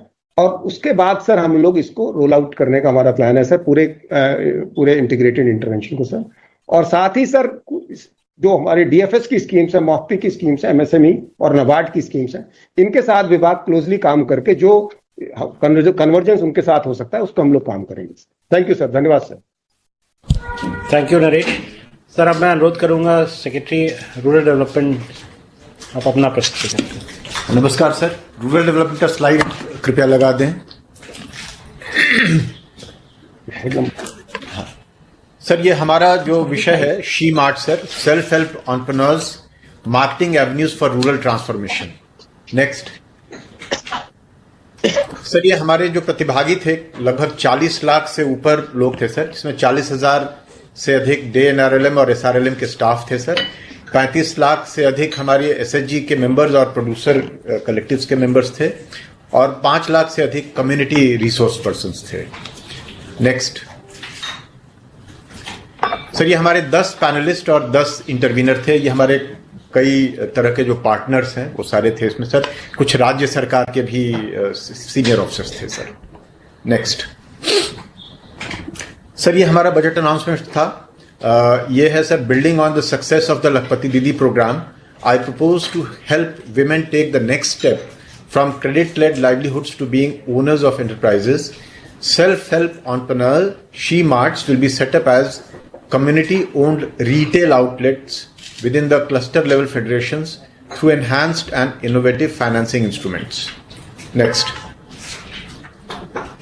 Sir, ये जो मुख्य बातें थी जिनके ऊपर हमारी चर्चा हुई सर, इंस्टीट्यूशनल स्ट्रक्चर के ऊपर, इसमें ओनरशिप क्या हो, मैनेजमेंट किस प्रकार का हो सर। इसमें मुख्य बात जो भर के आए कि कम्युनिटी ओन करे लेकिन प्रोफेशनल मैनेजमेंट के जरिए इसको चलाया जाए सर। फाइनेंशियल मॉडल में सर यह आया कि इन्वेस्टमेंट हमारा ब्लेंडेड तरीके का होना चाहिए, जो हम CIF देते हैं, जो कम्युनिटी एंटरप्राइज फंड देते हैं, गवर्नमेंट का, प्राइवेट सेक्टर, बैंक्स और जो डेडिकेटेड फाइनेंशियल इंस्टीट्यूशंस हैं सर, उनका उन सबका मिला जुला ये होना चाहिए। और क्वालिटी तथा रेगुलर सप्लाई सर जरूरी है प्रॉपर मार्केटिंग के लिए, तो year the round supply bye producers और कंज्यूमर का ट्रस्ट बरकरार रहे सर, और ट्रेसेबिलिटी रहे, इस पर बात हुई सर। और मार्केट कनेक्ट किस प्रकार का हो सर, B2B जो बिजनेस टू बिजनेस होता है, बिजनेस टू कंज्यूमर होता है, और बिजनेस टू गवर्नमेंट सर, वो बहुत जरूरी है, क्योंकि गवर्नमेंट में थोड़ी इनको प्राथमिकता देने की जरूरत है, जो सेल्फ हेल्प ग्रुप के जो प्रोडक्ट्स हैं उनको। उसके बाद स्केल के ऊपर बात हुई सर। अभी हम लोग कई राज्यों में कई तरह के मार्केटिंग के काम हो रहे हैं सर, कई राज्यों में इस तरह के जो आउटलेट्स है बने हैं, उनके साथ मिलके जहां ये बात आगे बढ़ी है सर, उनके साथ मिलके पहले इसको हम लोग आगे बढ़ाएंगे और फिर उसमें जो सफलता मिलेगी उसके आधार पर सर उसको स्केल करेंगे। और स्टेबिलिटी के ऊपर भी चर्चा हुई सर, जो फाइनेंस तथा बाकी चीजें हैं उनमें जो रिस्क जो इन्वॉल्व हैं उनका मिटिगेशन किस प्रकार से किया जाए सर। नेक्स्ट सर, ये जो सजेशंस आए, सजेशंस इन कैटेगरीज में थे सर, मैं उनको थोड़ा सा विस्तार में बता दूंगा सर। पहला था सर कोर डिजाइन प्रिंसिपल्स, जो कि मार्केट ड्रिवन अप्रोच होना चाहिए सर। एंटायर वैल्यू चेन का डेवलपमेंट होना चाहिए, न कि सिर्फ छिटपुट जहां तहां हम सुधार करें। और डेडिकेटेड मार्केट इकोसिस्टम्स बनने चाहिए सर। इसमें कन्वर्जेंस की भी बात आई सर। जो पैक्स हैं, जो प्राइमरी एग्रीकल्चरल कोऑपरेटिव सोसाइटीज हैं, उनके साथ भी मिलकर काम करने की हमको जरूरत है। और जो कुछ जो फिजिकल इंफ्रास्ट्रक्चर वगैरह सब जो है सर, वो वीबी जी राम जी में चूंकि लाइवलीहुड इंफ्रास्ट्रक्चर के ऊपर काफी जोर दिया गया है सर, तो उसको भी हमको फिजिकल इंफ्रास्ट्रक्चर उसके जरिए बनाने के बात के ऊपर भी चर्चा हुई सर। और ओएनडीसी का जो नेटवर्क है, मार्केटिंग का जो ओएनडीसी का नेटवर्क है, उसको लेवरेज हमको करना है सर। उसके बाद सर इंस्टीट्यूशनल आर्किटेक्चर में कम्युनिटी ओन्ड लिंकेज फैसिलिटीज हो सर, जो मैंने पहले बताया सर, प्रोफेशनल ओवरसाइट और मैनेजमेंट हो, और इक्विटी पार्टिसिपेशन यथासंभव सीएलएफ्स का हो। फाइनेंशियल आर्किटेक्चर में sir blended finance, innovative finance के ऊपर चर्चा हुई। कैपेसिटी बिल्डिंग जो सेक्रेटरी एनिमल हस्बेंड्री ने भी बताया सर, कैपेसिटी बिल्डिंग बैंकर्स का किए जाने की जरूरत है, क्योंकि उनको बहुत सारी चीजों में पता ही नहीं चल पाता है कि दीदियों का जो एक होलिस्टिक फाइनेंसिंग किस प्रकार से हो उनके एंटरप्राइज का। और वर्किंग कैपिटल सर, जो कोलैटरल फ्री वर्किंग कैपिटल देने की व्यवस्था होनी चाहिए। और क्रेडिट गारंटी, जो विभिन्न प्रकार के क्रेडिट गारंटी होते हैं, वो इनको देने की जरूरत है सर एंटरप्राइज के लिए। Sir branding and market positioning के ऊपर सर सजेशंस आए, उसमें सेगमेंटेशन पर जोर दिया गया सर, मतलब जैसे बेसिक सेगमेंट है चाहे प्रीमियम सेगमेंट है। इसमें सर ये भी बात बहुत खुल के सामने आई सर कि जो हम बेचते हैं तो कमोडिटी नहीं बेचते हैं सर, वो कल्चर, सिविलाइजेशन, नैरेटिव, स्टोरी, ये सब चीजें बेचते हैं सर। तो इसलिए उस पर बहुत जोर दिए जाने की जरूरत है सर। ये सप्लाई चेन स्ट्रेंथनिंग में sir invest in product readiness, traceability, logistics, और एक पूरा जो एग्रीगेशन होता है सर, उसमें इंडिया पोस्ट की भी सुविधा हम लोग ले सकते हैं सर, इंडिया पोस्ट का जो नेटवर्क है। अगला था सर डिजिटल और फिजिकल रिटेल इकोसिस्टम होना चाहिए, सिर्फ फिजिकल नहीं। तो इसमें जो हमारा सर एग्रीकल्चर स्टैक है, उसकी तर्ज पे रूरल स्टैक बन रहा है, जिसमें तमाम जो भी एक्टिविटीज हैं दीदियों की वो भी रिफ्लेक्ट होंगी सर। तो उसका भी उसकी भी मदद दी जा सकती है। उसका डेटा जो है सर प्राइवेट सेक्टर को दिया जा सकता है, और वो उसकी मदद से सर आगे का काम कर सकते हैं। मार्केट डाइवर्सिफिकेशन मैंने उल्लेख किया सर, ये B2C, B2B और B2G बिजनेस टू गवर्नमेंट इस सेक्टर में बहुत जरूरी है सर। गवर्नमेंट में इनको कुछ प्रेफरेंस दिए जाने की जरूरत है प्रोक्योरमेंट में। Strengthening local rural enterprises sir, service sector भी रहे, इसमें सिर्फ गुड्स की बात नहीं हो, और कम्युनिटी ओन्ड लिंकेज फैसिलिटीज हो सर। फिर उसके बाद था sir phased implementation strategy, sir मैंने उल्लेख किया सर, ये कैपेसिटी बिल्डिंग हो और ये फेज्ड मैनर में करें सर। पहले जहां बहुत सक्सेसफुल हैं जो राज्य, उनके साथ मिलकर को ब्रांडिंग के जरिए आगे बढ़ें सर, और फिर उस लर्निंग के आधार पर फिर उसको स्केल करें। उसके बाद सर ये था कि मार्केट बैक, ये पूरा सिस्टम बनेगा तो ये लखपति दीदी का जो हमारा जो संकल्प है सर, उसके लिए एक मार्केट बैकबोन का काम करेगा। नेक्स्ट सर कुछ राज्यों से हमने चर्चा की सर। झारखंड में बहुत अच्छा काम हुआ है सर, पलाश। तमिलनाडु में सर माठी स्टोर्स करके, they have built Mathi stores sir, जिसमें कि पहले से काम कर रहे हैं जी sir. They have done very good work, sir. Premium retail stores, they call them Mathi Experience Stores. They have been established in urban centers to showcase premium products and to enhance visibility. Sir, they have 25 common marketing facility centers equipped with modern tech for techno-managerial training. उसी तरह से sir Jharkhand में जो पलाश में काम हुआ है sir, वो भी सर बहुत ही प्रशंसनीय काम हुआ है सर। इन्होंने जो स्टैंड अलोन मार्ट है उससे आगे बढ़कर ट्रांजिशन किया है सर, ऑमनी चैनल में चले गए हैं सर। जैसे पलाश का आटा और बेसन जो है कॉमर्शियल सुपरमार्केट चेन में सर मिलता है, और विथ ब्लिंकिट, अपना मार्ट जो क्विक कॉमर्स है, उनके साथ भी टाई अप ये लोग कर रहे हैं सर। और उसी प्रकार से सर छत्तीसगढ़ में सी मार्ट करके लोगों ने इसके ऊपर काम किया है सर। ये रिटेल आउटलेट स्थापित हुए हैं सर एसएचजी और लोकल एंटरप्राइज प्रोडक्ट्स के लिए, जिसमें कि processed foods, forest produce, handicrafts, textile और हर्बल प्रोडक्ट्स सर ये बेचते हैं। तो इन सब राज्यों में सर उसी प्रकार से राजस्थान में भी बहुत आगे का काम हुआ है सर। तो इनके साथ भी हमारी चर्चा हुई। नेक्स्ट सर, ये आगे का जो हमको आगे जो काम करने हैं सर, जो अगले जो कदम है सर, जो वाइडर कंसल्टेशन करेंगे स्टेक होल्डर के साथ, states, UTs, market players, banks, जो फाइनेंशियल इंस्टीट्यूशंस हैं, कलेक्टिव्स, इन सब के साथ सर गाइडलाइंस और एसओपीज और रोल आउट स्ट्रैटेजी हम लोग अभी अगले कुछ महीनों में इसको तैयार करेंगे सर, और ग्राउंडिंग इसको फेज्ड मैनर में करेंगे जैसा सर मैंने उल्लेख किया। सर हमारा इतना ही है। हाँ सर, अब मैं राज्य मंत्री एनिमल हस्बेंड्री और dairying Shri professor SP Baghel ji से अनुरोध करता हूं कि वो हमको मार्गदर्शन देने की कृपा करें।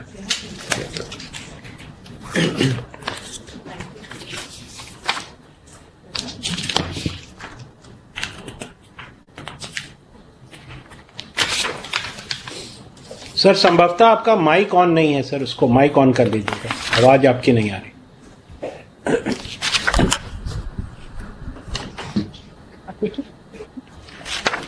आदरणीय कृषि किसान कल्याण एवं ग्रामीण विकास मंत्री श्री शिवराज सिंह चौहान साहब, माननीय राज्य मंत्री मत्स्य उत्पादन, पशुपालन, डेयरी मंत्रालय एवं अल्पसंख्यक कार्य मंत्रालय श्री जॉर्ज कुरियन साहब, सचिव मत्स्य पालन विभाग डॉक्टर अभिलेख लेखी जी, सचिव ग्रामीण विकास श्री सदेश कुमार जी, सचिव पशुपालन श्री नरेश पाल गंगवार जी, सचिव कृषि एवं किसान कल्याण श्री अतीश चंद्रा जी, डायरेक्टर जनरल आईसीएआर, केंद्र एवं राज्य सरकारों के वरिष्ठ अधिकारीगण और इस वेबिनार में जुड़े सभी सम्मानित प्रतिभागीगण। आज के इस पोस्ट वेबिनार जो एग्रीकल्चर और रूरल ट्रांसफॉर्मेशन विषय पर आयोजित किया गया है, उसमें अपने विचार रखने का अवसर मुझे जो प्राप्त हुआ है मेरे लिए बहुत प्रसन्नता की बात है। ये वास्तव में एक बहुत महत्वपूर्ण मंच है जहां हम सब मिलकर कृषि और ग्रामीण विकास के भविष्य की दिशा पर विचार कर रहे हैं। और आज के इस वैचारिक मंथन से जरूर कुछ न कुछ ऐसा अमृत निकलेगा जो किसानों, मत्स्य पालक, पशुपालक, रूरल ग्रामीण अर्थव्यवस्था से जुड़े हुए लोगों के काम आएगा। आज सुबह जब माननीय प्रधानमंत्री जी ने अपने उद्बोधन से इस पोस्ट बजट वेबिनार का शुभारंभ किया था, तो उन्होंने हमें स्पष्ट दिशा प्रदान की है कि 2047 तक विकसित भारत के निर्माण का लक्ष्य तभी संभव है जब हमारे देश के किसान समृद्ध हों। हमारे किसान केवल देश के करोड़ों नागरिकों की खाद्य सुरक्षा सुनिश्चित ही नहीं करते हैं, बल्कि हमारी आर्थिक संरचना, ग्रामीण अर्थव्यवस्था को भी मजबूती प्रदान करते हैं, चाहे वो किसान फसल उत्पादन करने वाले हों, पशुपालन करने वाले हों, मछली पालन करने वाले हों। इन सभी का योगदान भारत की अर्थव्यवस्था में बहुत महत्वपूर्ण है। हमारी सरकार ने शुरुआत दिनों से इस बात पर विशेष ध्यान दिया है कि किसानों के हितों की रक्षा हो, उनकी आय में निरंतर वृद्धि हो।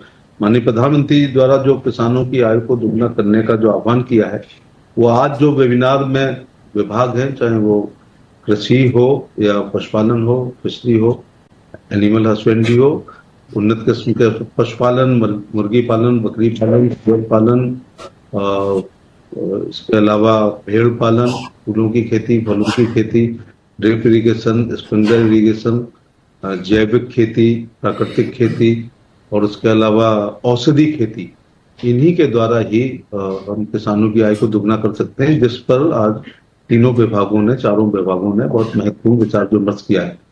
इस पोस्ट बजट वेबिनार में आज 8 महत्वपूर्ण विषयों पर केंद्र और राज्य सरकारों के अधिकारियों के बीच विस्तृत चर्चा हुई। हमारे दोनों सचिव महोदय ने आज की परिचर्चा में जो विभिन्न संगठनों के द्वारा, किसानों के द्वारा, राज्य सरकार के द्वारा, एफपीओज द्वारा, एनजीओज द्वारा, विभिन्न सोसाइटीज द्वारा जो महत्वपूर्ण सुझाव दिए हैं विभाग की बहबूदी के लिए, उस आपको शेयर किए और इन सारे सुझावों को नोट किया गया है और उस पर गंभीरता से विचार करते हुए भविष्य का रोड मैप भी हम लोग तैयार करेंगे। चिंतन और मंथन की जो परंपरा है वो प्रधानमंत्री का जो दिल के बहुत नजदीक है, वाक्य की सबका साथ, सबका विकास, सबका विश्वास और सबका प्रयास, उसी के तहत ये आज जो किया गया है। मैं यदि हम भारत की कृषि अर्थव्यवस्था को देखें तो पशुपालन डेयरी आज किसानों की आय बढ़ाने में महत्वपूर्ण भूमिका निभा रहे हैं। सर, इसी से अंदाजा लगाया जा सकता है कि 10 करोड़ किसानों की आजीविका पशुधन पर निर्भर है। हम सब लोग गांव देहात से ही आए हैं और ये एनिमल हस्बेंड्री किसानों की पैरेलल इकोनॉमी है और इनमें 90% से अधिक लघु सीमांत किसानों का ये देश है और लघु सीमांत और भूमिहीन किसानों के पास ही पशुपालन और दुग्ध उत्पादन का विषय है। ग्रामीण क्षेत्रों में ये कितना बड़ा सेक्टर है कि 12 से 26% तक घरेलू आय पशुधन और डेयरी क्षेत्र से आती है। यदि हम आर्थिक दृष्टि से देखें तो 2022-23 में पशुधन क्षेत्र ने कुल जीबीए में लगभग 5.5% का योगदान किया है। इसी अवधि में पशुधन क्षेत्र के उत्पादन का मूल्य लगभग 18.99 लाख करोड़ रहा है, जो धान और गेहूं से भी अधिक है, और दुग्ध उत्पादन 12.21 लाख करोड़ रुपए से अधिक है। इसी से अंदाज लगता है कि भारत की अर्थव्यवस्था में ग्रामीण लोगों की कितनी बड़ी भूमिका है। एक दशक में पशुपालन क्षेत्र में जो हम 65 बनाम 10 भी बात पर जिक्र कर सकते हैं, क्योंकि हम 14-15 के आंकड़ों से 24-25 तक ही बताते हैं आजकल। तो इसमें सभी चीजें डबल या ट्रिपल हुई हैं। उदाहरण के तौर से दुग्ध उत्पादन 146.3 मिलियन टन था, 10 साल में 248 मिलियन मीट्रिक टन हो गया है। प्रति व्यक्ति दूध की उपलब्धता जो हमें विरासत में मिली थी 319 ग्राम, जो माननीय प्रधानमंत्री जी के नेतृत्व में इस विभाग ने 485 ग्राम प्रतिदिन हो गई है। इस प्रकार से अंडा उत्पादन में भी उल्लेखनीय वृद्धि हुई है। 14-15 में हमें विरासत में मिले थे 7,848 करोड़ अंडे का उत्पादन था, जो 24-25 में जस्ट दुगना 14,911 करोड़ अंडे हो गए, और आज अंडा उत्पादन में विश्व में हम दूसरे स्थान, मांस उत्पादन में 5वें स्थान पर हैं।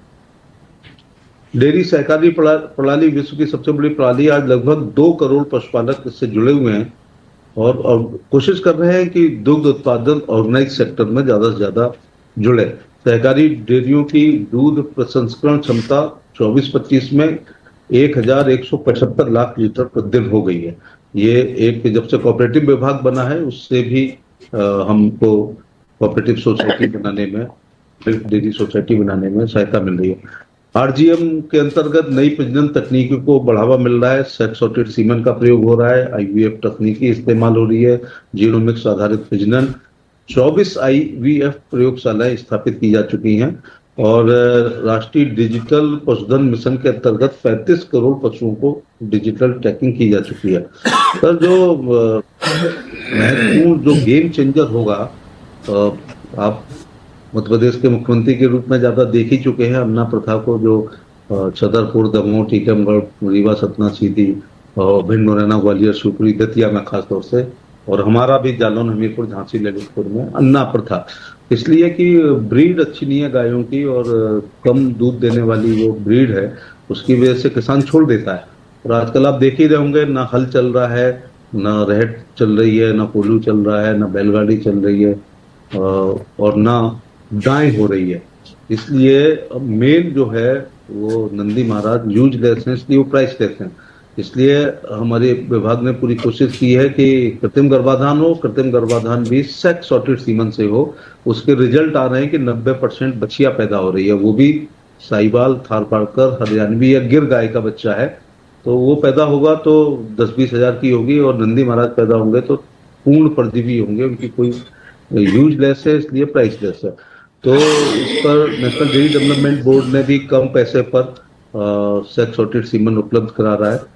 हम आपके विभाग से भी उम्मीद करेंगे कि जो कृषि विभाग के भी कर्मचारी और अधिकारी हैं, खासतौर से जो सचिव वगैरह होते हैं, ईडीओ पर एग्रीकल्चर वगैरह होते हैं, वो भी किसानों को अपनी जब मिला करें तो बताया करें कि सेक्स सॉर्टेड सीमन एआई द्वारा कराएंगे तो बच्चियां पैदा होगी।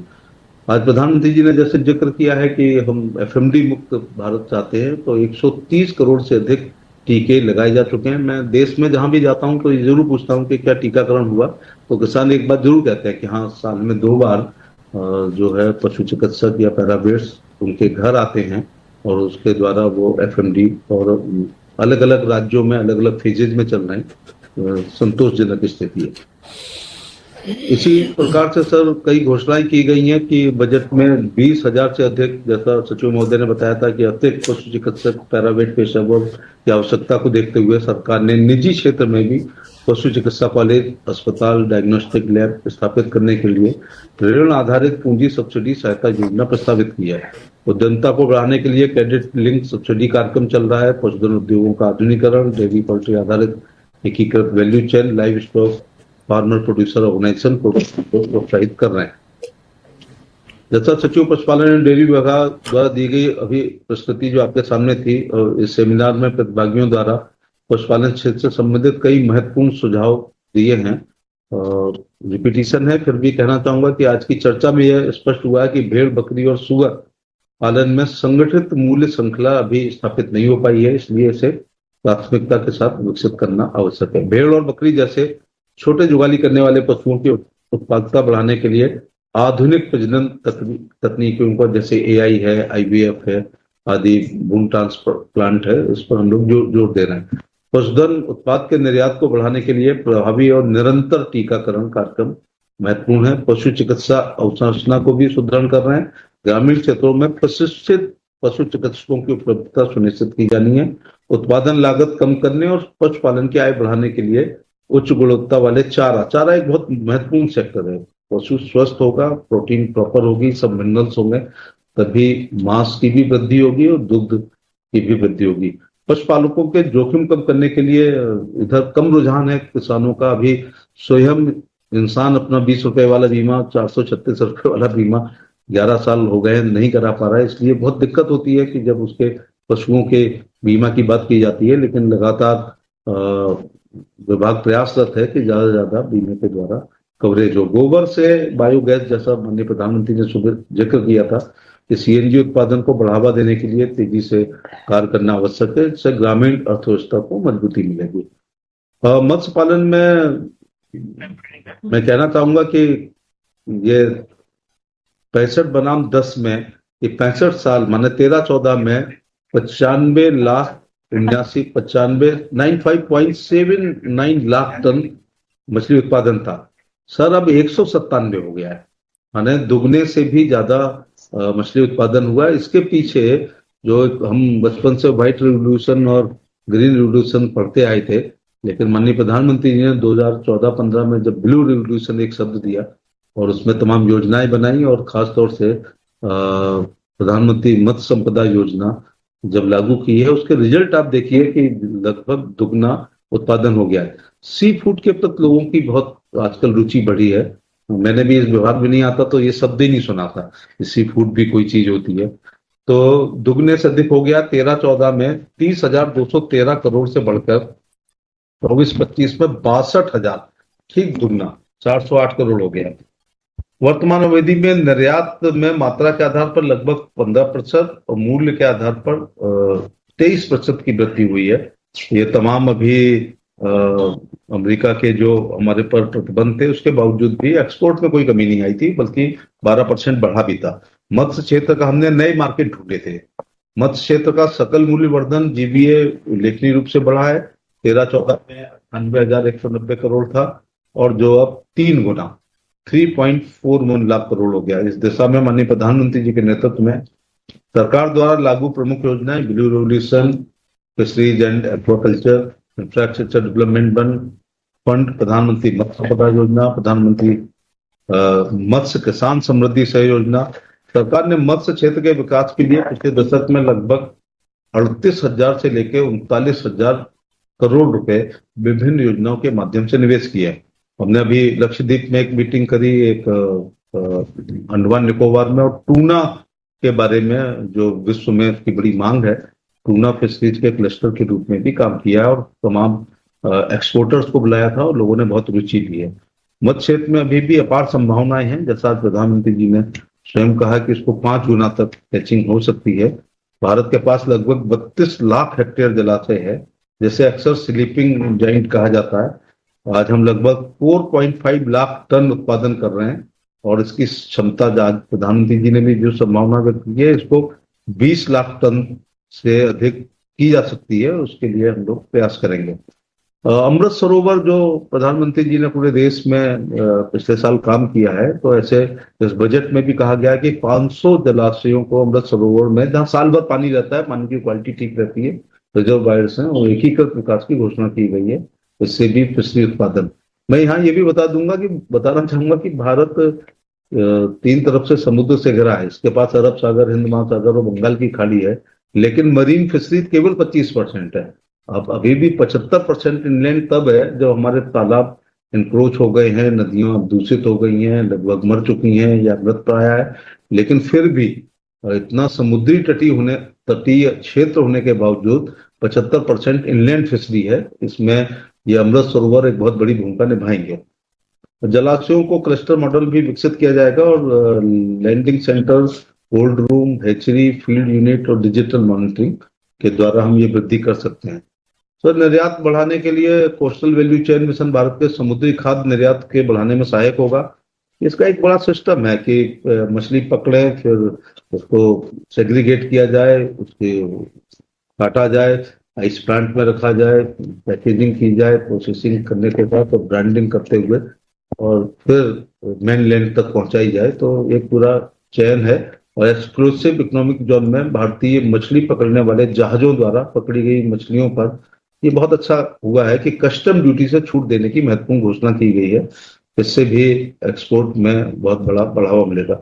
आज के वेबिनार के दौरान मत्स्य पालन क्षेत्र की संबंधित जो विस्तृत चर्चा हुई है, उसमें सचिव मत्स्य पालन द्वारा जो प्रस्तुति दी गई थी, उससे ब्रेकआउट सत्र के प्रमुख निष्कर्षों को मैं साझा करना चाहूंगा कि इस ब्रेकआउट सत्र में लगभग 15,000 प्रतिभागियों ने वर्चुअल माध्यम से भाग लिया। मत्स्य क्षेत्र की पूरी मूल श्रृंखला से विविध जी सर।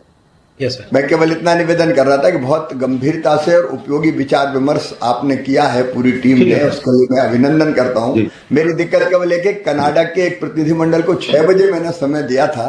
मैं कोशिश कर रहा हूं कि 5-10 मिनट लेट हो जाए, लेकिन मुझे सूचना मिली इसलिए थोड़ा ब्रीफली बता दें। नहीं, जितना जो मैं कहना चाह रहा था वो सचिव मत्स्य पालन ने, अभिलेख लेखी जी ने अपने प्रेजेंटेशन में वही सब बातें कही हैं। तो मैं चाहता हूं कि अब मैं अपनी बात समाप्त करूं। जय हिंद। मैं क्षमा चाहता हूं, बीच में मैंने आपको टोका, लेकिन चूंकि विदेशी प्रतिनिधिमंडल था इसलिए मुझे लगा कि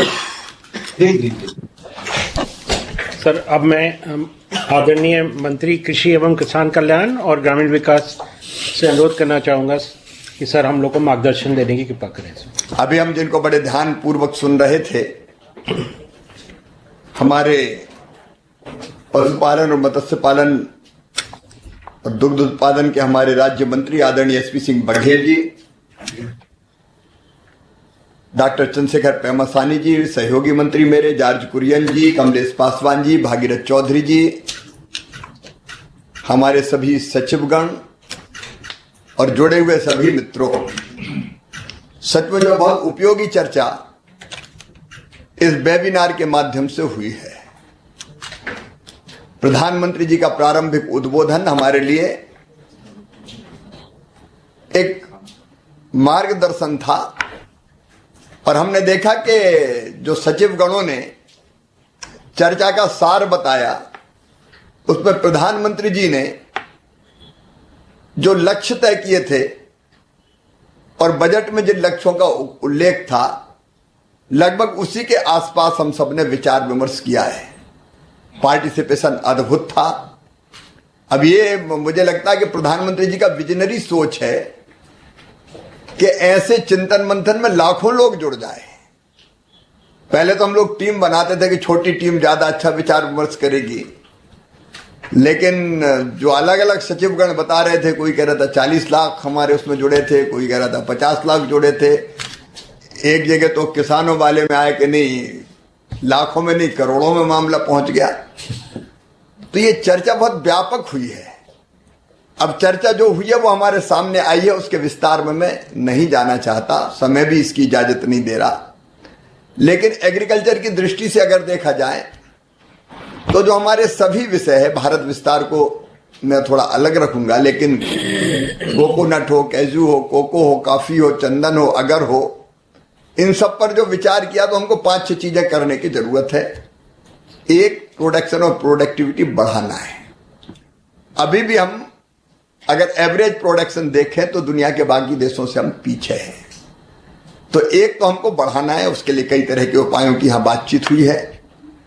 बढ़ाने के एक तरीका एरिया का विस्तार भी करना है, क्षेत्र को भी बढ़ाना पड़ेगा, क्योंकि कुछ हमारी फसलें ऐसी है जो कैश क्रॉप तो हैं लेकिन एरिया लगभग उनका स्थिर हो गया है, तो हमको एरिया का विस्तार भी करना पड़ेगा। एक चीज लगभग सारे प्रेजेंटेशन में सामने आई कि हमें यील्ड बढ़ाने के लिए विशेषकर जो हमारी नर्सरी है, जो पौधा है, प्लांट है, वो हमको क्लीन चाहिए।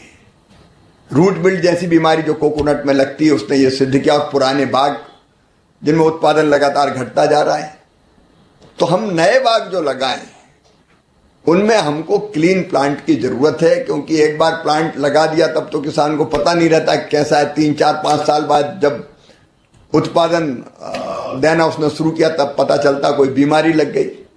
तो ये रोग रहित जिसको हम कहते हैं वो प्लांट हम कैसे, उसके विभिन्न उपाय सुझाए हैं अलग अलग, उसके विस्तार में नहीं जा रहा मैं, लेकिन उत्पादन और उत्पादकता बढ़ाना, उत्पादन में लगने वाला जो व्यय है, उत्पादन की लागत जिसको हम कहेंगे, उसको कम करना है। फिर वैल्यू एडिशन, क्योंकि 3 चीजें हमारी कृषि में मूल्य है। एक, फूड सिक्योरिटी सुनिश्चित करना, पोषण युक्त आहार उपलब्ध कराना, और तीसरी किसानों की इनकम बढ़ाना। और इसलिए किसानों की आय बढ़े इसलिए गुणवत्ता एक प्रश्न है। एक्सपोर्ट क्वालिटी का हम कैसे पैदा करें।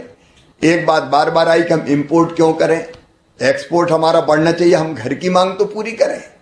अब नारियल की गिरी हम बाहर से बुलाएं, इसकी जरूरत क्या है। और इसलिए हम उत्पादन भी बढ़ाएं लेकिन एक्सपोर्ट क्वालिटी का कैसे हो वो। फिर एक वैल्यू एडिशन की बार बार बात आई है कि कैसे वैल्यू एडिशन करें। जीरो वेस्ट की बात यहां आई अभी प्रेजेंटेशन में कि हर एक चीज कोकोनट की काम की है, तो हर एक चीज का उपयोग हम बेहतर कैसे कर सकते हैं, उस दिशा में हमको काम करने की जरूरत है। और एक डाइवर्सिफिकेशन की बात भी आई। हम बीच बीच में इन क्रॉप्स के हम अलग अलग क्रॉप्स को कैसे पैदा, चंदन अगर आता है 10 साल में, 15 साल में, तो तब तक किसान वेट नहीं कर सकता कि उसकी कोई आमदनी ही ना हो। इंटरक्रॉपिंग कैसे हो, या तब तक उसको आमदनी कैसे मिले, तो बैंक लिंकेज और बाकी चीजों पर हमको काफी काम करना पड़ेगा। तो मुझे लगता है कि हम इंटरक्रॉपिंग को कैसे बढ़ावा दें, और उसके साथ साथ एक जो सब विभागों को जोड़ के लगता है मुझे, मैं बहुत विस्तार में नहीं जा रहा, वो है कि हमारे यहां लैंड होल्डिंग काफी कम है, और कम लैंड होल्डिंग के कारण हमारे किसान की आमदनी भी कम है, लेकिन आजीविका आज भी 48% खेती पर ही निर्भर है। और इसलिए इंटीग्रेटेड फार्मिंग के बारे में हमको विचार करना पड़ेगा। इंटीग्रेटेड फार्मिंग में अनाज के साथ साथ फल, सब्जियां जिसकी बात हम कर रहे हैं, या काफी, कोको, काजू जैसी हमारी फसलें, उनकी भी जरूरत है।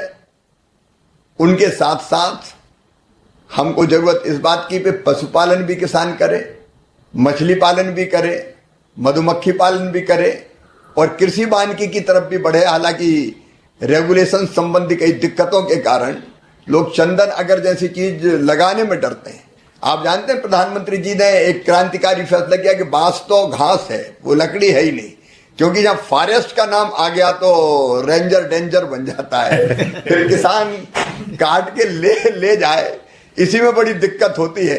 एक कॉन्सेप्ट ट्री बेस्ड एग्रीकल्चर का है, एग्रो फॉरेस्ट्री मत कहो। तो हमको रेगुलेशंस के बारे में कई बार ऐसी चीजें देखनी पड़ेगी कि ये चीजें पैदा करें तो किसान को दिक्कत ना हो। मैं सबसे ये निवेदन करना चाहूंगा कि आपने विचार भी किया, इस पर और गहराई से विचार कीजिए कि कैसे आसानी से किसान अपने उत्पाद को बाजार तक ले जा पाए, उसको दिक्कत और परेशानी ना हो।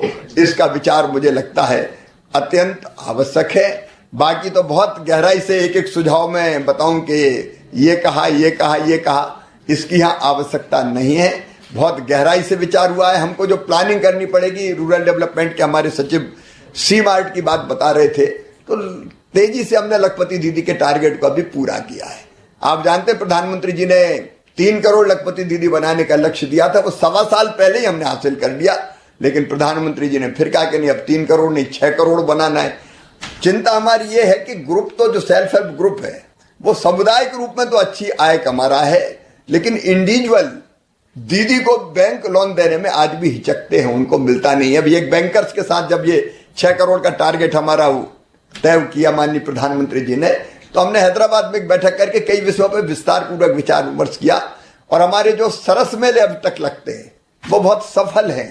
वहां दीदियों को एक मार्केट मिलता है, बाजार मिलता है और उनको वो जो प्लेटफॉर्म मिलता है वो उनके उत्पाद को अच्छी कीमत भी दिलाता है। तो हर जिले में अगर एक सी मार्ट हो, आपने सारे पहलू उसके बताए हैं, उन पे मैं डिटेल में नहीं जा रहा, लेकिन सी मार्ट मील का पत्थर होंगे 3 करोड़ और लखपति दीदी बनाने के क्षेत्र में।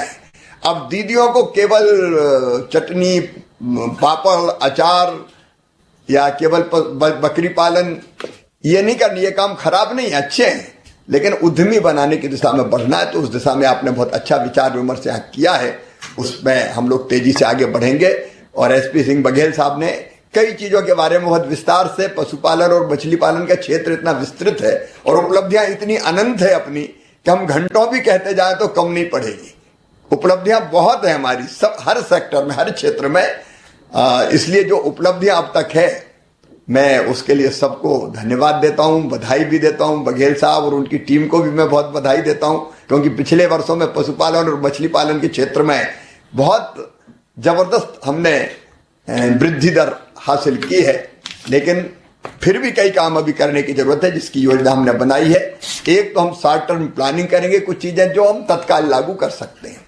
दूसरे ये कि अभी कुछ और विचार विमर्श की जरूरत है, तो वो चिंतन और मंथन हम लोग करके फिर किसी नतीजे पर पहुंचेंगे। फिर अभी ये विचार की प्रक्रिया और चलेगी। जैसे कोकोनट के बारे में कल ही हमने IIT चेन्नई में एक बैठक बुलाई है, जहां और स्टेक होल्डर्स आएंगे, उनसे बातचीत करके, और फिर हमारी पूरी चर्चा के बाद हम किसी नतीजे पे पहुंचेंगे, अपना टारगेट तय करेंगे, उस तक पहुंचने का रोड मैप बनाएंगे, उस रोड मैप पर मेहनत से चल के हम अपने लक्ष्यों को फिर प्राप्त करेंगे। इतने अच्छे चिंतन के लिए मैं एक बार फिर सभी मित्रों को जिन्होंने इसमें पार्टिसिपेट किया है हृदय से बधाई देता हूं। अलग अलग स्टेक होल्डर्स आए और उन्होंने बड़ी गहराई से चर्चा में भाग लिया। एक निवेदन मैं अंत में ये जरूर करना चाहूंगा कि अभी भी अगर किसी के दिमाग में कोई अच्छे सुझाव हो, विचार हो, तो संकोच ना करे, लिखित में भी हमको भेज दे, मेल कर दे, उन पर और गंभीरता पूर्वक हम सभी विचार करेंगे जो टीम यहां बैठी हुई है, और उनमें से जो जमीन पर उतारने लायक होंगे, जिनको हम नीचे इंप्लीमेंट कर सके, तो निश्चित तौर पर उनको इंप्लीमेंट करने का प्रयास करेंगे। और प्रधानमंत्री जी ने जो सपना देखा है, जो संकल्प लिया है, एक विकसित भारत, आत्मनिर्भर भारत, वैभवशाली, गौरवशाली, संपन्न और समृद्ध भारत के निर्माण का, तो कृषि क्षेत्र और एलाइड सेक्टर, एग्रीकल्चर से ग्रामीण विकास सहित, उसको प्राप्त करने में अपना सर्वश्रेष्ठ योगदान देंगे। आप सबको बहुत बहुत धन्यवाद। नमस्कार। नमस्कार सर।